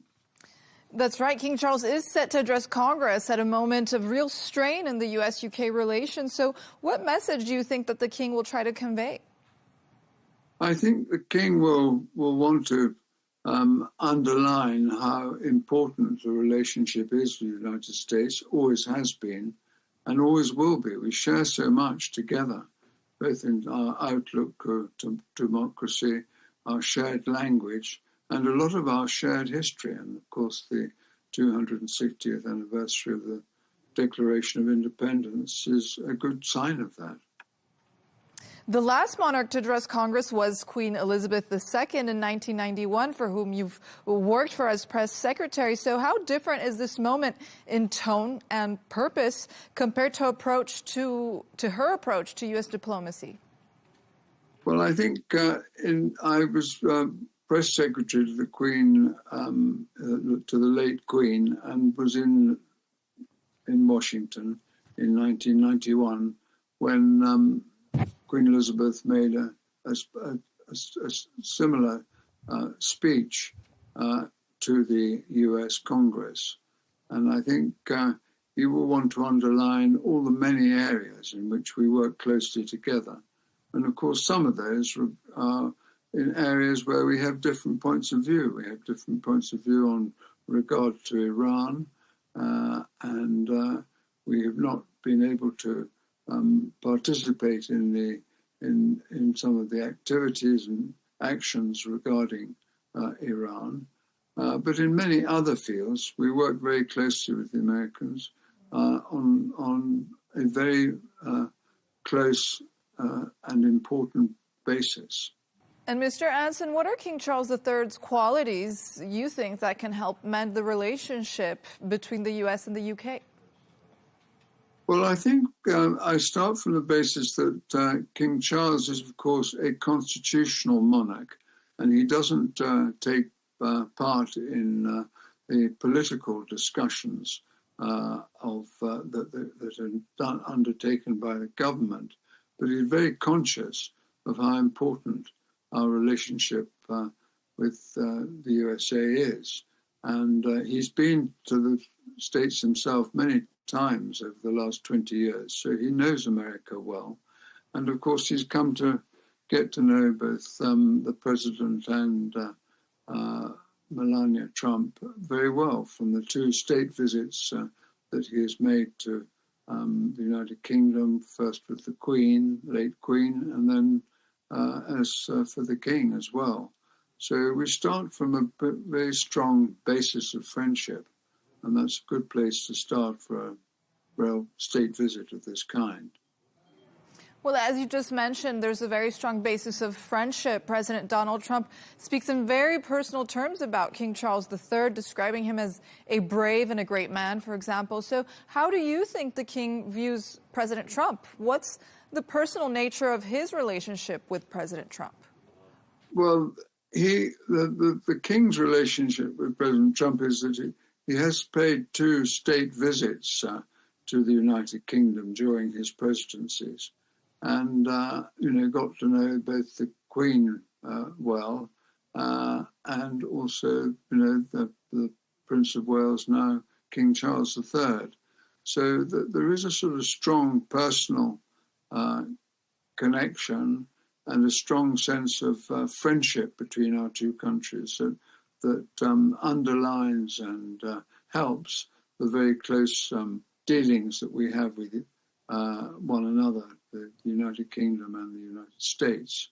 And I think that will always be the case. There will be ups and downs. There will be issues on which the UK and the USA disagree on, but we can disagree in a civilized way. And I think that's the nature of a strong friendship, that one is able to deal frankly with the ups and downs that you deal with in diplomacy. And I think it's a very open, in that sense, a very open relationship that we have with the United States. And I think this is what the King will want to draw on when he speaks to the Congress. The many areas in which we cooperate very closely with the United States, united all the time by common language and our shared commitment to democracy. And I think the nature of democracy is that you don't necessarily always agree on every issue. And at the moment, obviously, the tensions in the Middle East and the difficulty of the Straits of Hormuz, there are issues in which the United States and some of the European powers, including the UK, take a different view on how best to deal with Iran. And I think that is the nature of diplomacy. It's the nature of the modern world, that you have to deal with difficult issues, but it's a lot more fulfilling to deal with it from a basis on which you can talk frankly, speak the same language, and share the same democratic values. And I think that's the sort of thing that the King will want to emphasize in his speech to Congress. And of course, he's familiar with Congress and has been to Congress before. This is not his first visit, but it is his first major speech to the joint houses of Congress. Well, in this regard, Mr. Anson, at a time when political relationships can be strained, this over disagreements over the war in Iran or NATO, for example, what can King Charles III achieve that an elected leader, or Prime Minister like Keir Starmer, simply can't? Well, I think what the King can do is demonstrate his open and open-minded outlook to life. I mean, the whole purpose of the British monarchy and main purpose of the King and Queen is to encourage a better society, one that encompasses more people as possible and accepts and respects other faiths and other traditions, as well as one's own original ones in the United Kingdom. So in that sense, I think King Charles will want to speak to the US Congress very much on the very varied relationship that we have. And I think that varied relationship is the strength of our dealings with each other as countries. And in the recent message marking what would have been Queen Elizabeth II's 100th birthday, King Charles III said that much of today's world she would have been troubled with, would have troubled her deeply. As someone who worked closely with her, what do you make of this statement? Well, I think the Queen, the late Queen, and the present King Charles III are both come from the same place, which is to make a better society, to encourage a society that encompasses people, that embraces people, that respects differences of faith, differences of points of view, and to have an open society which can have a much more constructive basis to it. And of course, we're going to disagree on various aspects of both political and other parts of life. But what we've always been able to do with the United States, going right back to the Declaration of Independence, is to create a basis on which we kind of do business in the best possible way. And that's been an important underpinning of our diplomacy, especially with the United States. And I think in the opposite direction, and the president himself, of course, his mother was Scottish, so he is, in a sense, half British, half American, and has a strong feeling for the monarchy, and also a strong feeling towards Britain. We're not going to agree on every single issue. There are going to be issues on which we do disagree, and I think we will have differences of opinion. And I think in a very close partnership, which has gone on for hundreds of years, we are able to deal with each other and address things on which we don't necessarily agree, but we try and make a way forward that is constructive for both our countries and for the strength of democracies that we live in. Charles Anson, thank you for being with us today, former press secretary to Queen Elizabeth II, the mother of King Charles III. A pleasure to speak to you.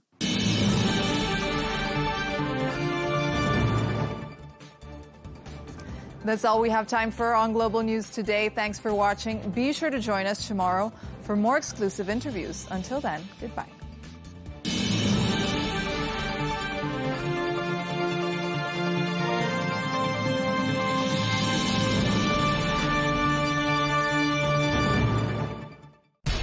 We have to take care of our people, and we're going to take care of our people first. For in-depth analysis and all the latest developments across the globe, make sure you join us every weekday President Trump is trying to negotiate a ceasefire. With so much happening, so much information, and so much noise, International law will have no part in his administration. it can be hard to keep track. Tariffs will just fuel inflation. We're going to fight these tariffs. But you can count on us to tell you what you need to know. We stand by your side. Join me, Tom Burges Watson, for Global News Today. Right here on Arabiya News. But he was in a bad way yesterday. He was like, I don't think I can do it. He was against the wall. I just don't think I can do it. You can't do that in the pod. I'm going to do that.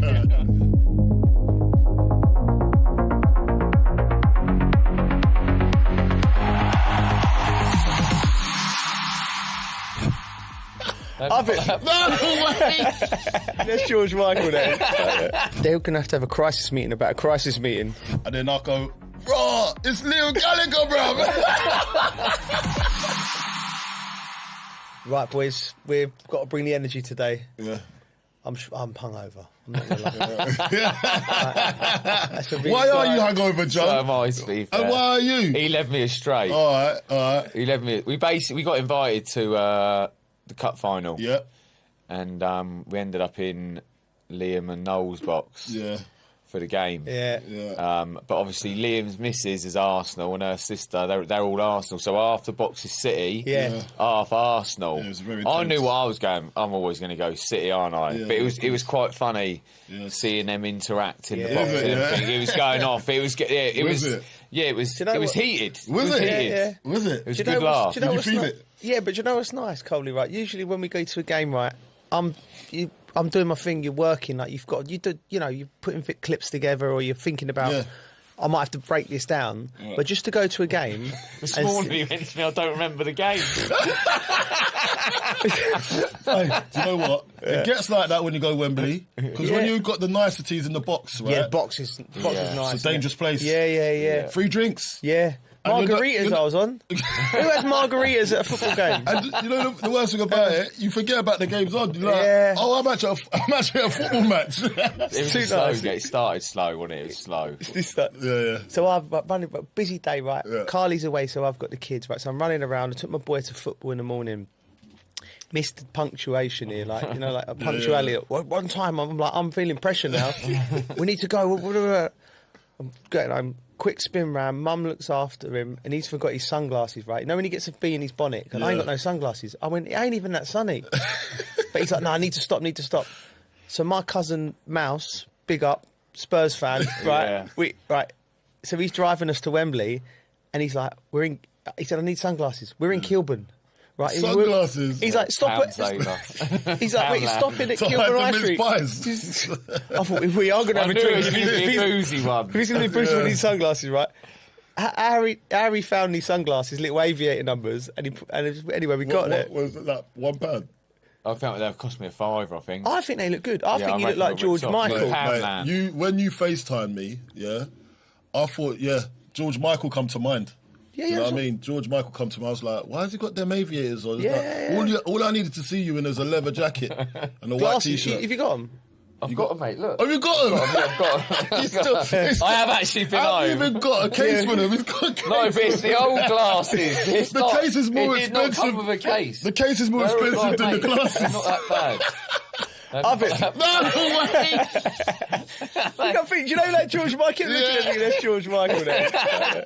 That's hilarious. Keep them on, really. That's brilliant. It was good. I mean, it was good. We got there, and I was a bit worried about when we arrived. So we dropped on. I thought to myself, I don't want to get recognised here. Arsenal, bit boozed up. I just want to do it. We've already got a lot of stick off Arsenal. Yeah, we've got a bit of stick. How much love do we? But listen, we got in the ground, did our thing, and you know what was nice? Just watching, like, the proper fans. Just know what I mean? When it means so much, because you forget when you're doing your thing in football, you just forget how much people love it, don't you? Do you know what I mean? Yeah.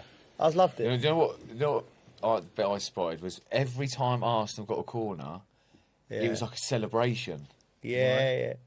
because they've got a corner. Yeah, it's like weird. They It's just like think they're we're so- going to score it. They're celebrating like we've got a corner, we're going to score. That is so sad. And then City fans were cheering when they never scored. So sad. Yeah, mate. Yeah, It's like basically like, remember Juninho used to get a free kick outside the box? Do you remember it's him? like a penalty basically for him. Yeah, and everyone used to be on the edge of their seats. Yeah, he might score it. It's bang, it's quids on.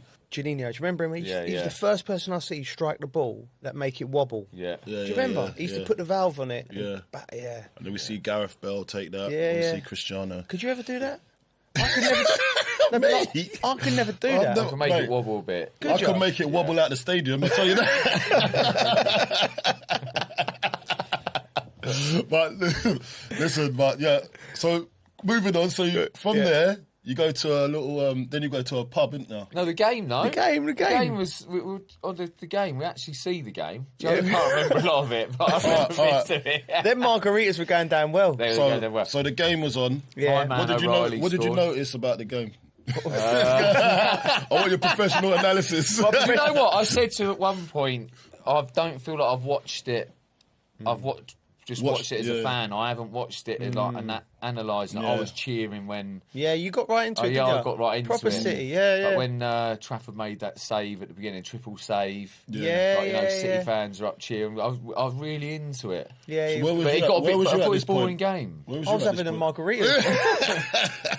It was slow. We said we were about 20 minutes slow. in, and we thought, "Oh my god, it's only 20 minutes in." Yeah, the game was slow. Before the game, my opinion was Arsenal quadruple. I was thinking they've got it, ain't they? Quids on. They're strong, but 20 minutes in, I'm just thinking every corner they got, I was worried. Yeah. But I just thought they didn't really bring anything. They didn't really have a proper go. I didn't think. I always felt like City were. Do you know who was the player that you thought was running the game? Well, Bernardo Silva. How didn't Doku do a bit? Doku was threatening. Yeah, Doku was threatening. Do you know what Doku needs to do more? And we both said this. You said this, yeah. When he needs to be even more direct, because if he's got that pace. It was Ben White he's up against, right? Ben White's not played a lot of football. I thought early on, every time there was Doku made a run, Ben White, he got him behind. You got to test him. White, you know what I mean? We Like, thought he could didn't have done realise. it more. They were it was like they get possession and then Doku's in a position to threaten to run, and they could just give it. What they did is they just passed it back and kept the ball and did what City did, and they just and out. So they can actually use him and his powers a bit more. Yeah. Because you'd hate that as a fullback. I'd hate it. Yeah, just the skeezer just going at you all the time. Yeah, it'd be a nightmare. Did you see that little clip when they played Man City played Real Madrid, and then Trent's walking off the pitch and he's going like that to I don't know if he was taking the mick out of his style, Doku's style or not, or he's complimenting him. But for what it looked like, he was like, and he's speaking to one of his teammates, and then he was, as they was walking off, he was like doing that with his leg. He does that little flick with his leg. Yeah. So he's probably saying, I don't know how to stop that. I don't think you can stop it. That's what I'm saying. He's changing direction. He's so sharp. Yeah. If he was more direct, and it might come as he gets a bit older, like, you cannot stop him. You cannot stop him when he does that little shimmy and goes. Yeah. But I want to ask you something, because what I noticed, like, you got the master and the apprentice, right? And he's nipping at his heels, right? I think Pep's 100% a genius. Like, he's got them vibes. And Arteta's like, I think Arteta's on the way to becoming that. But I think he's watched him so much and he's admired him so much. I think when they play against each other, I don't think Arteta's. You see Arteta, he's do you think he's got inferior? I think he feels inferior a little bit until he gets that trophy. One over him. Because do you know what I mean? It's a big chance for him this year. Yeah, and Pep. Listen, Pep had better trousers on as well. Did he? He always looks good. He had the CP companies on, yeah? He had good trousers. Arteta good trousers. What? No, but I personally think, right? Yeah. I think there's something in Arteta where until he gets one over Pep. Yeah. Think of everything. You finish playing and he's gone to work for Pep. So he's thinking, right, I want to be a manager. And he's probably sucking in all of that knowledge and information. And he's thinking, and that becomes him. He's got mannerisms like him, isn't he? So he's almost like mimicking. All great artists do that, don't they? They take a bit from the previous one, right? But it comes a point where, and it was, I think that was that game where he could have done something, Arteta, to get one over Pep. And I think the first mistake he made, right, we'll talk about this because I know you got some opinions on it. When I knew it might not go well for Arsenal, and is when Kepa was in the lineup, right? Because I think a big game like that, such an important position. I know what people do, they play the second goalkeeper and they play him, but it's not a charity football. And if Arteta's trying to sell to his team how big and important this game is, right? We're going to do this. We got to do this right. We got to do this right. We got to do this right. Yeah. But I'm going to put my second best goalkeeper in. Yeah. So how can you spin that? But you look at that and then say, well, they done it too, Trafford. Yeah, I know. Yeah, but I know. But I just think. But you think because he's got skin in the game at winning stuff, he's allowed to do that. I think Arteta can't afford. You can't afford. You just get it over the line. You need to win the trophy. That's what I think. Yeah. So don't try and. Especially, mate, you're on for a good Pep can do what he wants. Don't try and compete with him. Just go and beat him. Yeah. So, I'm playing my second string goalkeeper as well. You know what I mean? That's probably how it was. But for me, Trafford's way better. Well, that's the game, isn't it? Trafford's way better anyway. He should have been. He should have been Man City's first team goalkeeper. But obviously, Donnarumma come in, and it was an offer you can't refuse. Do you know what I mean? He come available. So. It's just the way the cookie crumbled for Trafford. But he would have been probably the first choice. Yeah, and that's it, right? So. The game is, Kepa makes a couple of mistakes. Yeah. Trafford makes a couple of saves. So all the great players on the pitch, it's moments, right? And that's, Because Trafford made 3 good saves at the start of the game, didn't he? Yeah, triple save. Yeah. How did he play? Because we've got to look towards England as well. How's he? I think he's in around it. Listen, it's going to be Pickford, isn't it? But mate, he's. That lad, like, imagine him. You've gone to Man City. You saying who you say worked with him before said how good he was? Was it Ash? He said. Yeah. Ash said how good he was. Oh yeah. He said he's proper. Yeah. Oh. So, you know, when a player says that, he's working with him day to day. And he's gone to Man City thinking, I'm going to be Man City's number one. I might be England's number one. And then Donnarumma's come in, and then so he's had all of that disappointment, and then he's come in for these games and he's performed. So you've got to give him his props. There you go. Yeah, that's high concentration levels. But that was when the margarita started kicking in for me, and I was like, and it was like, but it was good. Do you know what I mean? We wanted City to win. Look, I didn't think they were going to, and they did. We've got to keep on the City wave, like, because obviously psychologically this game can actually turn even the title challenge on its head as well. Nah, I don't think this game should matter, should it? It does, though. It's a psychological battle, bro. You know how it is. Like, when someone's got something on you, and then now they've started to breathe down your neck, and they've still got to go, Arsenal have to get this over the line. And I was speaking to some Arsenal fans straight after, and they was mightily disappointed about the scoreline. Yeah. And I felt the pain. Yeah. Group chats. Were going off. Yeah. Group chats were going off. Right. Arsenal group chats, and how disappointed they were. But now you got to look at it, and I said to them, I said, listen, they've got one up on you. This is a psychological battle now to the end. This is a brawl to the death. Yeah. So that's what I think it is now because. You think it's close? I think Arsenal going to. I think as well. Do you know what I mean? Well, that should happen, right? Okay, I'll ask you. You noticed this, right? When they went up for the trophy, there's nothing worse. There's nothing worse of a place when you've lost the cup final, right? And we've all lost cup finals. And you go and watch the team go up. Some teams don't watch. Yeah, but that's rude. Like, you think? Yeah, that's rude. You've got to watch the trophy lift. But the moment it's up, get out of there. That's your cue. You've done your time. Yeah. But Arteta, did you say me, Bridgie? Arteta made them stay out there. Made them stay out and watch and say, see that pain. Yeah. You want to do that?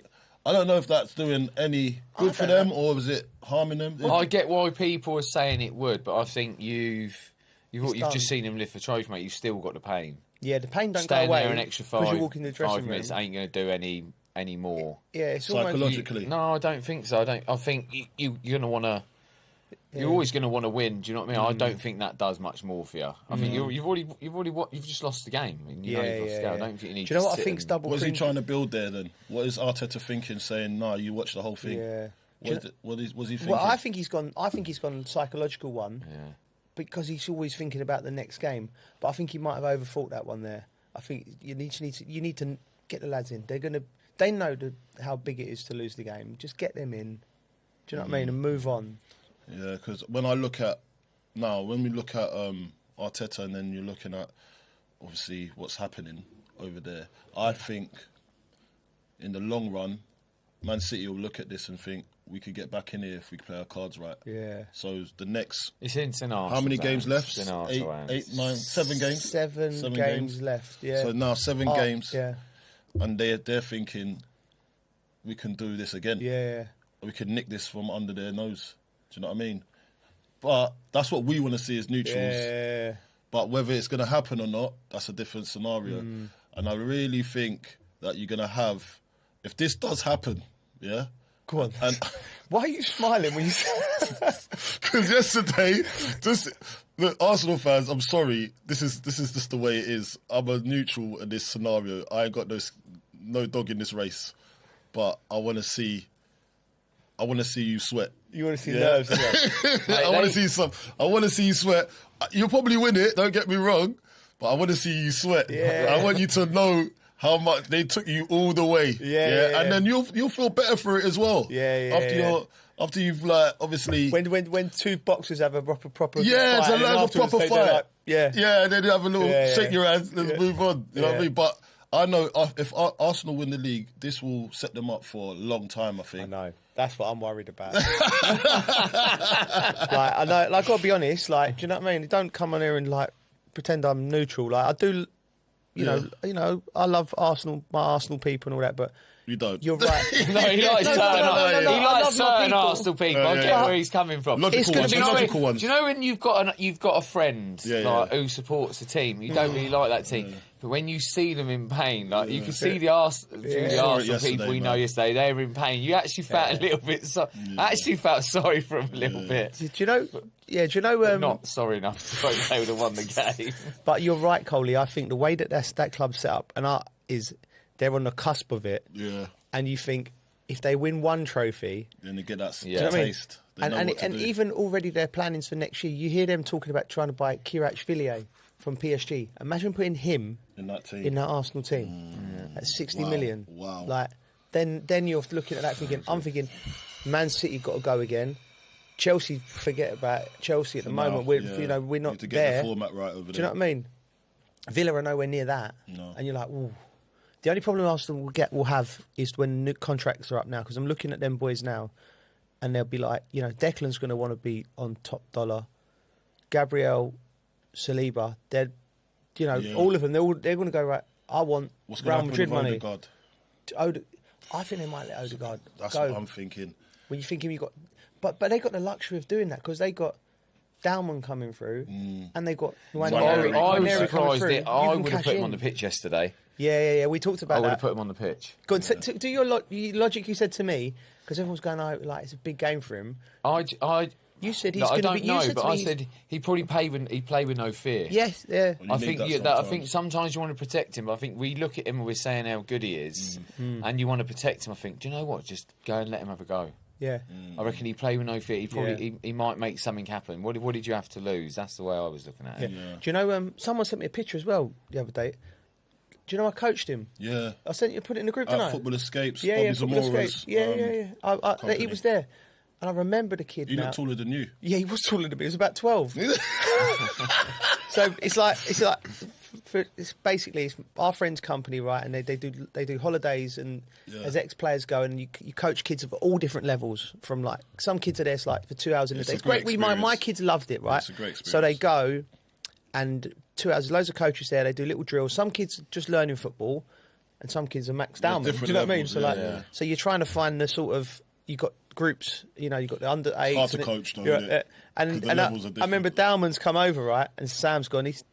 This kid's at Arsenal, he's good, right? Yeah. And I went, we'll put him into 16s, and I'm coaching. And some of the kids, like some of them, they can't kick a football, right? They can't, like, be honest, they're there for fun. Some of them play different sports. Yeah, they play different sports. They're having a great time, so you've got to make it right for them. But then you've got this little kid who's like a little genius. And I remember I've gone, right, okay, just join him with it. And I'm thinking, there's some big kids at 16 and 17, and he's just dribbling past everyone. And I was like, there's no levels to go up other than this. Like, it's too easy for him. And I remember saying to him, just play with your weak foot. He said, no, I am. I am. He was still just like, it was like ridiculous, mate. But then I just forgot about it. Yeah. How about you? Listen, then he popped up. Do you know how many people we've blessed, bro? No, but then he popped up. The Messiah. You know what I mean? Mate. Listen, he wasn't the Messiah last night. He was leading me astray, mate. Mum rung up, right? This is how. This is after, because we went to the pub after. Then we see you. And you turned up. Yeah, But did I ring Mum before that? You rung Mum. I think you rung your mum about 4 times while we were out. I'm going, because she's looking after the kids.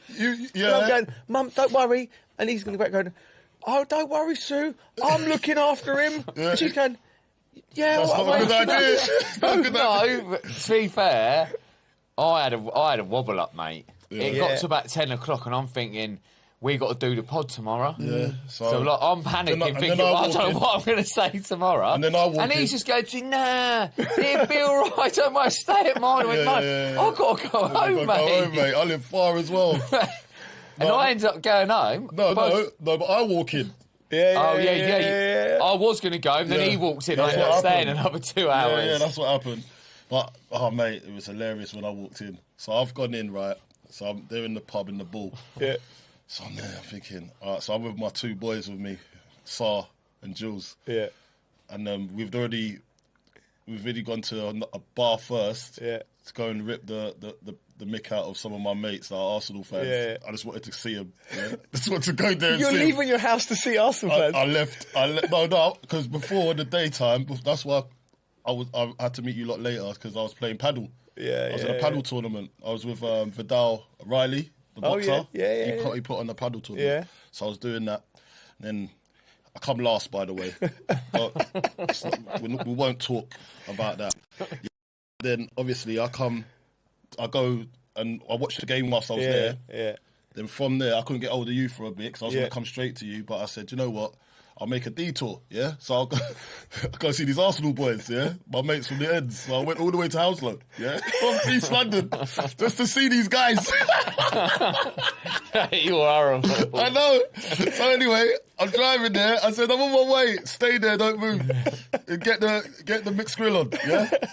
So get in there, and then it's like they're all somber. And I've gone, yes, lads, what's happening? He says, Carl, I don't want to see you. Anyway. I gave him some words of wisdom, yeah. And then I called you, and that's when I was like, looked like I was in a nightclub, but I was in a shisha bar basically. Tiger Bay. My mate said, go to Tiger Bay, Hounslow. Make sure you get down there. It's proper. Anyway, so I called you, and then you said, no, come to the pub. So I said, cool. You look worse for wear by then. Man, I was not in a good way. And I was like, should I? You had these aviators on, just that, and it was just his face with the big aviators on. I was like, what the hell is this? All right, cool. I said, Sar, let's go. Yeah. So we started trotting over to you lot. Get to you. I'm there buzzing. And then I go, raw, it's Liam Gallagher, bro. So I'm going up the steps. As I'm going up the steps, my knee caved in. It's going... So my knee now, and I'm there limping over to Liam, going like that. Oh, mate. So what's going on here?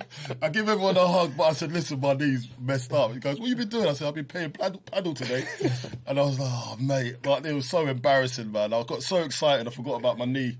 Mate, Such a bad performance that. It was a good entry. It was a great entry. You lifted the mood. You did lift it. You lifted the mood. You did lift the mood because it was just on a little... Yeah, but at the expense of my knee. Yeah, mate. I saw that. That was bad. That was bad, and then I just couldn't shake it off. Yeah, he done his thing, right? Because we needed music, right? Oh. They weren't allowed speakers, so he's got the phone out. What songs he put on? The Streets.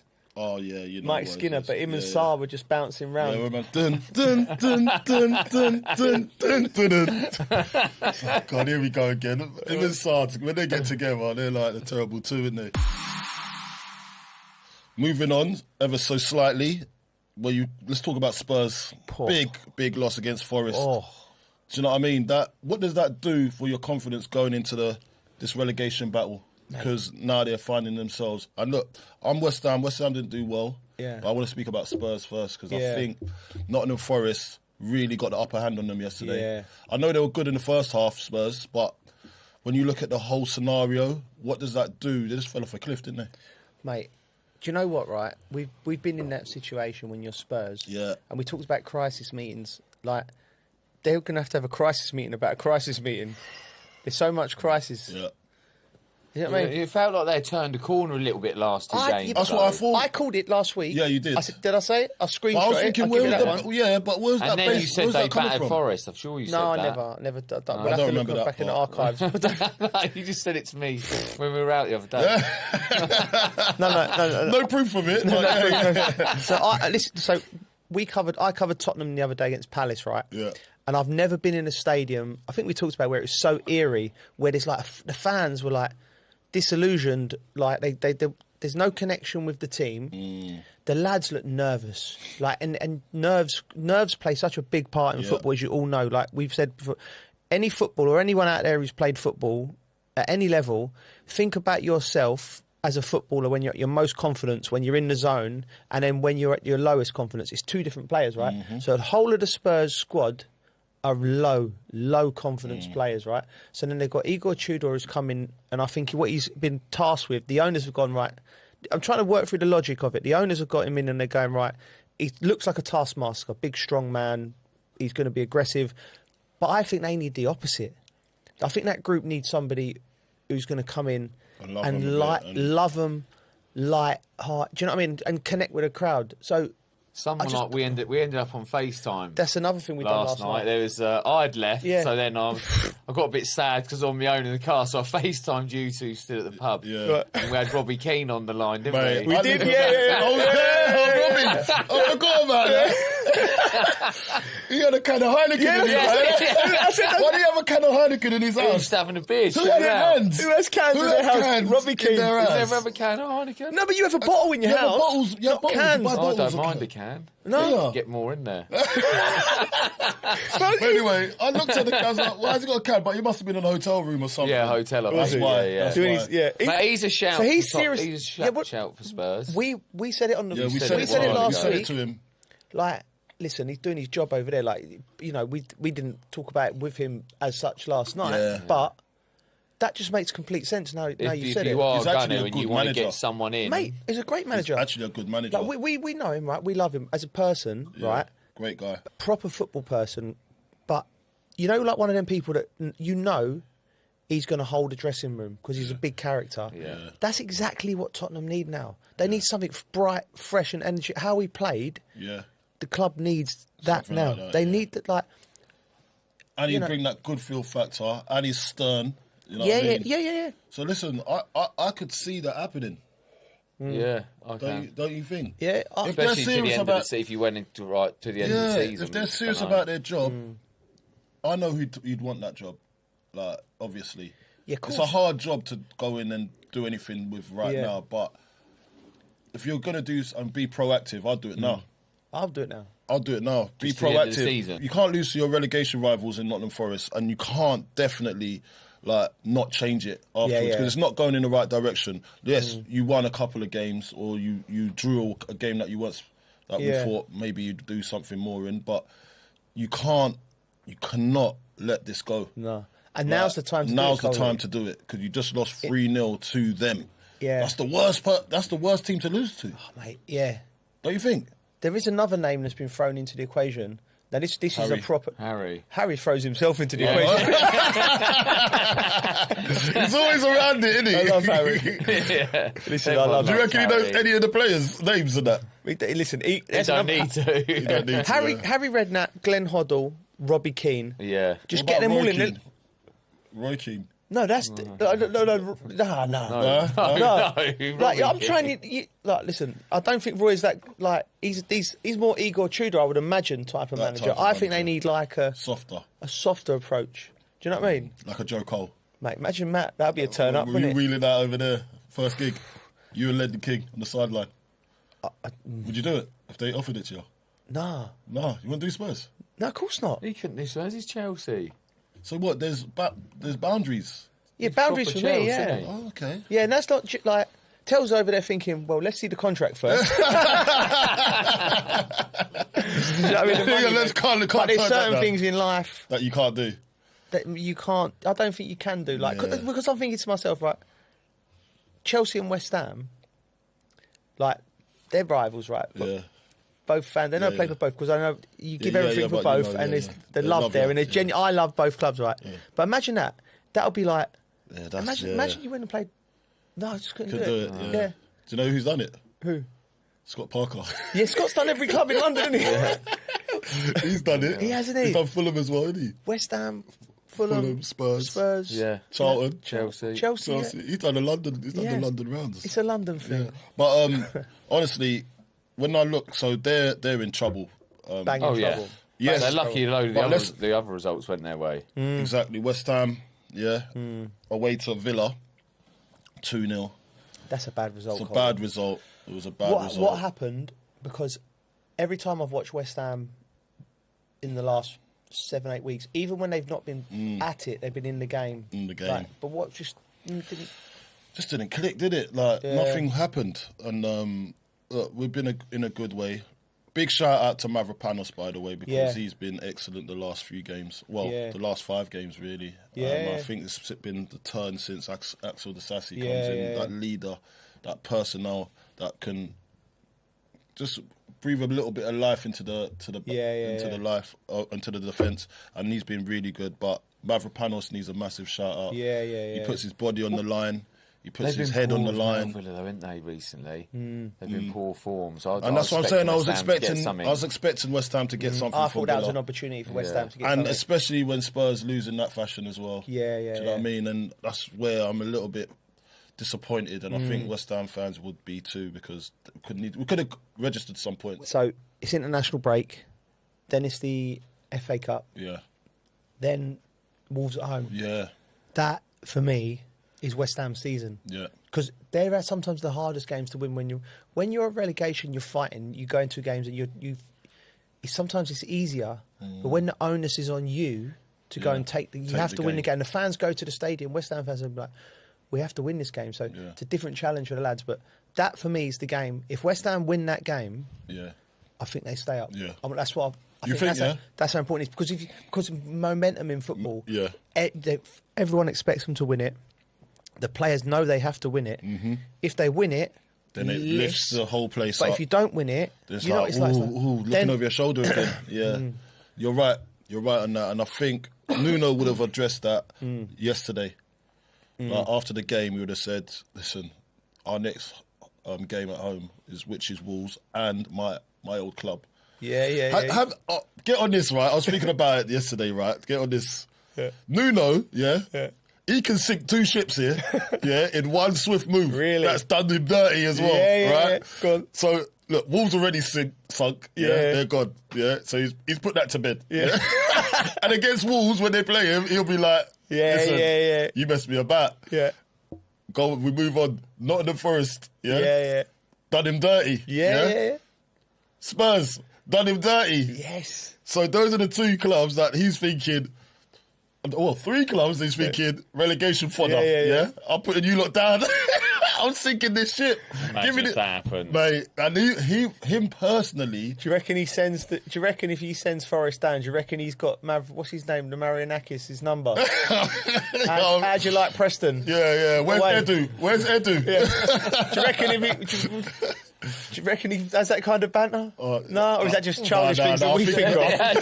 I think he's a gentleman. I think he's a gentleman. 44 years of age, I'll be like, oh yeah. You think he's a gentleman? You would do that, wouldn't you?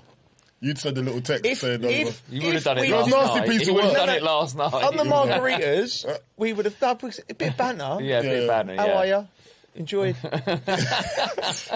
Enjoy Huddersfield away, not Preston away, what did you say? Anyway, it's all fun and games, right? We move on. Just quick, before we move on, do you think this international break comes at a good time? I think it comes at a good time for all the teams that are losing. All the teams that are losing. Yeah. I agree with that. I tend to all day long. Yeah, you just need to get out of the building. You need to get out and have a little rethink. Refresh and how long is it roughly? If the ones that are not in the competitions, it's 2 weeks. Isn't it? 2 weeks. So usually 10 days, 2 weeks, right? So they might get like 4 days off. Don't underestimate for fans out there as well. Like, you know, if you see your players going to sunny, I would say it's Dubai, but they go in Dubai now. Yeah, going to Dubai at the moment. Somewhere sunny. That does refresh you. It does. You know, and you think you can't just train. You know when you're like that. Sometimes rest is more important than training. As long as you're resting. Yeah, as long as you're resting. Not your type of resting. Not your type of resting. Yeah, you was rested last night. Yeah? I was in bed early, man. All right. Mate, I was done well yesterday. I'm very proud of myself. I was first to bed. Yeah, I was last man standing. Yeah, you was last man. Look how proud he is. Look how he's so proud of that. Last man standing. How has he changed now? I don't know, You used to mate. be the last man standing. Yeah, no, I've grown up. I was too scared about what I'm going to have to say. When we went to Portugal, tomorrow. I put you to bed. Yeah? And I was trying to wake him up. Yeah. You know what I mean? Well done. Anyway, you've lost it, mate. You've lost it. I was just sensible. Yeah, good one. Right, before we talk Chelsea, Yeah. I met him for a coffee the other day, but he bumped into someone before he met me. Enzo Maresca, the old gaffer. Oh, your doppelganger. yeah.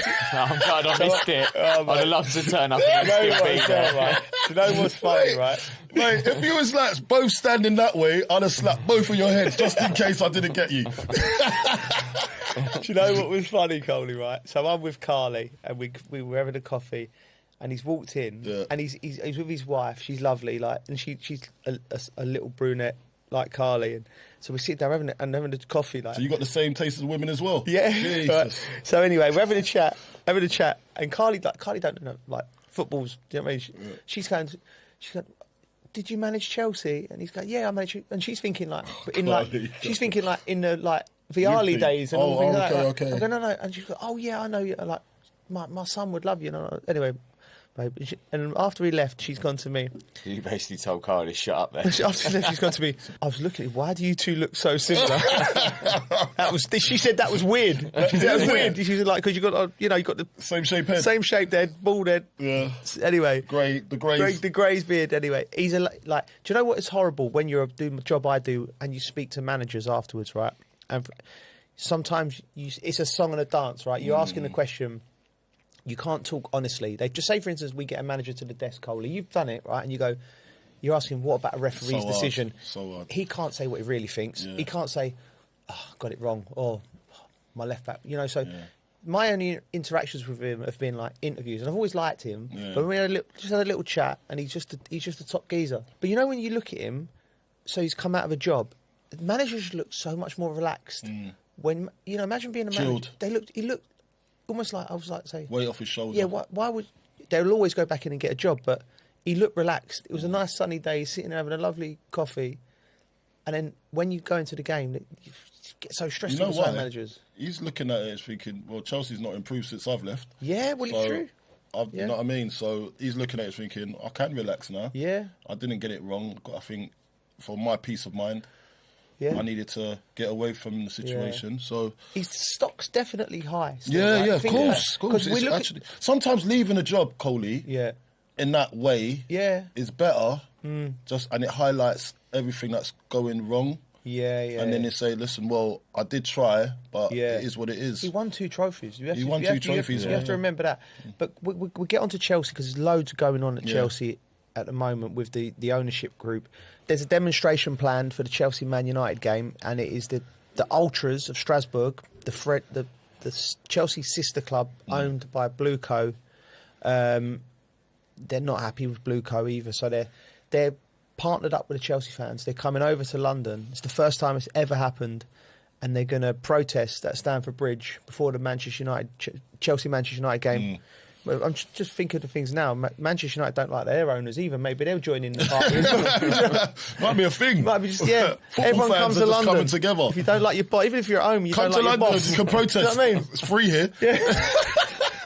But anyway, listen, it's quite a momentous thing, really, because it's like it shows you the gravitas of football and how it sort of can bring people together. And my little boy wants to go as well, so you might you might see him there. You'll see. Whatever you say about the Roman Abramovich era, right? Still been built. It was built with one thing in mind, to win trophies, and it's built from the football pitch outwards, right? So Roman was like, we want the best managers we can get, the best players we can get. We're going to try and win every game. We're going to try and win every trophy.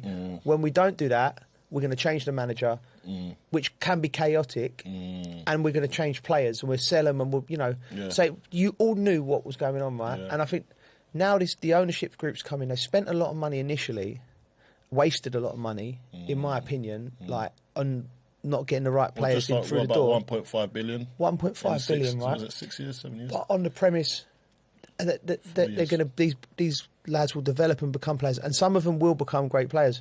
But there's no the Chelsea fans are upset because they're like they don't feel like they're competing, and you're not really. If you're not buying players to win games of football, you're buying players as a asset. If you're buying players as an asset, I don't think it ever works. It has to win be stuff. No, because you're buying. We're going to buy this player. Sorry, Coley. We're going to buy this player at 20 million, and in 4 years' time, he's going to be worth 60 million. Yeah. And the overall valuation, as long as we can balance the book, the overall valuations will go up, and then we'll sell the club after 5 to 7 years and make a profit. Like you're running it like a business, but as owners of a football club, do you have a responsibility? It's not like you're it's another business. It's a community thing. It's a community asset. You're never the owner. You're the custodian. And the fans fans know when they're being lied to, effectively duped. Do you know what I mean? Because if he comes out and goes, right, we're coming in, we like this, we're going to buy players, we're going to try and win, we're going to sort of try and win things, but we want to balance the books, and if it happens, it happens. Fans won't like it, but at least it's honest. But Chelsea are not trying to compete with Manchester City and Arsenal because you can't. It doesn't make no sense, the signings without the experience. How can you compete? Like them two teams yesterday, we watched Bridgie. They're streets ahead of Chelsea at the moment. Oh, miles ahead. Chelsea all over the shop. Yeah. I think. Like when you see like some of the goals they conceded. Yeah. It's like... Is that a Liam Riss senior thing? Schoolboy errors, mate. No. So we're not gonna. No, it's not a Liam thing, right? Because we're saying like Liam's come into the job, right, as a young manager, and it's a great opportunity for him. He's going to, and he's trying to, he's trying to work within the parameters of what he's got, right? And he's but Enzo before him, it was Pochettino. Well, would you rather have Enzo back? I don't think it's a coach problem. I don't think it's a coach problem. I think if you go and if look, put it this way, if we had 1.5 billion, it's mixed with a coach problem though. It's all mixed because he makes mistakes. If you had 1.5 billion, he makes mistakes. If I had 1.5 billion, I've done a better job. Yeah, I think so. It seems like a shambles. Yeah, I do. Do you think you would? I think I would have. Like, it's easy to say. It sounds arrogant, but I do say. Look how much they've, how many players they've brought as well. Yeah, but better job to win stuff or better job to... The team will be in a better place. Recruitment, mate. The team will be in a better place. The club will be in a better place. And yes, at the very least. So what you're saying, they need to buy some experience, bottom line. Well, I've been saying that for 3 years. Bottom line, and to add to what they've got already, because they do have some great young talent, but they need that talent needs nurturing. Yeah. And just a bit of experience. And look, them boys are getting older now as well, by the way, but they're still not won anything. Yeah. They're frustrated. Yeah. They're frustrated. And you get into that position now where the best players are going to start going... If you're Cole Palmer... Yeah. And you're thinking, I could go and play anywhere in the world. Yeah. Like, what? Do you know what I mean? Yeah. Like, Beto looks unbelievable as well. Oh, no. He looks unbelievable. Yeah. I usually just call him, I call him Bambi or Nice, because usually he's like really leggy, innit? Yeah. Right. He looked great against them. Mate, and I couldn't believe it. I was thinking, this is not the same player. Yeah. Made him look like Primar 9. Mate, I'm not, sorry, Beto, yeah, but you're a good player. Yeah. But Primar 9, you are not, yeah? So don't believe the hype, all right? Chelsea done that to you. He looked like him for a little bit. Do you know Sanchez when he's dithering around on the ball? Yeah. And he almost nicks it off him. Yeah. See, it's little things like that. That's why Sanchez, you're only as good as... Your backline's only as good as your goalkeeper. Yeah. Because your goalkeeper has to be able to dominate and talk and communicate. And I think it gets overlooked, having a good quality goalkeeper nowadays. Yeah. That can play out from the back, but can command. But if they're all playing out from the back, they're all doing it, so you have to be good as a goalie. Yeah, but then they're doing too much now. They're doing too much. Like Sanchez is doing way too much trying to play out the back. Yeah. You know what I mean? And he's not good at it. This protest is going to be interesting. And this is me. Are you going to be there? He's going to be front line. No, I might be. My son wants to go, right? He wants to go. Because listen, my place comes from a place of love, right? Because I love the club, and Chelsea support as a kid, and all that, right? And so my son is heartbroken. Like he's a proper fan. Like he's on the YouTube. He's like, when we travel to football, he's putting on the podcast, Chelsea podcast. He knows. Like if I'm covering the game, he's my analyst. I'm like, Harry, like, what do you think of this? Yes, go, listen, he can't do this, he can't do that, right? But he's proper hurting, right? Yeah. And when he found about this protest, he went, Dad, I'm going. I went, really? Really? Mate, you're 13. You stayed at home. I home. can't send him to a protest by myself. I've got to be there. I've got to be there. But he's like, and when he found out the French might be bringing the flares over and all that, he's got a little bit. Back on it as like, well. Yeah, he wants to be, mate, he wants a bit of. I'll get him a Stone Island jacket and get him front centre. It'll be fine. Yeah, wicked. Anyway, so Sanchez had a shocker for Chelsea, but at the other end of the pitch, Pickford. Yeah. Made some great saves, didn't he? I like Pickford. He's good He's player. playing well. Good player. He flapped at one the other day against Arsenal, but all in all, he's done. Yeah, that was a one mistake in. Yeah, all in all, he's done well. He's done well. What do you make? They look good, Everton. That's what I'm saying. What do you reckon? What do you reckon? Old Everton. Champions League. Well, do you know what, Coley? Like you're looking at it. I don't know how low the. I'd say they could go above Chelsea, the way things are going. Yeah, like 46. They're on 46 points. Could do. They're on 46 points. Champions League spot obviously is 54, but that's a late. You don't want them to. But Aston Villa's got to be in real free fall. Yeah. But I reckon they can get a European place. I reckon struggle to catch Villa. Europa League, even though they've been poor. But you've got to give Moyes some massive props in you. The Moyes-ire. Mate. The Moyes-ire just. Do you know what I mean? Like what he like. Listen, we know what Moyes produces. Yeah. We know what he done for West Ham, and he's one of those ones where he keeps a sturdy ship. Yeah, doesn't sink. It's unsinkable. Yeah. So he's just one of those ones. Then he's just got to build on what he's got. Yeah. And if he gets the players, like, talk about Beto for instance. Yeah. He's starting to get something out of him. Yeah. And I thought he was a lost cause, honestly. Yeah. And he's got, so it just shows you how good of a manager he is as well. Yeah. His way might not be for everybody, and it might not look clean on the eye, but he gets the job done. Yeah. Do you know what I mean? And look, I've obviously sat down, had coffee, had a beer with him. He's a good man, I know he comes across a little bit. No, he does come across nice on the TV, but he's even better in person having a coffee with him. He's a good guy, isn't he? Yeah, he's a good guy. He's top, clean fella, man. Yeah, and he's got good banter as well. Yeah, we loved it because me and Coley done the whole campaign. When Conference League and the Europa League. So like we interviewing him all the time, and that just felt like. A man at the peak of his powers, like he had the control of that club. West Ham's a hard club to manage, by the way, because the expectations, the fans are great, and you got to manage down, and you got to manage up. They have a structure of how they do things. So, and we've seen good managers come into West Ham and fail. But when you go, when you go and meet him, Bridgie, and you walk into a club straight away, he's in control. So when I went to see Graham Potter at West Ham, interviewed him. Again, nice geezer. Guy.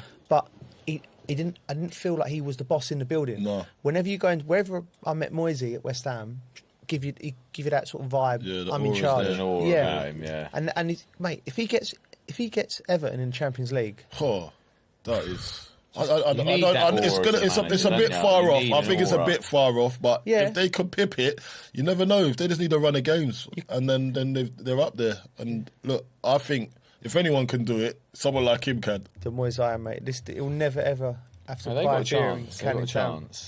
Well, we'll see. We'll see. A slim chance. Yeah. They've got a chance. Like Coley, you talked about him getting a tune out of Beto. Yeah. And another player he's getting a tune out of because he's just been named in the England squad. Yeah, I see that. Jimmy Garner. Baller. Can play. Yeah. Mate, that's meteoric from him. That's unbelievable. And to get recognised at the world stage, that is for your country. That's credit to him. Do you remember your first time training with England? When do you remember like going there and what level? I remember. I remember my first game. So I don't remember every training session. I remember the first game was Holland. I remember first going. Yeah. Do you remember the nerves? I was well nervous. Yeah. Yeah. It's like new crowd. I was always one of them people that once you get settled into a club, you're fine. Then moving clubs, I was always nervous. But like getting called up to England, you know, the players that you're playing with, there's some big personalities there. Just quiet. I was just quiet, nervous. Yeah. What type I was of alright once football starts. What type of character do you reckon Jimmy is? Like, do you think he's going in there thinking, "Cool, blimey"? But he's got Pickford in there. Yeah. So I look at that. It's always nice when you got some. Because you was at Southampton, right? Yeah.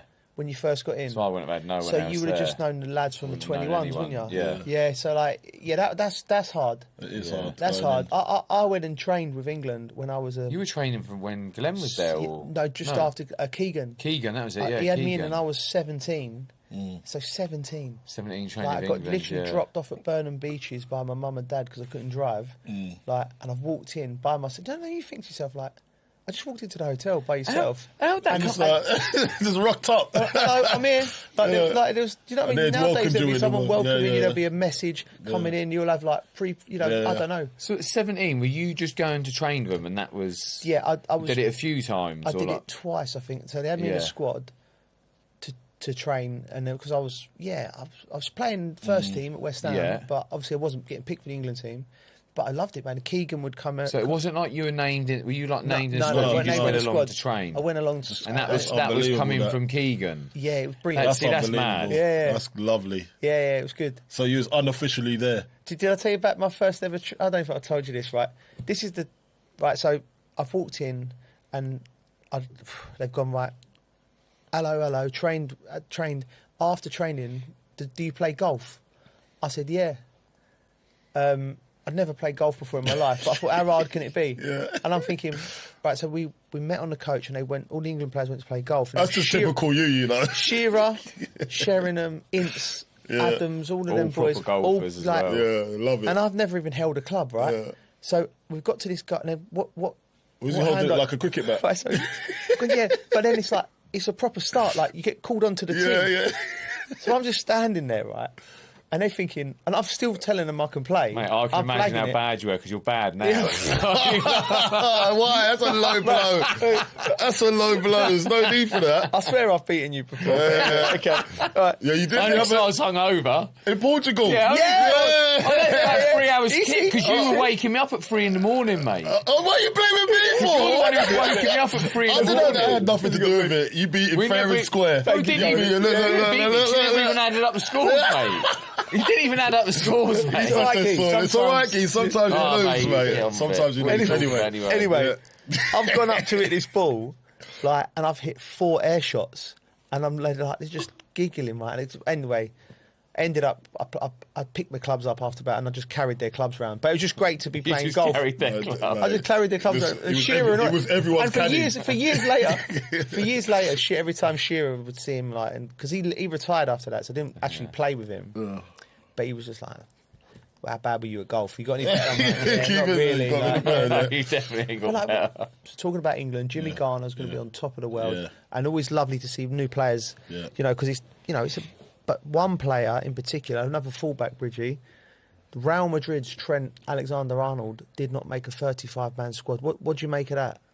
He gives you something going forward, but I think, like, as a right back defensively, I think you've got to play a certain way for him to fit in the team. Right. Okay. But he's playing for Real Madrid. I know he's playing for Real Madrid, but do you know there's always been a thing around Trent, isn't there? There's always been a... And I think you can't defend. And you got to do... Yeah.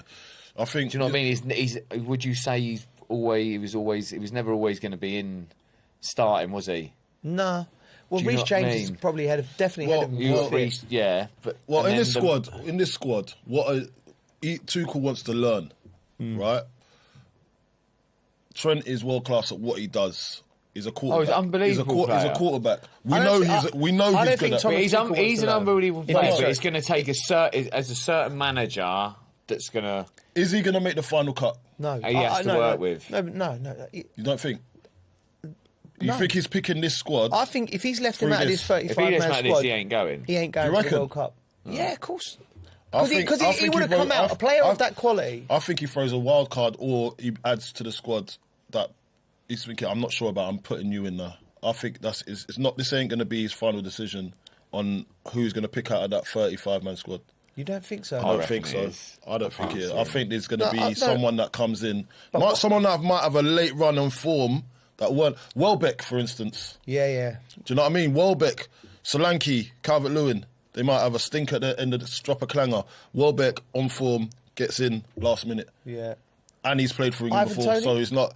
Nah, Ivan Toney. Ivan Toney scored more goals than Ronaldo, Benzema, and Mane in the Saudi league. They're all going to. How old's Ivan Toney? He's 30 now. Yeah, mate. But like, so that's for me. That's like. But Benzema and that are 40. That's true. So you should be scoring that sort of goal. Yeah, when you go over there at 30, you're kind of fresh. Yeah. Not 40, bro. Yeah, I mean, so listen. We take that with a rough and a bit, but I'm saying. I would take. I'm not taking nothing away from Ivan Toney. Yeah. And I know that he's playing in the Saudi league, but you got to be playing in a great league, that's around Europe, because that's how you sharpen your tools to get into the England squad. Just to get into the England squad. That's all I'm saying. Into the squad. Into the England squad. Yeah. So as a striker, you need to be playing. Who would you take as the strikers in a competitive league, as competitive as the Premier League, or just off of it? I think anyway. Yeah. Who would you take? Who would I take as a striker? Well, obviously you've got Harry Kane. Yeah. You'd have Jared Bowen who can play there, Rashford who could play there, but they'll go as wide men as well. Rashford. And I'll take one more. And I think I'd probably, if I was Thomas Tuchel, I'd hold my cards close to my chest. I thought I'd have got Tony in, and I'd go. Do you know what? I'm just going to go. There's three things to consider. So there's two things to consider, right? Of form, right? Because. Someone like Watkins is out of form. Solanke, he might get injured. He might, he's a good player, but form. What they're going to be like playing second string. That's important because no one's playing ahead of Harry Kane. So you need to know that this kid, he might not play a minute, and you might need him in the quarterfinals to come on and change the game. So you got to think of them type of things. So then you take into consideration Danny Welbeck. I think Danny Welbeck at his age, it'll be like. Revitalising for him. Like, he's not played for England for so long, mate. It would be joyful for him to do it, and I think he'd be a good character around. So, and I think he's more like. And he's like the uncle. He'll be the uncle in the squad. That calming presence. He's that calming guy. He's been there, done it. He's not won anything just yet, but he's like. This could be his tournament, and I'm big in. I want him to get it. I want him to get in. That's why I say there might be some last minute adjustments to someone like that. But also. So we're talking about Harry Kane, right? Harry Kane's style, he likes to drop deep, and you got to give him the room to do that. Now, when he drops deep, who's running that way? We got the wingers. So who would you play? Who do you think's suited? It's not who's the best player on the flanks. It's who's suited to play with a Harry Kane. That is the way I'm looking at it. And I'm going to throw this up. Yeah, so I'm going Anthony Gordon on the left. Yeah. And I'm going Noni Madueke on the right because they like to run bomb on forwards, running behind the defence. I know everyone's going to say Saka, but Saka likes to come in and connect. It's a different type of football. You think Noni's more powerful, Bridgie? Going that way. Yeah. He likes to go on. He likes to go on the left. He could go on the right. He could go on the inside. Saka was at fault for one of the goals yesterday, really, like picking up. Yeah, he was sloppy there. Very sloppy. But I'm not. That's not what I'm looking at. Talking about Saka. I'm looking at styles, what's going to complement Harry Kane. Harry Kane's the most important. He's the crown. Yeah. He's the jewel on the crown. Yeah. So now he needs to be able to express himself, but he needs runners going that way. So you got Elise for Bayern, and who's the other fellow on the other side of him? For Bayern, they run and they go that way. They go that way. You know what I mean? So it complements the whole team. So I'm thinking Tuchel's probably looking at this and thinking, well, I need the best man for the job.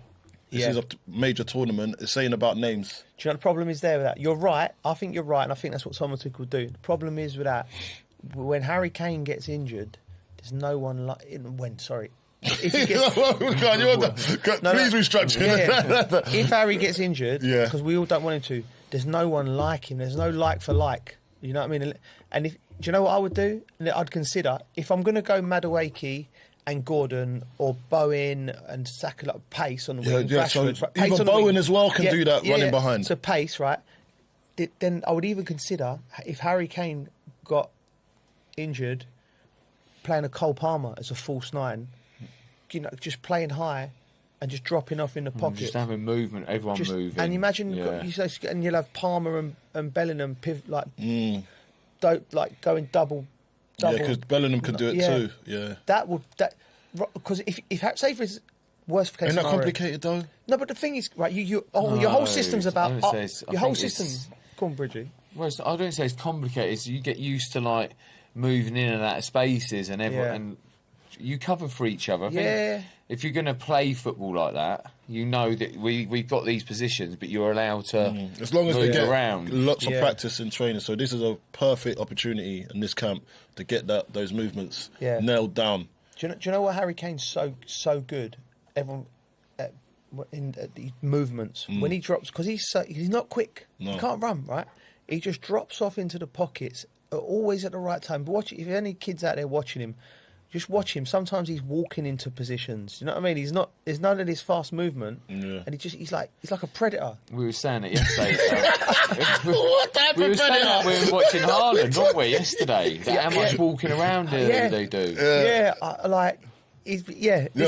Cole Palmer can do that. He can do that. But they have to come alive. They come alive when it matters. Yeah, that's what I mean. They got a burst and then they just go. There's massive news from AFCON. They've overturned the final result, which is incredible. You know, it got me thinking. I wouldn't even accept the award if there's it's a charity one, isn't it? It's weird, isn't it? Yeah, it's weird, like isn't it? Charity medal. Yeah, I don't get. How do you even feel about it? Because it happened. No, it it happened. Right. You wouldn't feel right. Like, do you know what that is, right? If you go, it's happened. It's already happened. If you're the team that lost the final. What, you're going to say you won it? No. My soul told me I lost that final. My soul told me. You know what I mean? So there's nothing you can do. I'm just like, but it got me thinking, is there any games in your career that you can think of where if you could change the result? I've probably got a couple, but there's got to be a reason for it, isn't there, I guess? Like what one sticks out, and then we'll work it out. Two. There's a Spurs-Chelsea final. Right, okay. And we lost 2-1, but I gave a penalty away. Also, they just said, no, it was ball to hand rather than hand to ball.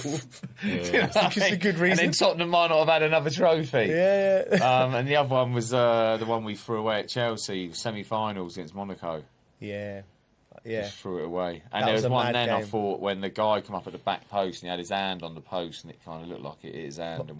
Who was it? The fullback, wasn't it? Yeah, it was a fullback. He was behind me. Yeah, it was. I think I might have been me trying to pick him up. I thought it was me. Maybe it's both of us. I think it was both of us, mate. Mate, do you know it's the worst question you can ask? Already, I've got so many negative things I remember. I've got loads of negative. Which one? That game. Which one? One game. One game. I'll have to go to Tottenham one because they won that trophy, so hopefully we'd have won it. That's fair enough. Yeah, I've got about 100 games in my. But you lot got finals. You lot got finals. Do you know I only had one final. It was the playoff final, really. I've got a game for a reason, and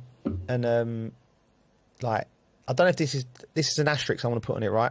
Because when I got done my knee injury against Southend, right, if I can not play that game. You weren't there, right, Bridgie? I think it was after you'd left. But the game was supposed to be on. Then it was off. There was fog. And it was like... I went and done my knee, and I was never the same player again. And there's nothing worse than, like... You've had bad injuries, you know, like we all have, right? When your body can't do the things that you want it to do. Like it's depressing. It's depressing. Like walking to a pub. Depressing, mate. I was so depressed. I'll fall off a cliff here. Do you know what I mean? So, like, I think the result, we won the game. Like, we won the game 4-1, but I got this injury, and it sort of changed my career, changed my life. Listen, not, crying or anything, but it was that I'd like to have had another 5 or 6 years at the top where I could play football properly. Because I love playing, and I just couldn't. Yeah, I was always the handbrake was always on. Yeah. Do you know what I mean? So that's that one for me. Yeah. Right, lads. I thought we'd done really well to get through that. Oh yeah, I thought it was going to be a struggle last night and this morning. Yeah, you was proper panicking, mate. Yeah. You've been the best one. No. More nonsense than usual. I haven't even told you of when we was giving him the pep talk when he was against the wall like this. Yeah. Colton, I just don't think I could do it. I've got nothing left. I said, man sounded like Ian Mill. It was about I've got nothing left. I remember that. It's not nice. It's a horrible feeling. It was a broken I man. was literally like, can we please just do a singing tomorrow? But I made it, and I was we're an first example. here. Hey, do you know Yes, what? he was. And I was You first smashed it, here. mate. We're an example for people listening. If you have a heavy night, Yeah, and just you're turn like, up. Don't just Turn go up. to work. Just go to work. Yeah. Go to Grind work. it out. Go to Yeah. work. Go to school. No, actually, don't have an heavy night. No, go to school. What do you mean, University. Whatever you're doing, you can do. You get through. We've got you. Right? Go to school drunk. Yeah. Right. Okay. Anyway, before I go, I just want to give a shout because it's England week. And my friend Carl, Chelsea fan, yeah. I want to give him a big up, right? He's not well, he's in hospital, man, but he's doing his thing, he's fighting. A little story, right? So about nice things in life and football, right? So I had someone working in my house about 4 or 5 years ago. Actually, it might have been longer than that. And I've got, all my England caps are in a little bag, right? And they were tucked away. So some geezer's gone through my house and chawed a couple of caps, right? But I don't know they're no missing. They're in a bag, right? They're not on display. Right, and so I didn't even know it was gone. So he's obviously gone right through my house. Anyway, I get a phone call from my friend Dave at Chelsea. Big up Dave, and he said somebody in a pub somewhere was showing off about they was in my house and they took one of my caps, right? And a Chelsea fan, Carl, overheard them saying it and said, like, listen, he's one of us. Get it back. So That's wrong. Bang out of order. So he gave it back. Top So man. you know what I mean? So Yeah, love it. one day I would have gone up there and gone, there's 55 rather than 56, but they're all there. So I'm like, so big up Carl, and I hope he's feeling. Yeah. You know, it's nice when Yeah, people big do up Carl. nice Love things. it, Carl. Yeah, Love it, Carl. Hope you feel better soon. yeah, Listen, thank you. We got through that, boys. Yeah. Done well. Yeah. What we've got to tell the people what to do. Make sure you rate, review, like, and subscribe.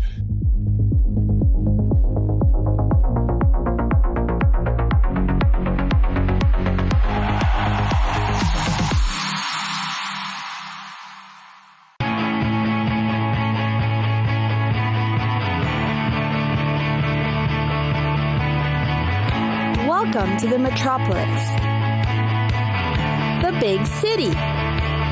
This is where tech, trends, and culture meet. Meet the people. See the sights. Walk the city streets. And experience the lifestyle.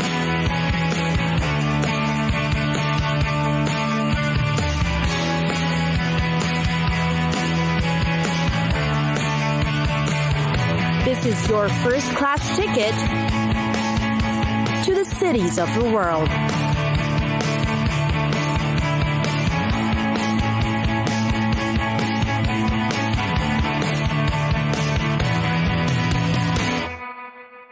Vatican. Vatican City, or the Holy See. It gained independence from Italy on the 11th of February in 1929. The sovereign independent state has a population of less than 1,000, yet it is one of the most popular cities for tourists. The Holy See, which is surrounded by Rome, has been the home of the Pope since 1378 and is considered the seat of the Catholic religion. And then, of course, there are the very popular Vatican museums, which is mainly why most people fly in for a visit. There's the Sistine Chapel, which is considered the private chapel of the Pope. This is also where cardinals meet to vote for a new Pope. Its ceiling frescoes feature paintings by the great Michelangelo, and the biblical scenes on the wall are by several artists, including Perugino and Botticelli. The gateway to Vatican City is St. Peter's Square and Basilica. It is built on the site that covers St. Peter's tomb. It is considered one of the largest churches in the world. Michelangelo's famous Pieta is also featured in this church. Italian masses are held here every Sunday. Visitors are allowed, but must follow the strict dress code, no bare knees or shoulders. Another attraction unique to the Vatican is the Swiss Guard. They have been guarding the Vatican City since 1506, and today would still dress in the traditional costume. These guards are Roman Catholic Swiss nationals, between 19 to 30 years old, and are high school graduates. On the Tiber River, there's a Castel Sant'Angelo. It was built as a tomb for Emperor Hadrian in the 2nd century. It was built over the Roman walls and has an underground passageway to the Vatican. During summer, concerts and other special events may be held there. It's a great place also just for strolling and enjoying the view by the river. For great eats, the popular ones are also within the Vatican museums. There are cafeteria-style restaurants, a bar, and pizzeria. You'll also find a courtyard with an Italian-style bar with alcoholic beverages. Meanwhile, there are more must-try treats outside the walls of the Vatican. You'll find high-end restaurants that serve sushi, fresh fish, and more. Places that serve quick bites, like cheese and cold cuts, can also be found here. There are also Sicilian restaurants, or Rome-based ones, each with impressive menus to choose from.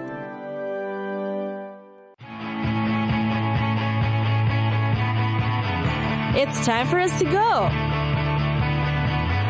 Pack your bags and get your tickets ready. And we'll see you on the next destination.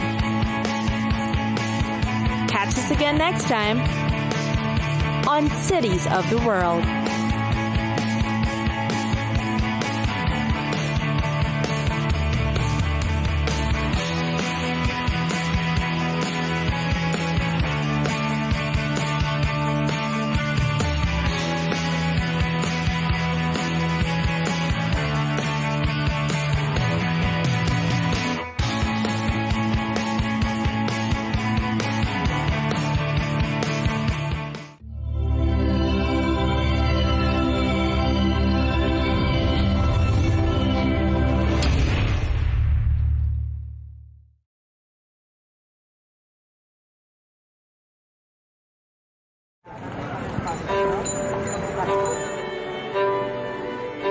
People think that we launder money, but actually we make money black. It's a weird law. They call it gedoogbeleid, like this.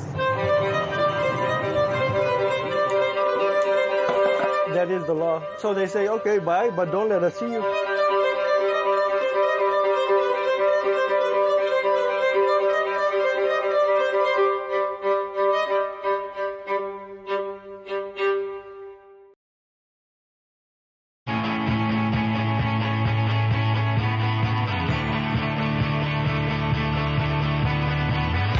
Welcome to the metropolis,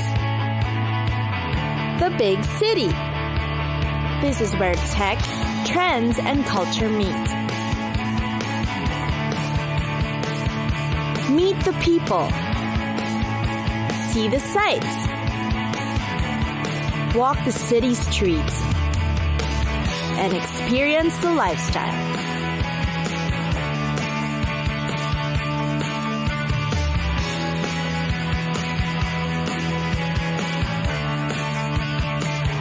This is your first-class ticket to the cities of the world.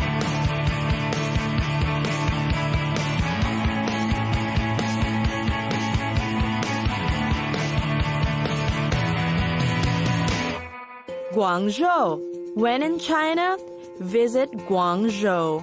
Guangzhou was once called Canton. It is the capital of Guangdong province and is the host venue for the busy Canton Fair. Thousands of tourists visit the city for a number of reasons: the wonderful scenery, the local culture, and the authentic cuisine. The Pearl River, the third longest river in China, is certainly a breathtaking view. The Nansha Wetland Park is a great relaxing place to experience the natural beauty of Guangzhou. Nansha serves as the best habitat for fish, shrimps, and crabs to thrive. For a glimpse of fascinating architecture, head to the Shamian Island. With amazing buildings and structures, alongside cutting-edge works of art, you'll definitely appreciate the diverse yet marvelous design. There's also the Chen Clan Academy, which boasts of the traditional Guangdong architecture. It features one of the best preserved ancestral halls, representing the fascinating folk art of southern China. In the middle of the city, find the Sacred Heart Cathedral on Yide Road, facing the Pearl River. It's quite amazing to find such a place amid the old busy city and noisy surroundings. For a dose of entertainment, catch a classic Cantonese opera while in Guangzhou. The best traditional performances are usually held in the Jiangnan Theater in Haizhu District. When it comes to food, China's 8 regional dishes is well represented in Guangzhou. Their food is known for its tender and slightly sweet taste. You must try Guangzhou's authentic dim sum or have morning tea time with friends and family. Guangzhou has a lot to offer shoppers too. The Canton Fair is the largest trade fair in China, selling a wide variety of goods. Find health products, computer accessories, and garments at the fair and at reasonable prices. You may also find services to help you book hotel or travel requirements here. Another must-see shopping street is the Jiangnan Avenue North, located at the approach bridge of Haizhu Bridge. The street is full of wedding dress shops. Every time the bus passes by this wedding dress street, girls wish that the bus could slow down so they can get a better view of the dresses on display.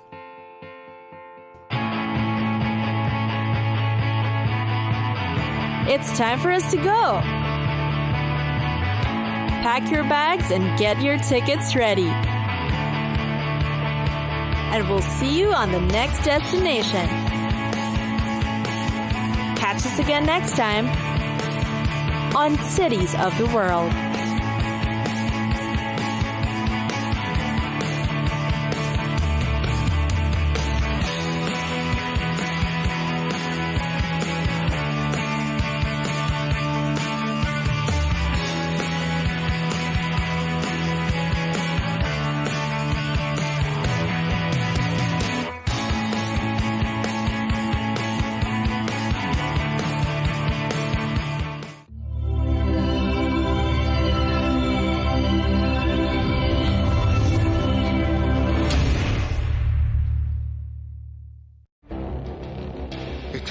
Decades are passing by in a matter of weeks. Seismic shifts in the world order. Never, ever will be part of America. With so much happening and so much noise. Whether it's political upheaval, Canada has been ripping us off for years. Economic shifts or social movements. And no one wins from tariffs. I think America can be more friendly to the rest of the world. For in-depth analysis and all the latest developments across the globe. To have an inclusive policy together.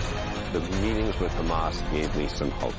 We're in another nuclear arms race. The most important development straight to your screen. Welcome to the dressing room. I'm on my own. I need backup. And an insightful look at the issues shaping our world today. It was not going to happen, that war, and it happened. Join us on Arabiya News, where the world talks.